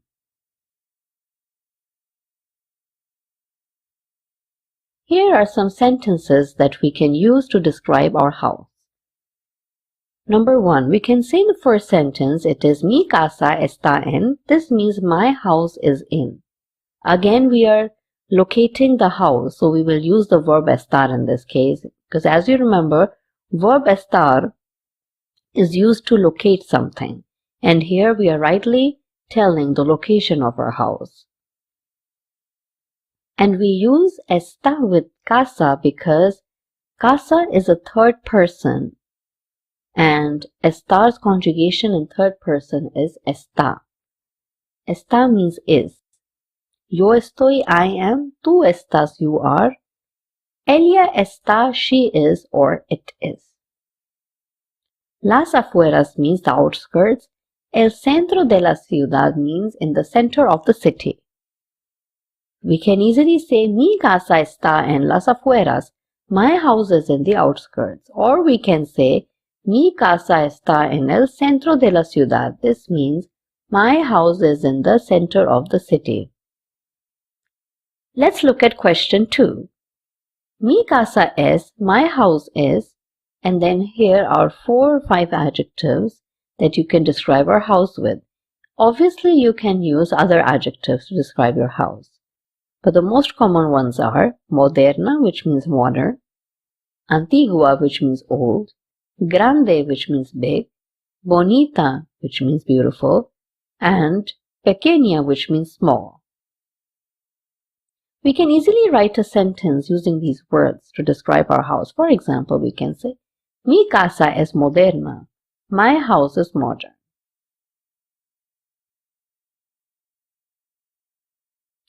Here is a small exercise for all of you to do. These are exercises of translation. Now, let's translate the first question. It says, mi casa tiene un jardín. If you remember, jardín means garden. And mi casa means my house. And tiene means has. Mi casa tiene un jardín means my house has a garden. So you will write this sentence just beside this question. Please do the remaining exercise. I would like to go over some other new words. Granja means farm. It's written in the B sentence, letter B sentence. And you had also learned earlier that piso means floor. I would like to tell you that piso also means apartment, and you may want to write this meaning down. Apart from floor, piso also means an apartment. So when you say something like, yo vivo en un piso, this means I live in an apartment. And another word for floors is plantas. Plantas also means plants, but it also means floors. In letter G, ascensor means elevator. Please do the remaining exercise. Please try to translate all these sentences into English. Here are the translations of this exercise. Letter B. Mi amigo vive en una granja. This means my friend lives in a farm. We are writing vive with mi amigo because again mi amigo is a third person. It means my friend. And since it is ending in an O, that means male friend. Okay, my friend. So this is third person. And since this is a boy, this means it's a he, and he in Spanish is él. Él is the third person in Spanish. So, and the third person conjugation of the verb vivir will be vive. Hence, we have written vive here. Mi amigo vive en una granja means my friend lives in a farm. Letter C. Mi piso tiene una cocina y 3 dormitorios. My apartment has a kitchen and 3 bedrooms. Cocina means a kitchen. Letter D. En mi casa hay un salón y un comedor. In my house there is a living room and a dining room. Letter E. Mi casa está en la segunda planta. My house is on the second floor. Again, we are trying to locate something. We are trying to locate my house over here. So we use está instead of S. Many people would have the tendency to write S instead, but it's not right because S is coming from the verb ser, and ser, as you had learned earlier also, is only used to describe a quality of something. It is used to describe someone's occupation, someone's nature, and etc. For location, we always use the verb estar. Letter G. En mi piso hay un ascensor. In my apartment, there is an elevator. Letter H. Vivo en mi casa con mis padres. I live in my house with my parents. Letter I. Mi piso es de los 5 plantas. My apartment is of 5 floors. En la primera planta vive mi amigo José. José, my friend, lives on the first floor. You can also now write about your house. You can describe your house properly using these questions to help you. Let's answer these questions first, and then you can write a paragraph on the topic my house, where you can describe where your house is located, how many floors there are. You can describe it with adjectives. You can describe how many rooms it has, and etc. Let's look at the first question. The first question is, ¿Dónde está tu casa? This sentence means, where is your house? ¿Dónde means where. You can answer these questions in a variety of ways. If someone asks you, where is your house? You will say, for example, my house is in the outskirts. You've already learned how to say outskirts. It means las afueras. So if you say something like, my house is in the outskirts, you will say mi casa first because mi casa means my house. Is, you will say está. So now you have written mi casa está in the outskirts, en las afueras. Mi casa está en las afueras. How about if your house is in the center of the city? What will you say then? Then you will say, mi casa está en el centro de la ciudad. And we have learned all these words earlier. Question 3. ¿Cuántos dormitorios hay en tu casa? ¿Cuántos means how many? How many bedrooms are there in your house? Dormitorios means bedrooms. And you also know that I means there is or there are. So this question actually means, how many bedrooms are there in your house? You can say, en mi casa, in my house, en mi casa hay 4 dormitorios. In my house there are 4 bedrooms. Question 4. ¿Cuáles habitaciones hay en tu casa? Which rooms are there in your house? Now here you can name everything that is included in your house. You can say something like, for example, my house, or in my house there is a kitchen, bedrooms, you can say living room, dining room, bathroom, and etc.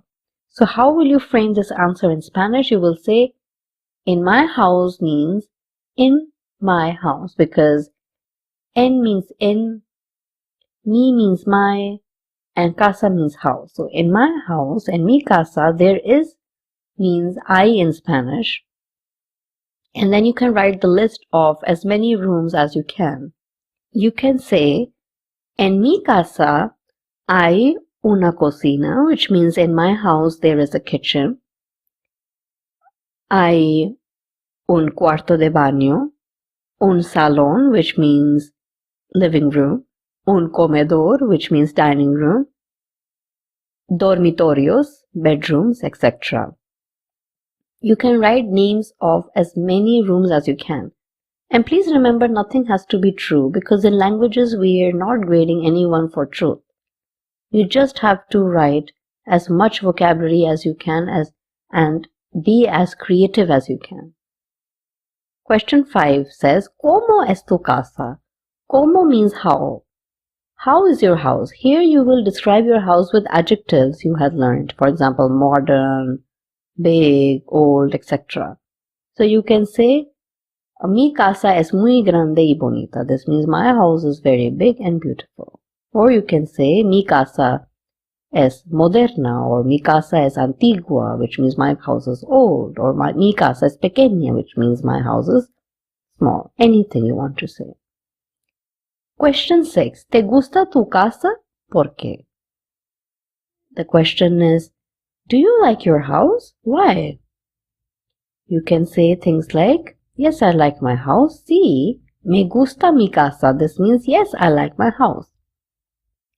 Porque es bonita, because it is beautiful.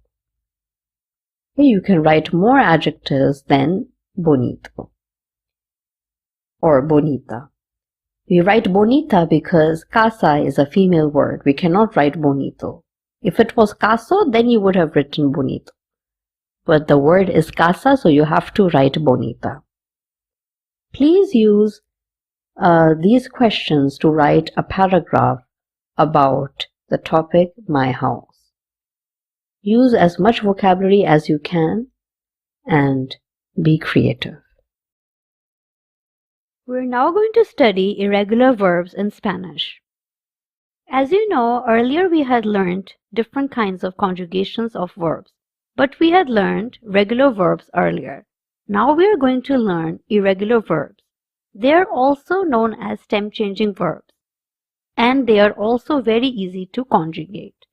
We need to know that there are three kinds of irregular verbs or stem-changing verbs. One is E to IE, the other one is O to UE, and the third group is E to I. Let's see how we conjugate these verbs. We're going to take one verb such as comenzar. As you can see, comenzar means to start, plus it is an AR verb.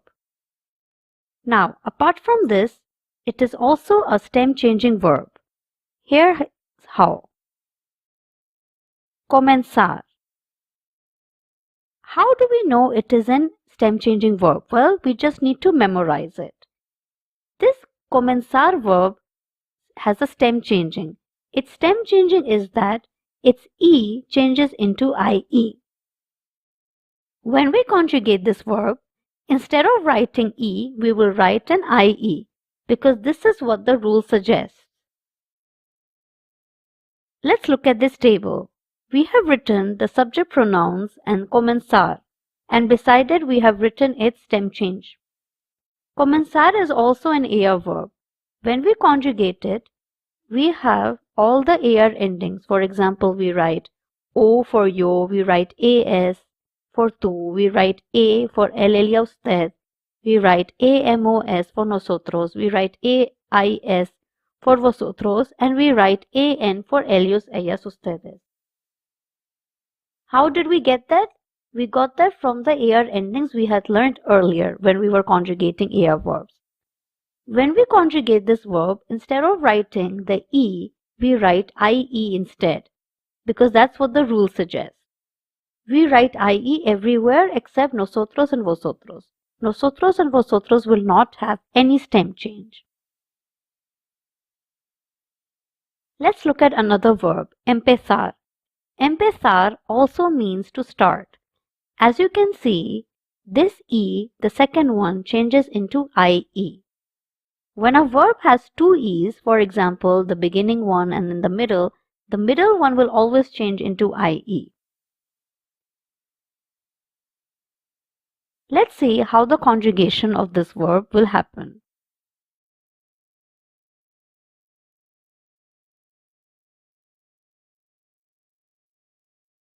Now, Here you can see the table.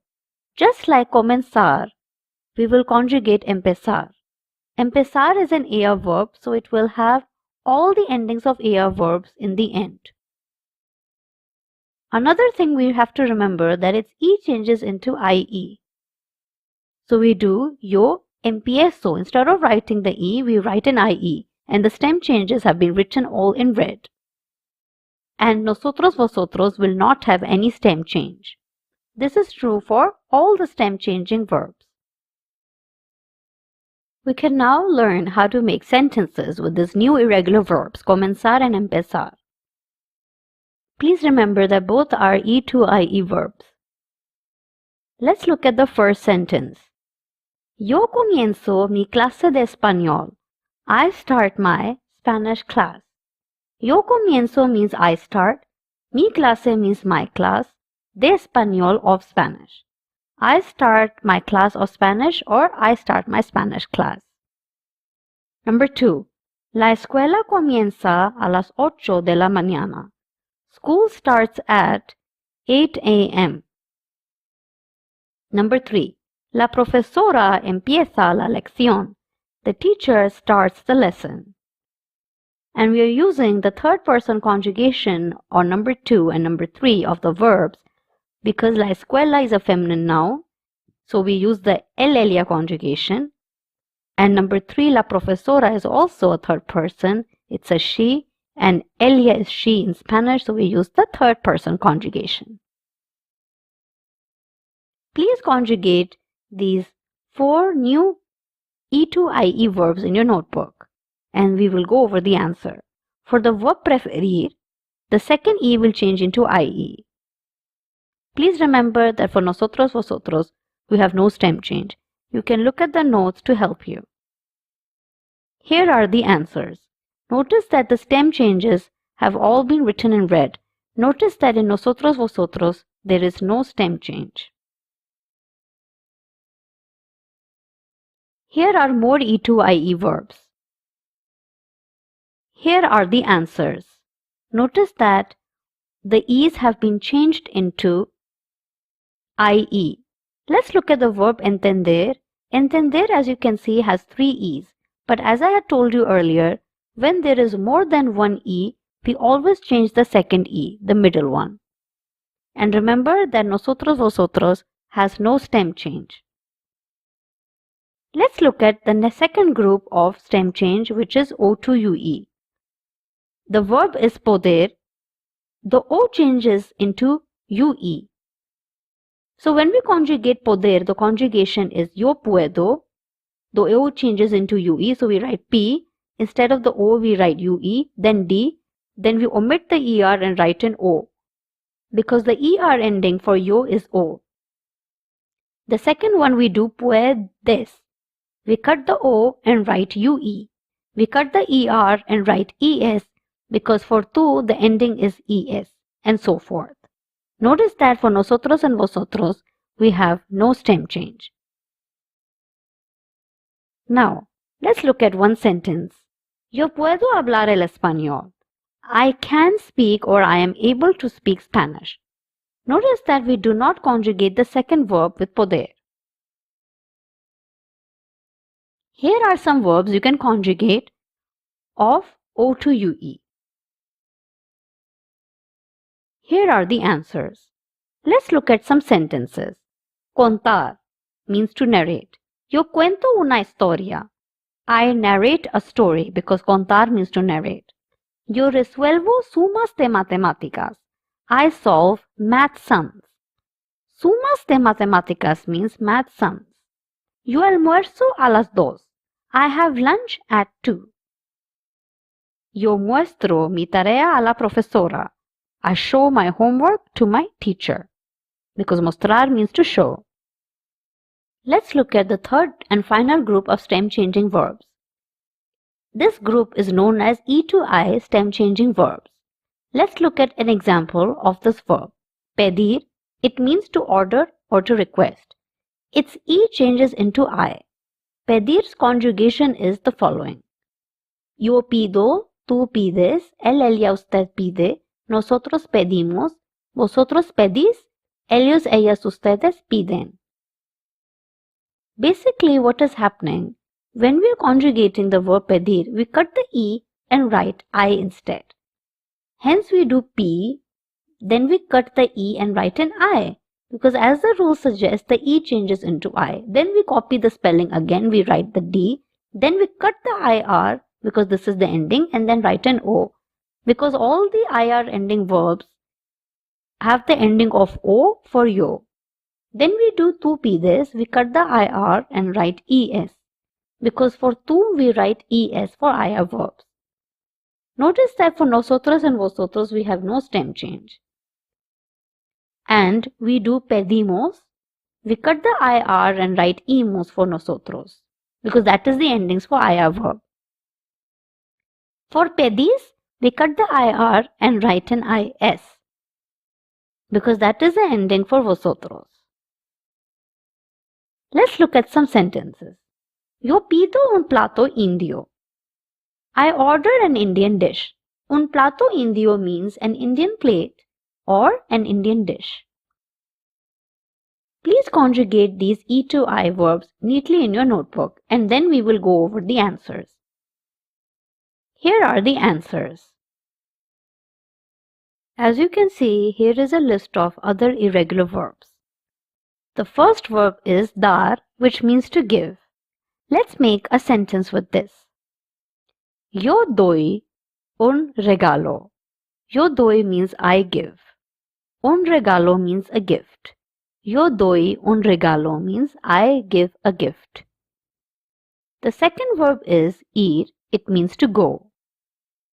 We can make a sentence like Yo voy a mi escuela.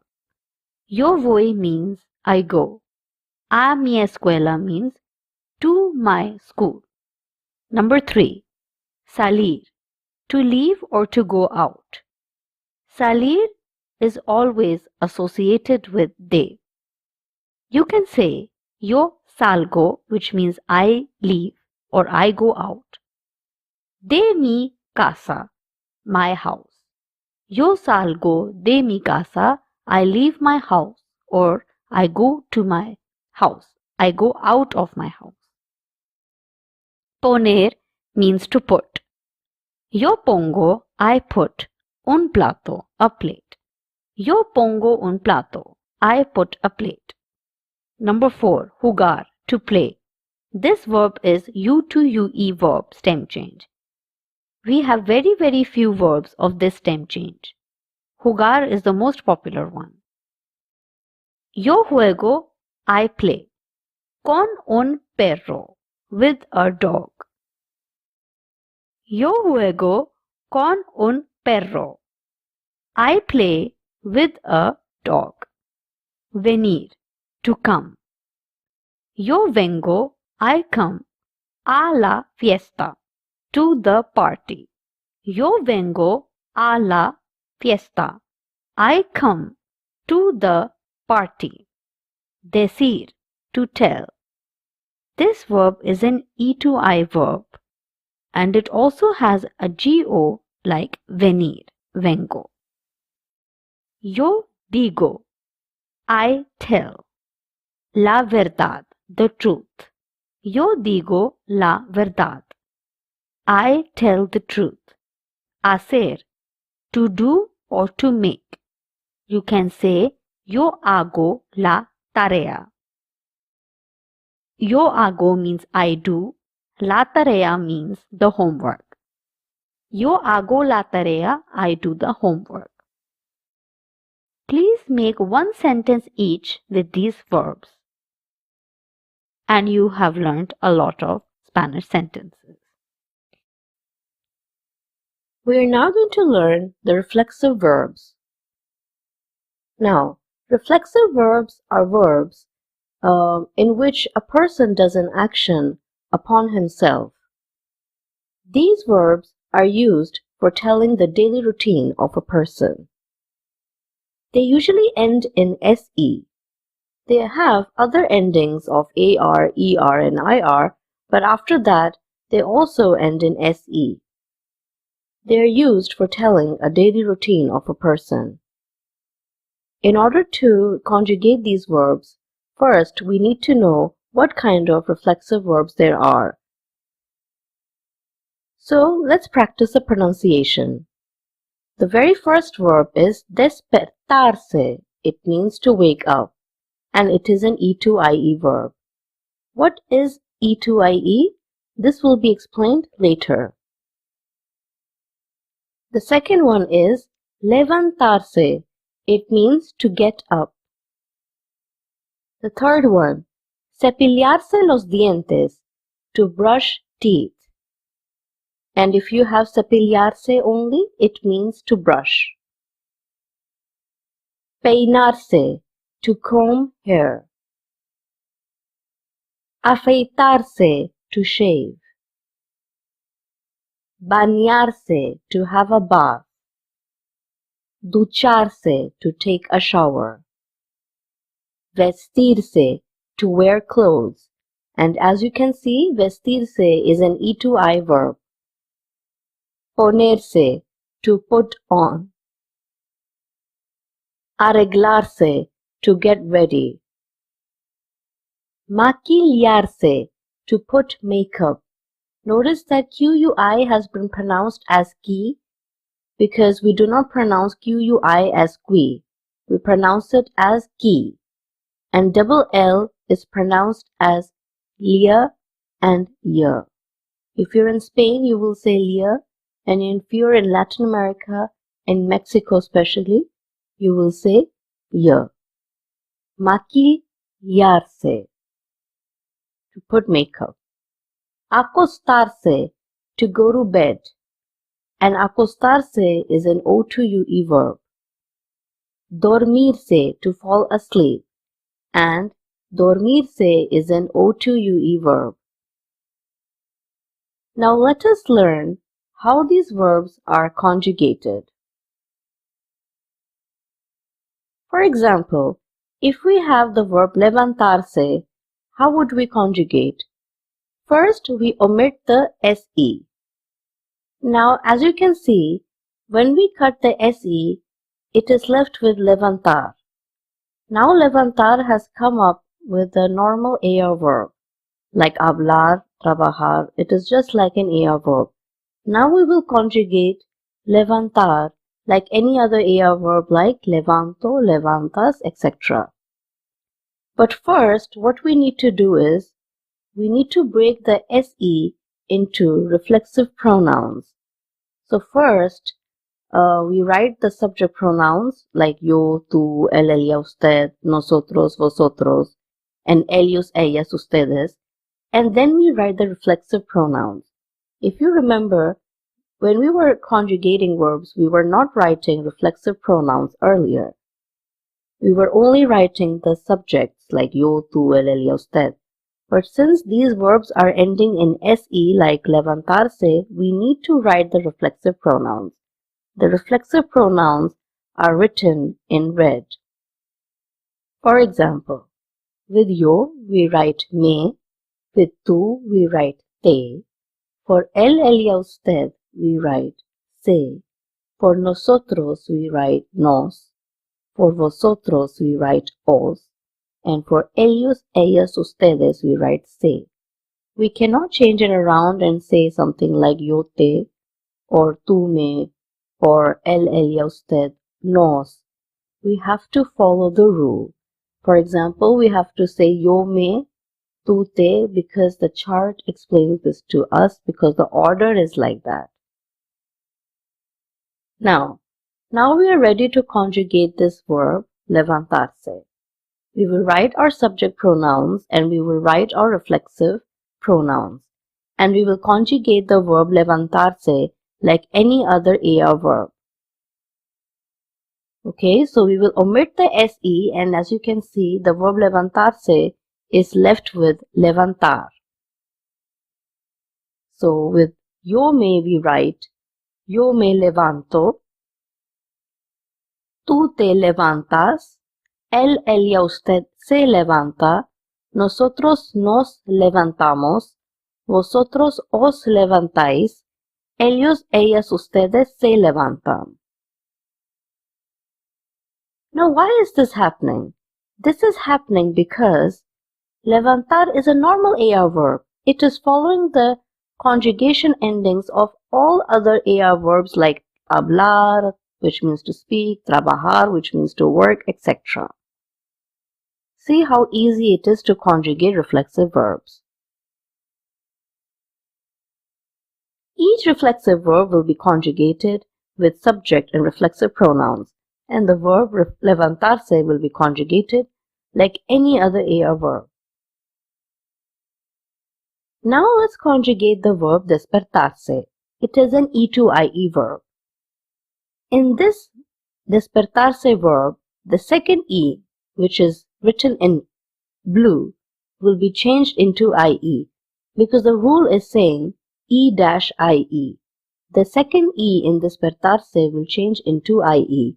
This means that when we conjugate this verb, despertarse, instead of writing the E, the second E, we will write IE instead. You can see we have written the IE in the conjugation and it's been written in blue, while the endings of the conjugations are written in green. This IE is called a stem change. When we do not write the letter in between and instead write IE, it is called a stem change. Notice that there is no stem change in nosotros and vosotros. There are only changes in you, tú, él, ella, usted, and ellos, ellas, ustedes. Yo me despierto, tú te despiertas, él, ella, usted se despierta. Nosotros nos despertamos, vosotros os despertáis, ellos, ellas, ustedes se despiertan. Notice that since despertarse is an AR verb, we will write the AR endings. Yo me despierto means I wake up, because despertarse means to wake up. Tú te despiertas means you wake up, and so forth. Now what you do is you fill up these charts. You need to conjugate these reflexive verbs on your own. In some of these reflexive verbs, there are stem changes also. Please have a look at that. This is another chart that you need to fill up. Please take about 5-10 minutes and complete this topic. We will go over the answers. Here are the answers. You might want to compare these. Let's have a look at the verb vestirse. If you remember that vestirse was an E2I verb, it means to dress up or to wear clothes. Since it is an E2I verb, when we conjugate the verb vestirse, instead of writing the E in it, we always write the I instead of nosotros and vosotros. Notice that for ponerse, we haven't written pono, yo me pono. Instead, we have written yo me pongo. This is a rule that you have to remember, that with ponerse, it has only one irregular, like the verb estar does. Even for estar, we say yo estoy, and then it becomes regular. Same goes for poner. We do not write yo me pono just because it has an ER ending and we remove the ER and write an O. We just write go in it, and then it becomes regular. Tú te pones, él, ella, usted se pone, etc. Another thing you need to remember is that since vestirse is ending in SE also, and the rule says that the E changes into I, you will only change the E that comes before SE. You will not change the E of SE. And if there are two E's in between, the second E will change of a verb, like we had done for despertarse. For acostarse and dormirse, these are the following answers. As you know and can see, the O changes into UE. So instead of writing the O in the conjugation, we have written UE. Same goes for dormirse. And remember that there is no stem change for nosotros and vosotros. Yo me acuesto means I go to bed. Yo me duermo, I fall asleep. Tú te acuestas, you go to bed. Tú te duermes, you fall asleep, and etc. Because the meanings were already given in the beginning of these verbs. We can make sentences with these verbs with time also. For example, yo me levanto a las 6 de la mañana. I get up at 6 a.m. because 6 de la mañana means 6 a.m. Number 2.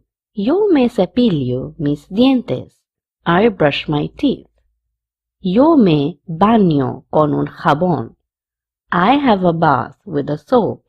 Yo me baño means I have a bath. Con un jabón with a soap. Luego me visto en un uniforme.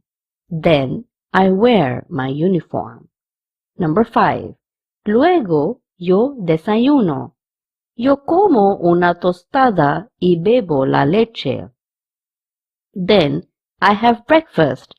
I eat a toast and drink milk. Number 6. Yo me peino mi pelo. I comb my hair. Number 7. Yo me arreglo para la escuela a las 7:30. I get ready for school at 7:30. Yo me arreglo means I get ready, coming from the verb arreglarse, which means to get ready. Number 8. Yo voy a la escuela a las 8:10. I go to school at 7:50. Number 9. Yo estudio en la escuela. I study in school. Number 10.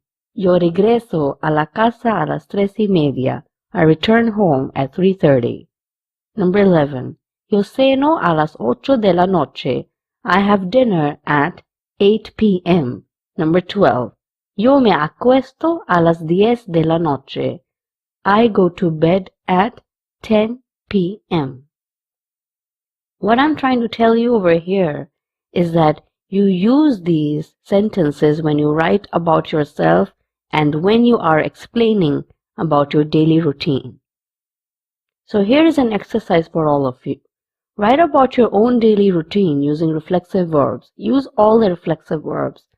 And when you use these verbs, use time also, because you are telling what activity you do and with which, at which time do you conduct these activities.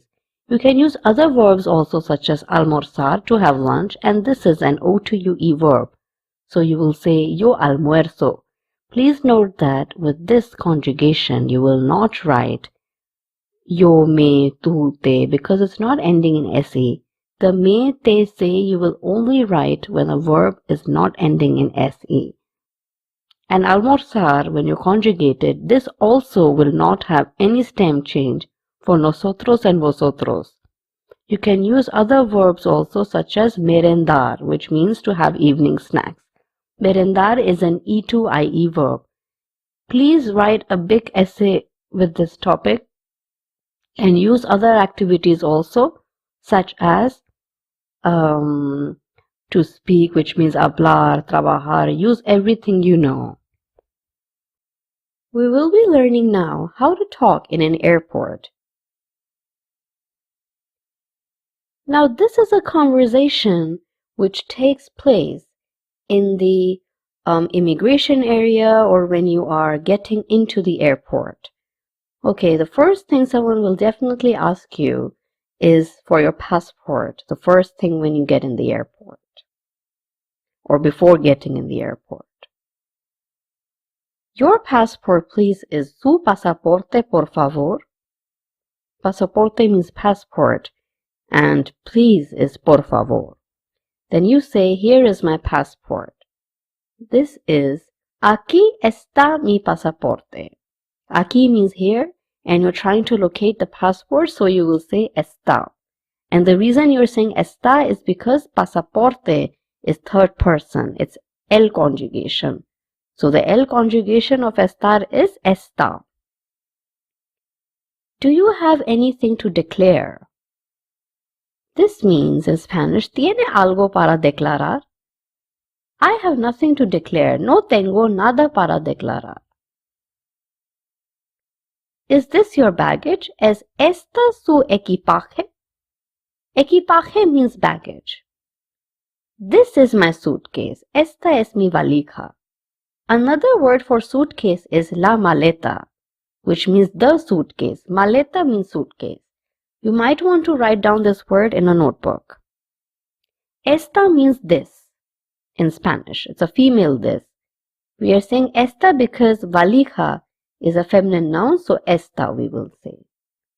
How long do you intend to stay here? ¿Cuánto tiempo piensa estar aquí? I'll be here for a few days. Estaré aquí unos días. I'll be here for a month. Estaré aquí un mes.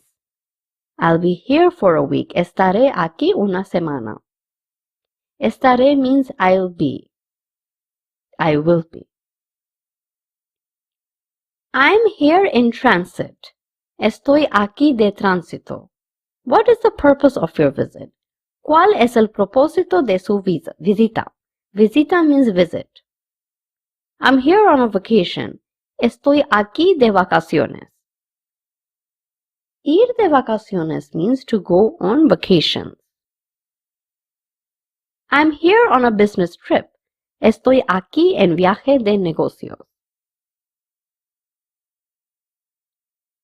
This is a conversation that will take place when you're trying to board for your flight. The agent will say first to you, "Good morning, where are you traveling?" So this in Spanish is, "Buenos días, señor. ¿Dónde viaja usted, por favor?" As you know, viajar means to travel, so viaja is coming from that verb itself. Viajero means traveler. Viajero is saying, voy a Sevilla. I go to Seville. Agente. Su pasaporte, por favor, your passport, please. Viajero will say, here it is, aquí tiene. Then he will say, thank you. ¿Tiene equipaje para facturar? Do you have baggage to invoice? Basically saying, do you have a suitcase to check in? The traveler then says, yes, only this suitcase. Sí, solo esta maleta. También tengo un bolso de mano. I also have a handbag. No. Agente then says, por favor, ponga la maleta en la báscula. Báscula means scales, the weighing machine. He's saying, put the suitcase in the scales. Viajero then says, of course. Agent says, aquí tiene su tarjeta de embarque. Here is your boarding pass. Su vuelo sale de la puerta 10B y el embarque comienza a las 12:15. Su asiento es el 18º. Su vuelo means your flight, and sale is coming from the verb salir, which means to leave. So this means your flight leaves from gate number 10B, and the boarding starts at 12:15. Embarque means boarding, and because embarque will be the third person, we use a third person conjugation of comenzar, which is comienza. Su asiento means your seat, and 18th in Spanish is 18º. Viajero says gracias, thank you. And here is some vocabulary word that you might want to go over. All these words were used in this conversation. Another conversation is when you're trying to get your luggage or baggage to get checked. What kind of conversation comes into play when this happens is the following. Now, agent is saying, please put your bags in the conveyor belt. Conveyor belt is when you put your baggage for checking by the airport people. So he's saying, please put your bags in the conveyor belt and small objects in the bin or in the tray. Because the small objects are not usually kept in the conveyor belt, they're kept in a small tray. The traveler then says, I have to remove shoes also. Then the agent says, yes, please. So they remove the shoes. Then the traveler says, why does the alarm beep? Okay, ¿por qué pita la alarma? Pitar means to beep. Because maybe he's taken off his shoes and the alarm starts to beep. Then the agent will say, well, come here. And do you have something metallic? Because whenever you have something metallic, only then it beeps. So do you have something metallic in your pockets? Please take off or remove your belt also. Quitarse means to remove.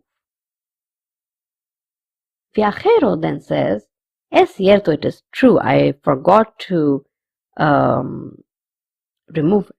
The agent says, now yes, please have a good flight. Okay, so then after that the alarm does not beep.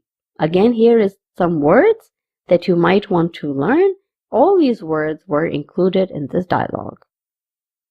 Now, this is a conversation between passenger and a flight attendant. What happens when this kind of conversation takes place? You can tell them to bring something for you, for example. The female pasajera. Pasajera is a female passenger. Pasajero is a male passenger. Pasajera is a female passenger. She says, disculpe, which means excuse me, disculpar. It means to excuse. So since they're being polite, they will say disculpe. Okay, the AR changes into E. That's why they're saying disculpe. ¿Podría pedir algo de comer? Could I ask for something to eat? Then the flight attendant says, yes, miss. Here is the menu. Many thanks. Muchas gracias means thank you very much. Voy a tomar, I am going to take the vegetarian menu. Flight attendant says, perfect. Do you want something to drink also? And the female passenger says, yes, give me or put me a beer, please. The flight attendant says, a vegetarian menu and a beer. At once we will bring you. The passenger says, can you please bring me some earphones and a pillow? The flight attendant says, yes, of course, miss. And the female passenger says, thank you. Thank you very much, basically. So again, here are some vocabulary words. These words were included in this dialogue. Please remember them. And you also please make your own conversations for the airport and practice. We're now going to learn how to speak in a restaurant. But first, in order to converse in a restaurant, obviously it is necessary that we learn all the food vocabulary. First, we will learn how to say some snacks. Let's practice the pronunciation. Hot dog is called el perrito caliente. Pizza is pizza. Fries, las patatas fritas. Tortilla is omelette. Helado is ice cream. El panqueque is pancake. El croissant is croissant. El yogur is yogurt. Mousse de chocolate, chocolate mousse. Sopa is soup. Obviously, we also have drinks to go in the restaurant, so the drinks vocabulary is the following. La bebida is a normal drink. Beber is the verb to drink. El café is coffee. El té is tea. La cafetera is coffee maker. Con leche is with milk. El chocolate caliente is hot chocolate. El zumo de naranja is orange juice. El zumo de manzana is apple juice. And we can also say el zumo de manzana. We can pronounce the Z as th or th. tomato juice, el zumo de tomate. Pineapple juice, el zumo de piña. Notice that I'm saying zumo all the time, but you can also say sumo because Z has the pronunciation of th also. Please remember Z has the pronunciation of th and th both. In Spain, we pronounce Z as th, and in Latin America, we pronounce the Z as th. Lemonade is la limonada. White wine, el vino blanco. Red wine, el vino tinto. Dry wine, el vino seco. Sweet wine, el vino dulce. Water, el agua. Please remember that agua is a masculine noun and not a feminine noun, even though it is ending in an A. That's why we say el agua. Here we are taking the masculine article el. Beer, la cerveza. Actually, over here, CE is pronounced as se also and se also.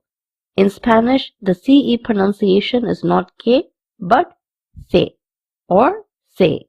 So we can say cerveza or cerveza because both CE and Z have the pronunciation of th. Now we should also know some vocabulary of condiments. Salt is la sal. Pepper is la pimienta.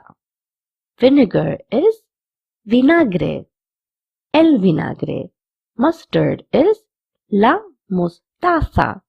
Sauce, la salsa. Meat. Vocabulary. Obviously, you get meat in restaurants. Let's practice the vocabulary for that. Beef steak is el bistec. Very rare steak. Bistec muy poco hecho. Rare steak. Bistec poco hecho. Medium steak. Bistec mediano hecho. Well done steak. Bistec muy hecho. Chicken. El pollo. Pork chop.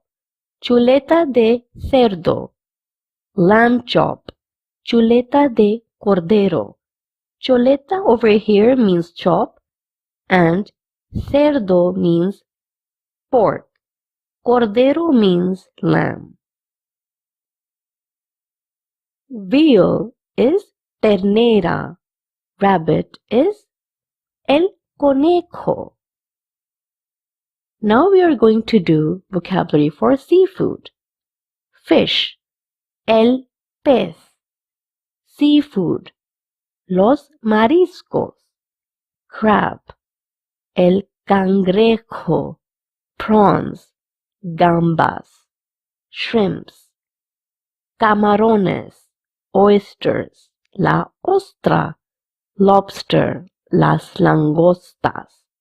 Mussels, los mejillones. Trout, la trucha. Salmon, el salmón. As you can see, we've already learned a lot of vocabulary for food.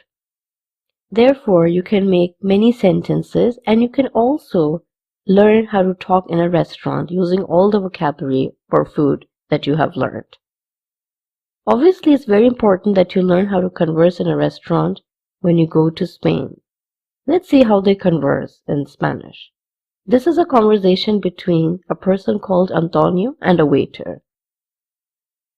Okay, so Antonio first goes in a restaurant and he says to the waiter, Buenos días, ¿tiene una mesa para 5? So he's saying, good morning, do you have a table for 5 people? Then the camarero, which means waiter, he says, I'm sorry, it's full, or we're full. ¿Pueden volver dentro de una hora? This means, can you please return within an hour? Another conversation between camarero and Javier is the following. Camarero says, ¿Qué van a tomar? What are you going to take or have? Because tomar means to take or to have. Javier then says, de primero, sopa de pescado y una ensalada mixta. Y de segundo, un filete de vaca con patatas fritas y pollo asado. This means, first, a fish soup and a mixed salad. And for the main course, a beef steak with French fries or chips and a roast chicken. De primero means as a starter. It's a starter that the Spanish people eat in the beginning. Segundo plato in Spain is the main course. So they have two kinds of courses. Primero plato is a starter. Segundo plato is the main dish. Camarero then says, y de beber, and for drinking. Javier says, una botella de vino tinto de la casa y agua mineral con gas. Javier is saying, a bottle of red wine of house and mineral water with gas.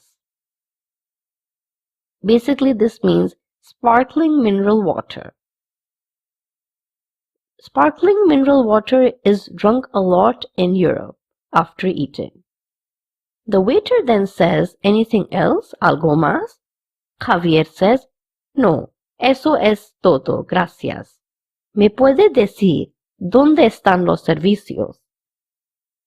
This means, no, this is it, thank you. Can you please tell me where is the restroom? Servicios means restroom. Another word for restroom or bathroom in Spanish is el cuarto de baño or baño. We use these words in houses, but servicios is used more in public places such as restaurants. Camarero says al fondo, a la derecha. This means at the right. At the end, on the right. Al fondo means at the end. A la derecha means on the right. As you can see, the main conversation is written in black and the translation of these dialogues is written in red. But we have already translated all these dialogues for you, so you can read the translation in your own time later. This is another conversation between Teresa and the waitress. Teresa says, Buenas tardes. Tenemos una mesa reservada a nombre de Teresa Garcia. She's saying, Good afternoon. We have a reserved table under the name of Teresa Garcia. Waitress says, Por aquí, this way, please. Aquí tienen la carta. Here you have the menu. Unos minutos más tarde. Much more minutes after. ¿Qué van a cenar? What are you going to have for dinner? Teresa says, ¿Qué nos recomienda?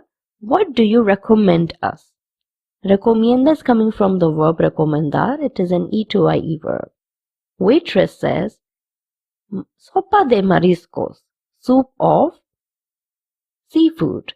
Las sardinas asadas, roast sardines, y el atún, and the tuna. Y si quieren carne, les recomiendo el pavo asado y el pato.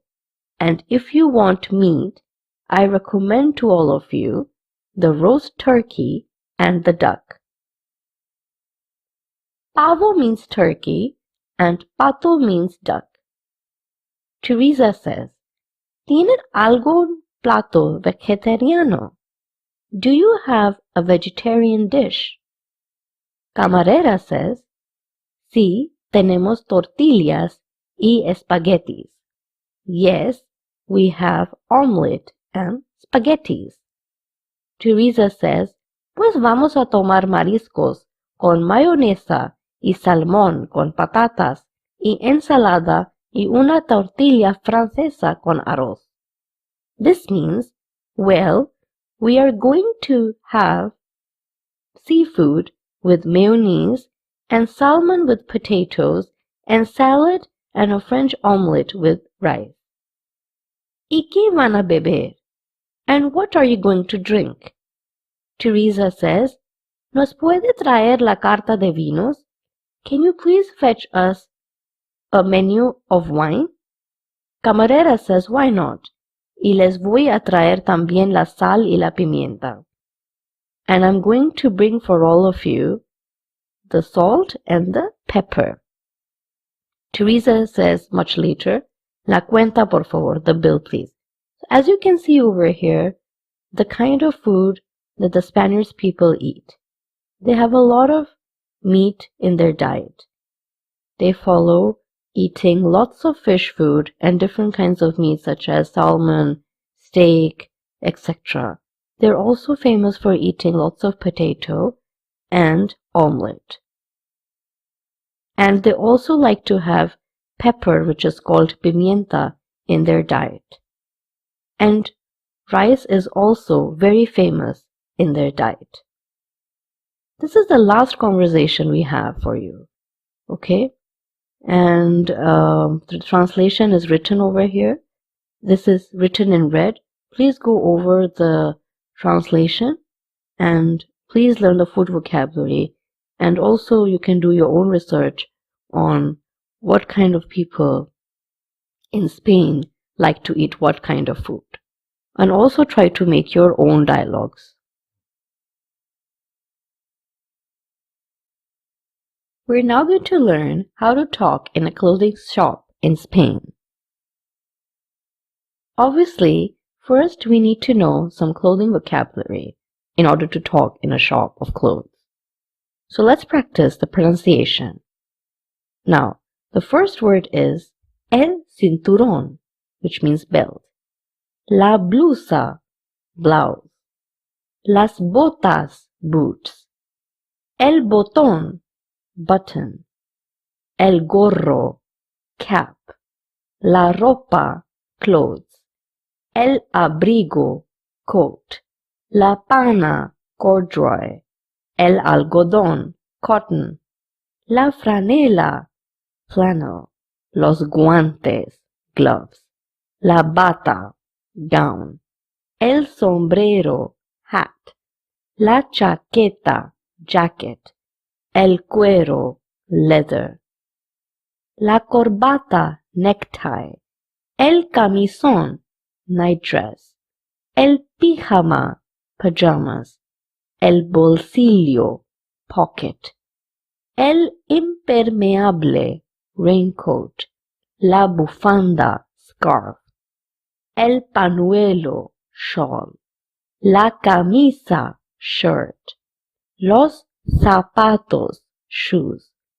El pantalón corto, shorts. La seda, silk. La falda, skirt. La manga, sleeve. Las zapatillas, slippers. Los calcetines, socks. Or you can also pronounce this word as calcetines because CE in Spanish has the C sound. And C also. So you can pronounce this word as calcetines also or calcetines also. This is a shop of clothes. You will read a nice dialogue between Nelly and Jorge, which is George in English. Notice that we are saying Jorge because in Spanish J is also pronounced as K and GE is also pronounced as K. Now let's see what the conversation is about. Nelly says, Jorge, ¿te gusta mi vestido nuevo? Jorge says, sí, te ves muy elegante. El vestido es muy bonito. Te queda bien. This means yes, you look very elegant. The dress is very beautiful. It fits you well. Te queda bien means it fits you well. Nelly says, gracias. Me gusta el color de ese vestido. I like the color of this dress.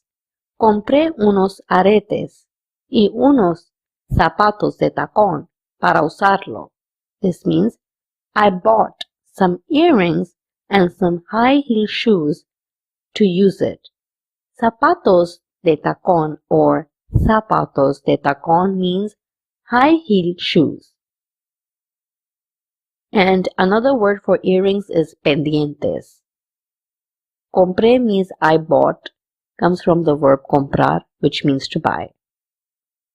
Jorge says, esos zapatos son bastante altos. ¿Te sientes cómoda? These shoes are quite high. Do you feel comfortable? Nelly says, claro, es muy fácil caminar con ellos. She says, of course, it is very easy to walk in them. Jorge says, mi novia prefiere los zapatos bajos. This means my girlfriend prefers small shoes or flat shoes, shoes that do not have heels. Creo que a ella no le gustan los zapatos de tacón, pero te quedan muy bien. This means I believe that she does not like high-heel shoes, but on you they fit very well. This is the translation written in red. Now, let's look at the other conversation between George and the seller. George says, Hola, ¿tiene ropa para niños? This means, hi, do you have clothes for children? Seller says, Sí, tenemos pantalones, camisetas, shorts, ropa interior, calcetines. ¿Qué busca usted? This means, yes, we have pants, t-shirts, shorts, interior clothes, and socks. What are you searching for? Please notice that in Spanish, shorts is also pantalón corto. You can also say shorts. And buscar means to search. Jorge says, Bueno, quiero comprar un pantalón azul y una camiseta blanca. También quiero una gorra y una chaqueta de color negro. This means, well, I want to buy blue shorts and a white t-shirt. I also want a cap and a jacket of black color. Please notice that gorro is also known as cap in Spanish. The seller says, ¿Qué talla? This means what size. George says, Creo que talla pequeña. I believe the small size. Es para un niño de 8 años. It's for a child of 8 years of age. The seller says, Entiendo. Veamos. Estos le quedarán bien entonces. This means, I understand. Let's see. These will fit him well. Entonces means then or so. Now, then Jorge says, sí, creo que sí. No me gusta mucho la gorra. ¿Tienen otros estilos? Yes, I believe yes. I don't like the cap much. Do you have in other styles? The vendedora says, yes, they're here. George says, excellent. Entonces me llevo todo esto. ¿Cuánto es en total? He says, so I'm going to take all this. How much is the total? Seller says, son 39 euros, señor. It is 39 euros, sir. Jorge says, very well, thank you. And underneath there is a translation of this dialogue. So I suggest to you that you learn all the clothing vocabulary and then you write your own dialogue between a seller and a customer. And then you will learn even more, and don't forget to act out the dialogue. We're now going to learn how to converse in a Spanish fruit and a vegetable shop. But before that, obviously, we need to learn some vocabulary for fruits and vegetables. You will find all of this very interesting.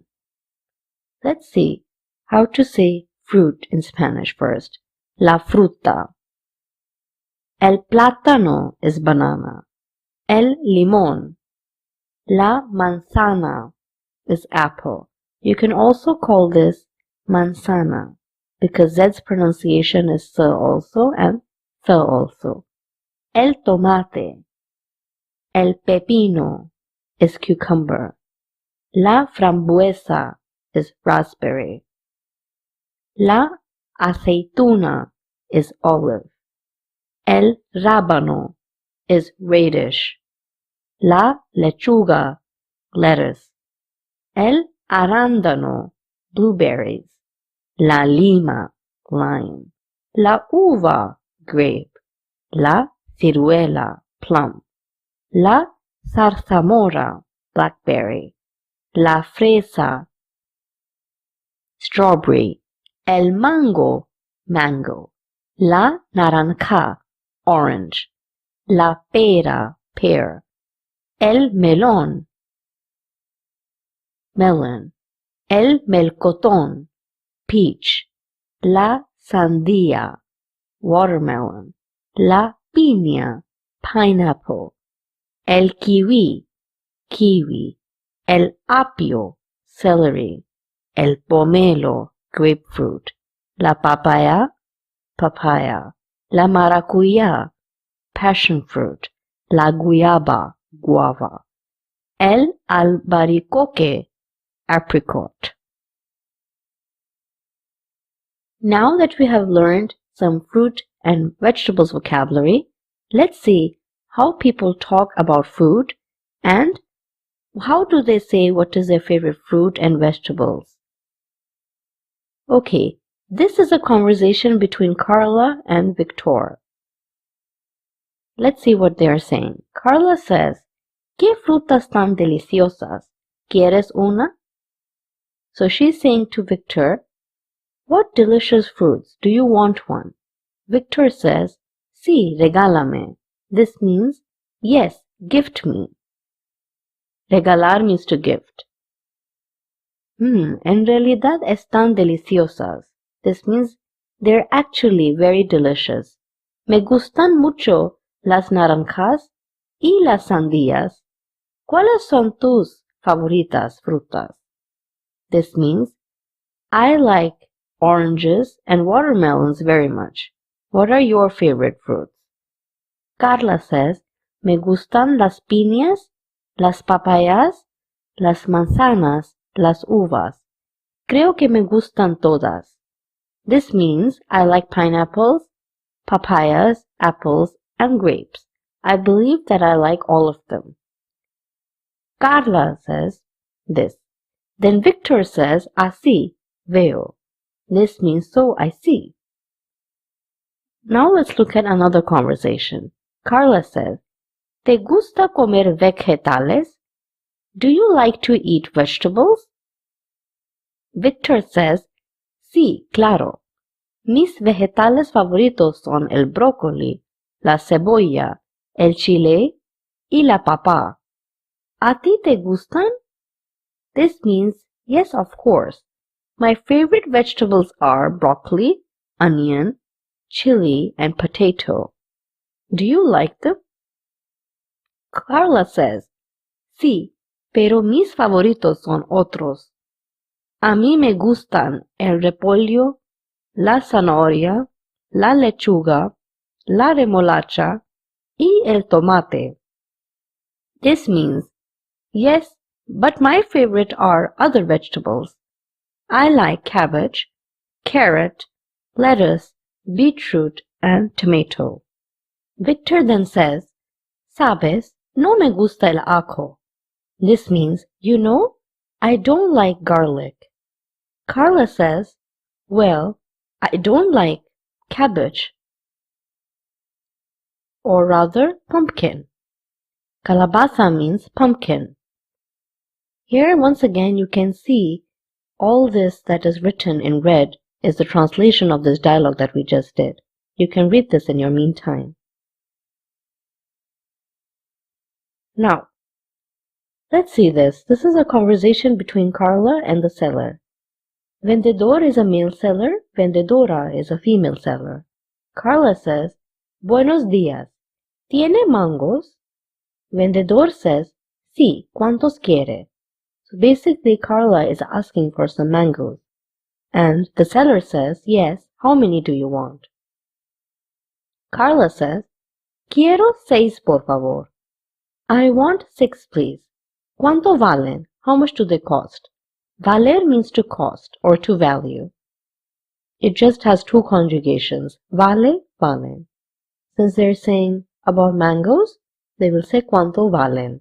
If they were talking about 1 mango, then they would have said cuánto vale.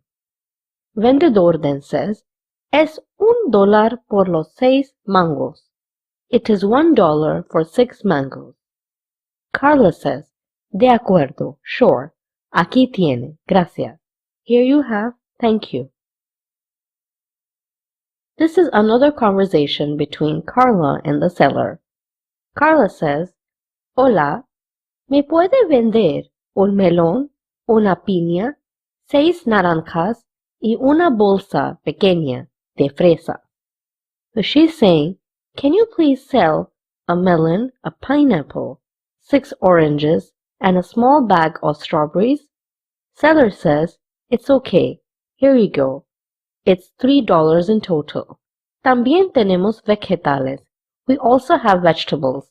Carla says, bueno, entonces véndame un repollo, 1 kilo de cebollas, 2 kilos de tomates, y media docena de pepinos.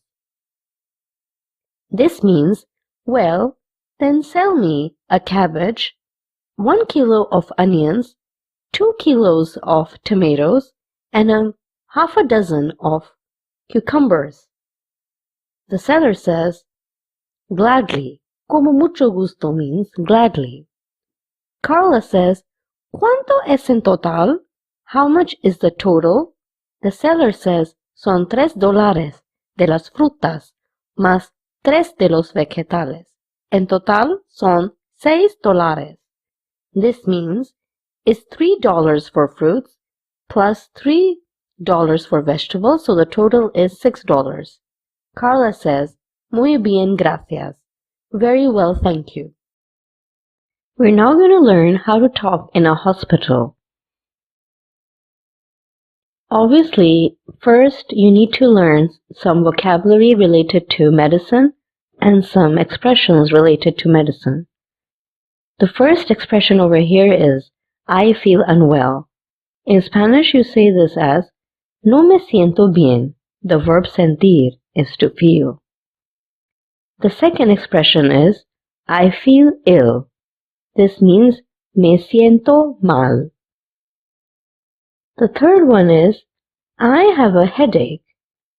This means, me duele la cabeza. Here, the verb doler is to hurt. It is an O-to-UE verb. I have a stomach ache. Me duele el estómago. Can you give me something for the pain? ¿Puede usted darme algo para el dolor? Dar means to give, and the conjugation is written there also. I have a temperature. Tengo fiebre. I feel dizzy. Me siento mareado. That's what a boy would say. Me siento mareada is something that a girl would say. Because mareado is used for a boy and mareada is used for a girl. I have been sick. Yo vomité. It means I vomited. I've been stung by a bee or a wasp. Una abeja me picó. That means a bee stung me. Una avispa me picó. A wasp stung me. She's allergic to. Tiene alergia a. Alergia means allergy. So this means she has allergy to or he has allergy to. His thumb is swollen. Tiene el pulgar hinchado. Pulgar means thumb. Hinchado means swollen. I have a toothache. Tengo dolor de muelas. It is not serious. No es de gravedad. Here are some more medical related expressions. It has been divided in 2 parts, what the doctor says and at the chemist. This is the first expression that a doctor says. What's the matter? ¿Qué hay? Here is a prescription for some tablets. Hay aquí una prescripción para algunas tabletas. Take one 3 times a day after each meal. Toma una 3 veces al día después de las comidas. 3 veces means 3 times. Is this the first time this has happened? ¿Es la primera vez que pasó? Pasar means to happen. I advise you to go to the hospital. Recomiendo que vaya al hospital. The chemists open at 8 a.m. La farmacia abre a las 8 de la mañana. Farmacia means pharmacy, and abrir means to open. This is what you will hear at the chemist. A patient would say, I would like some plasters, please. Quiero algunos emplastos, por favor. Do you have anything for a cold? ¿Tienes algo para un resfriado? I need some tissues. Necesito algunos pañuelos de papel. Pañuelos de papel means tissues. Can you recommend an insect repellent? ¿Puede usted recomendarme un repelente de insectos? My friend has a sunburn. Mi amigo sufre quemaduras del sol. This means my friend suffers from sunburn. Quemaduras del sol means sunburn. This is a medical dialogue between a receptionist, patient, and a doctor. First, the receptionist says, Hello, good morning. The patient says, ¿Dónde está la consulta del Dr. Martínez? This means, where is the clinic of Dr. Martínez? The receptionist says, En la primera planta a la derecha, on the first floor to the right. Patient says, Thank you. The patient goes to the doctor's office and finds a queue there.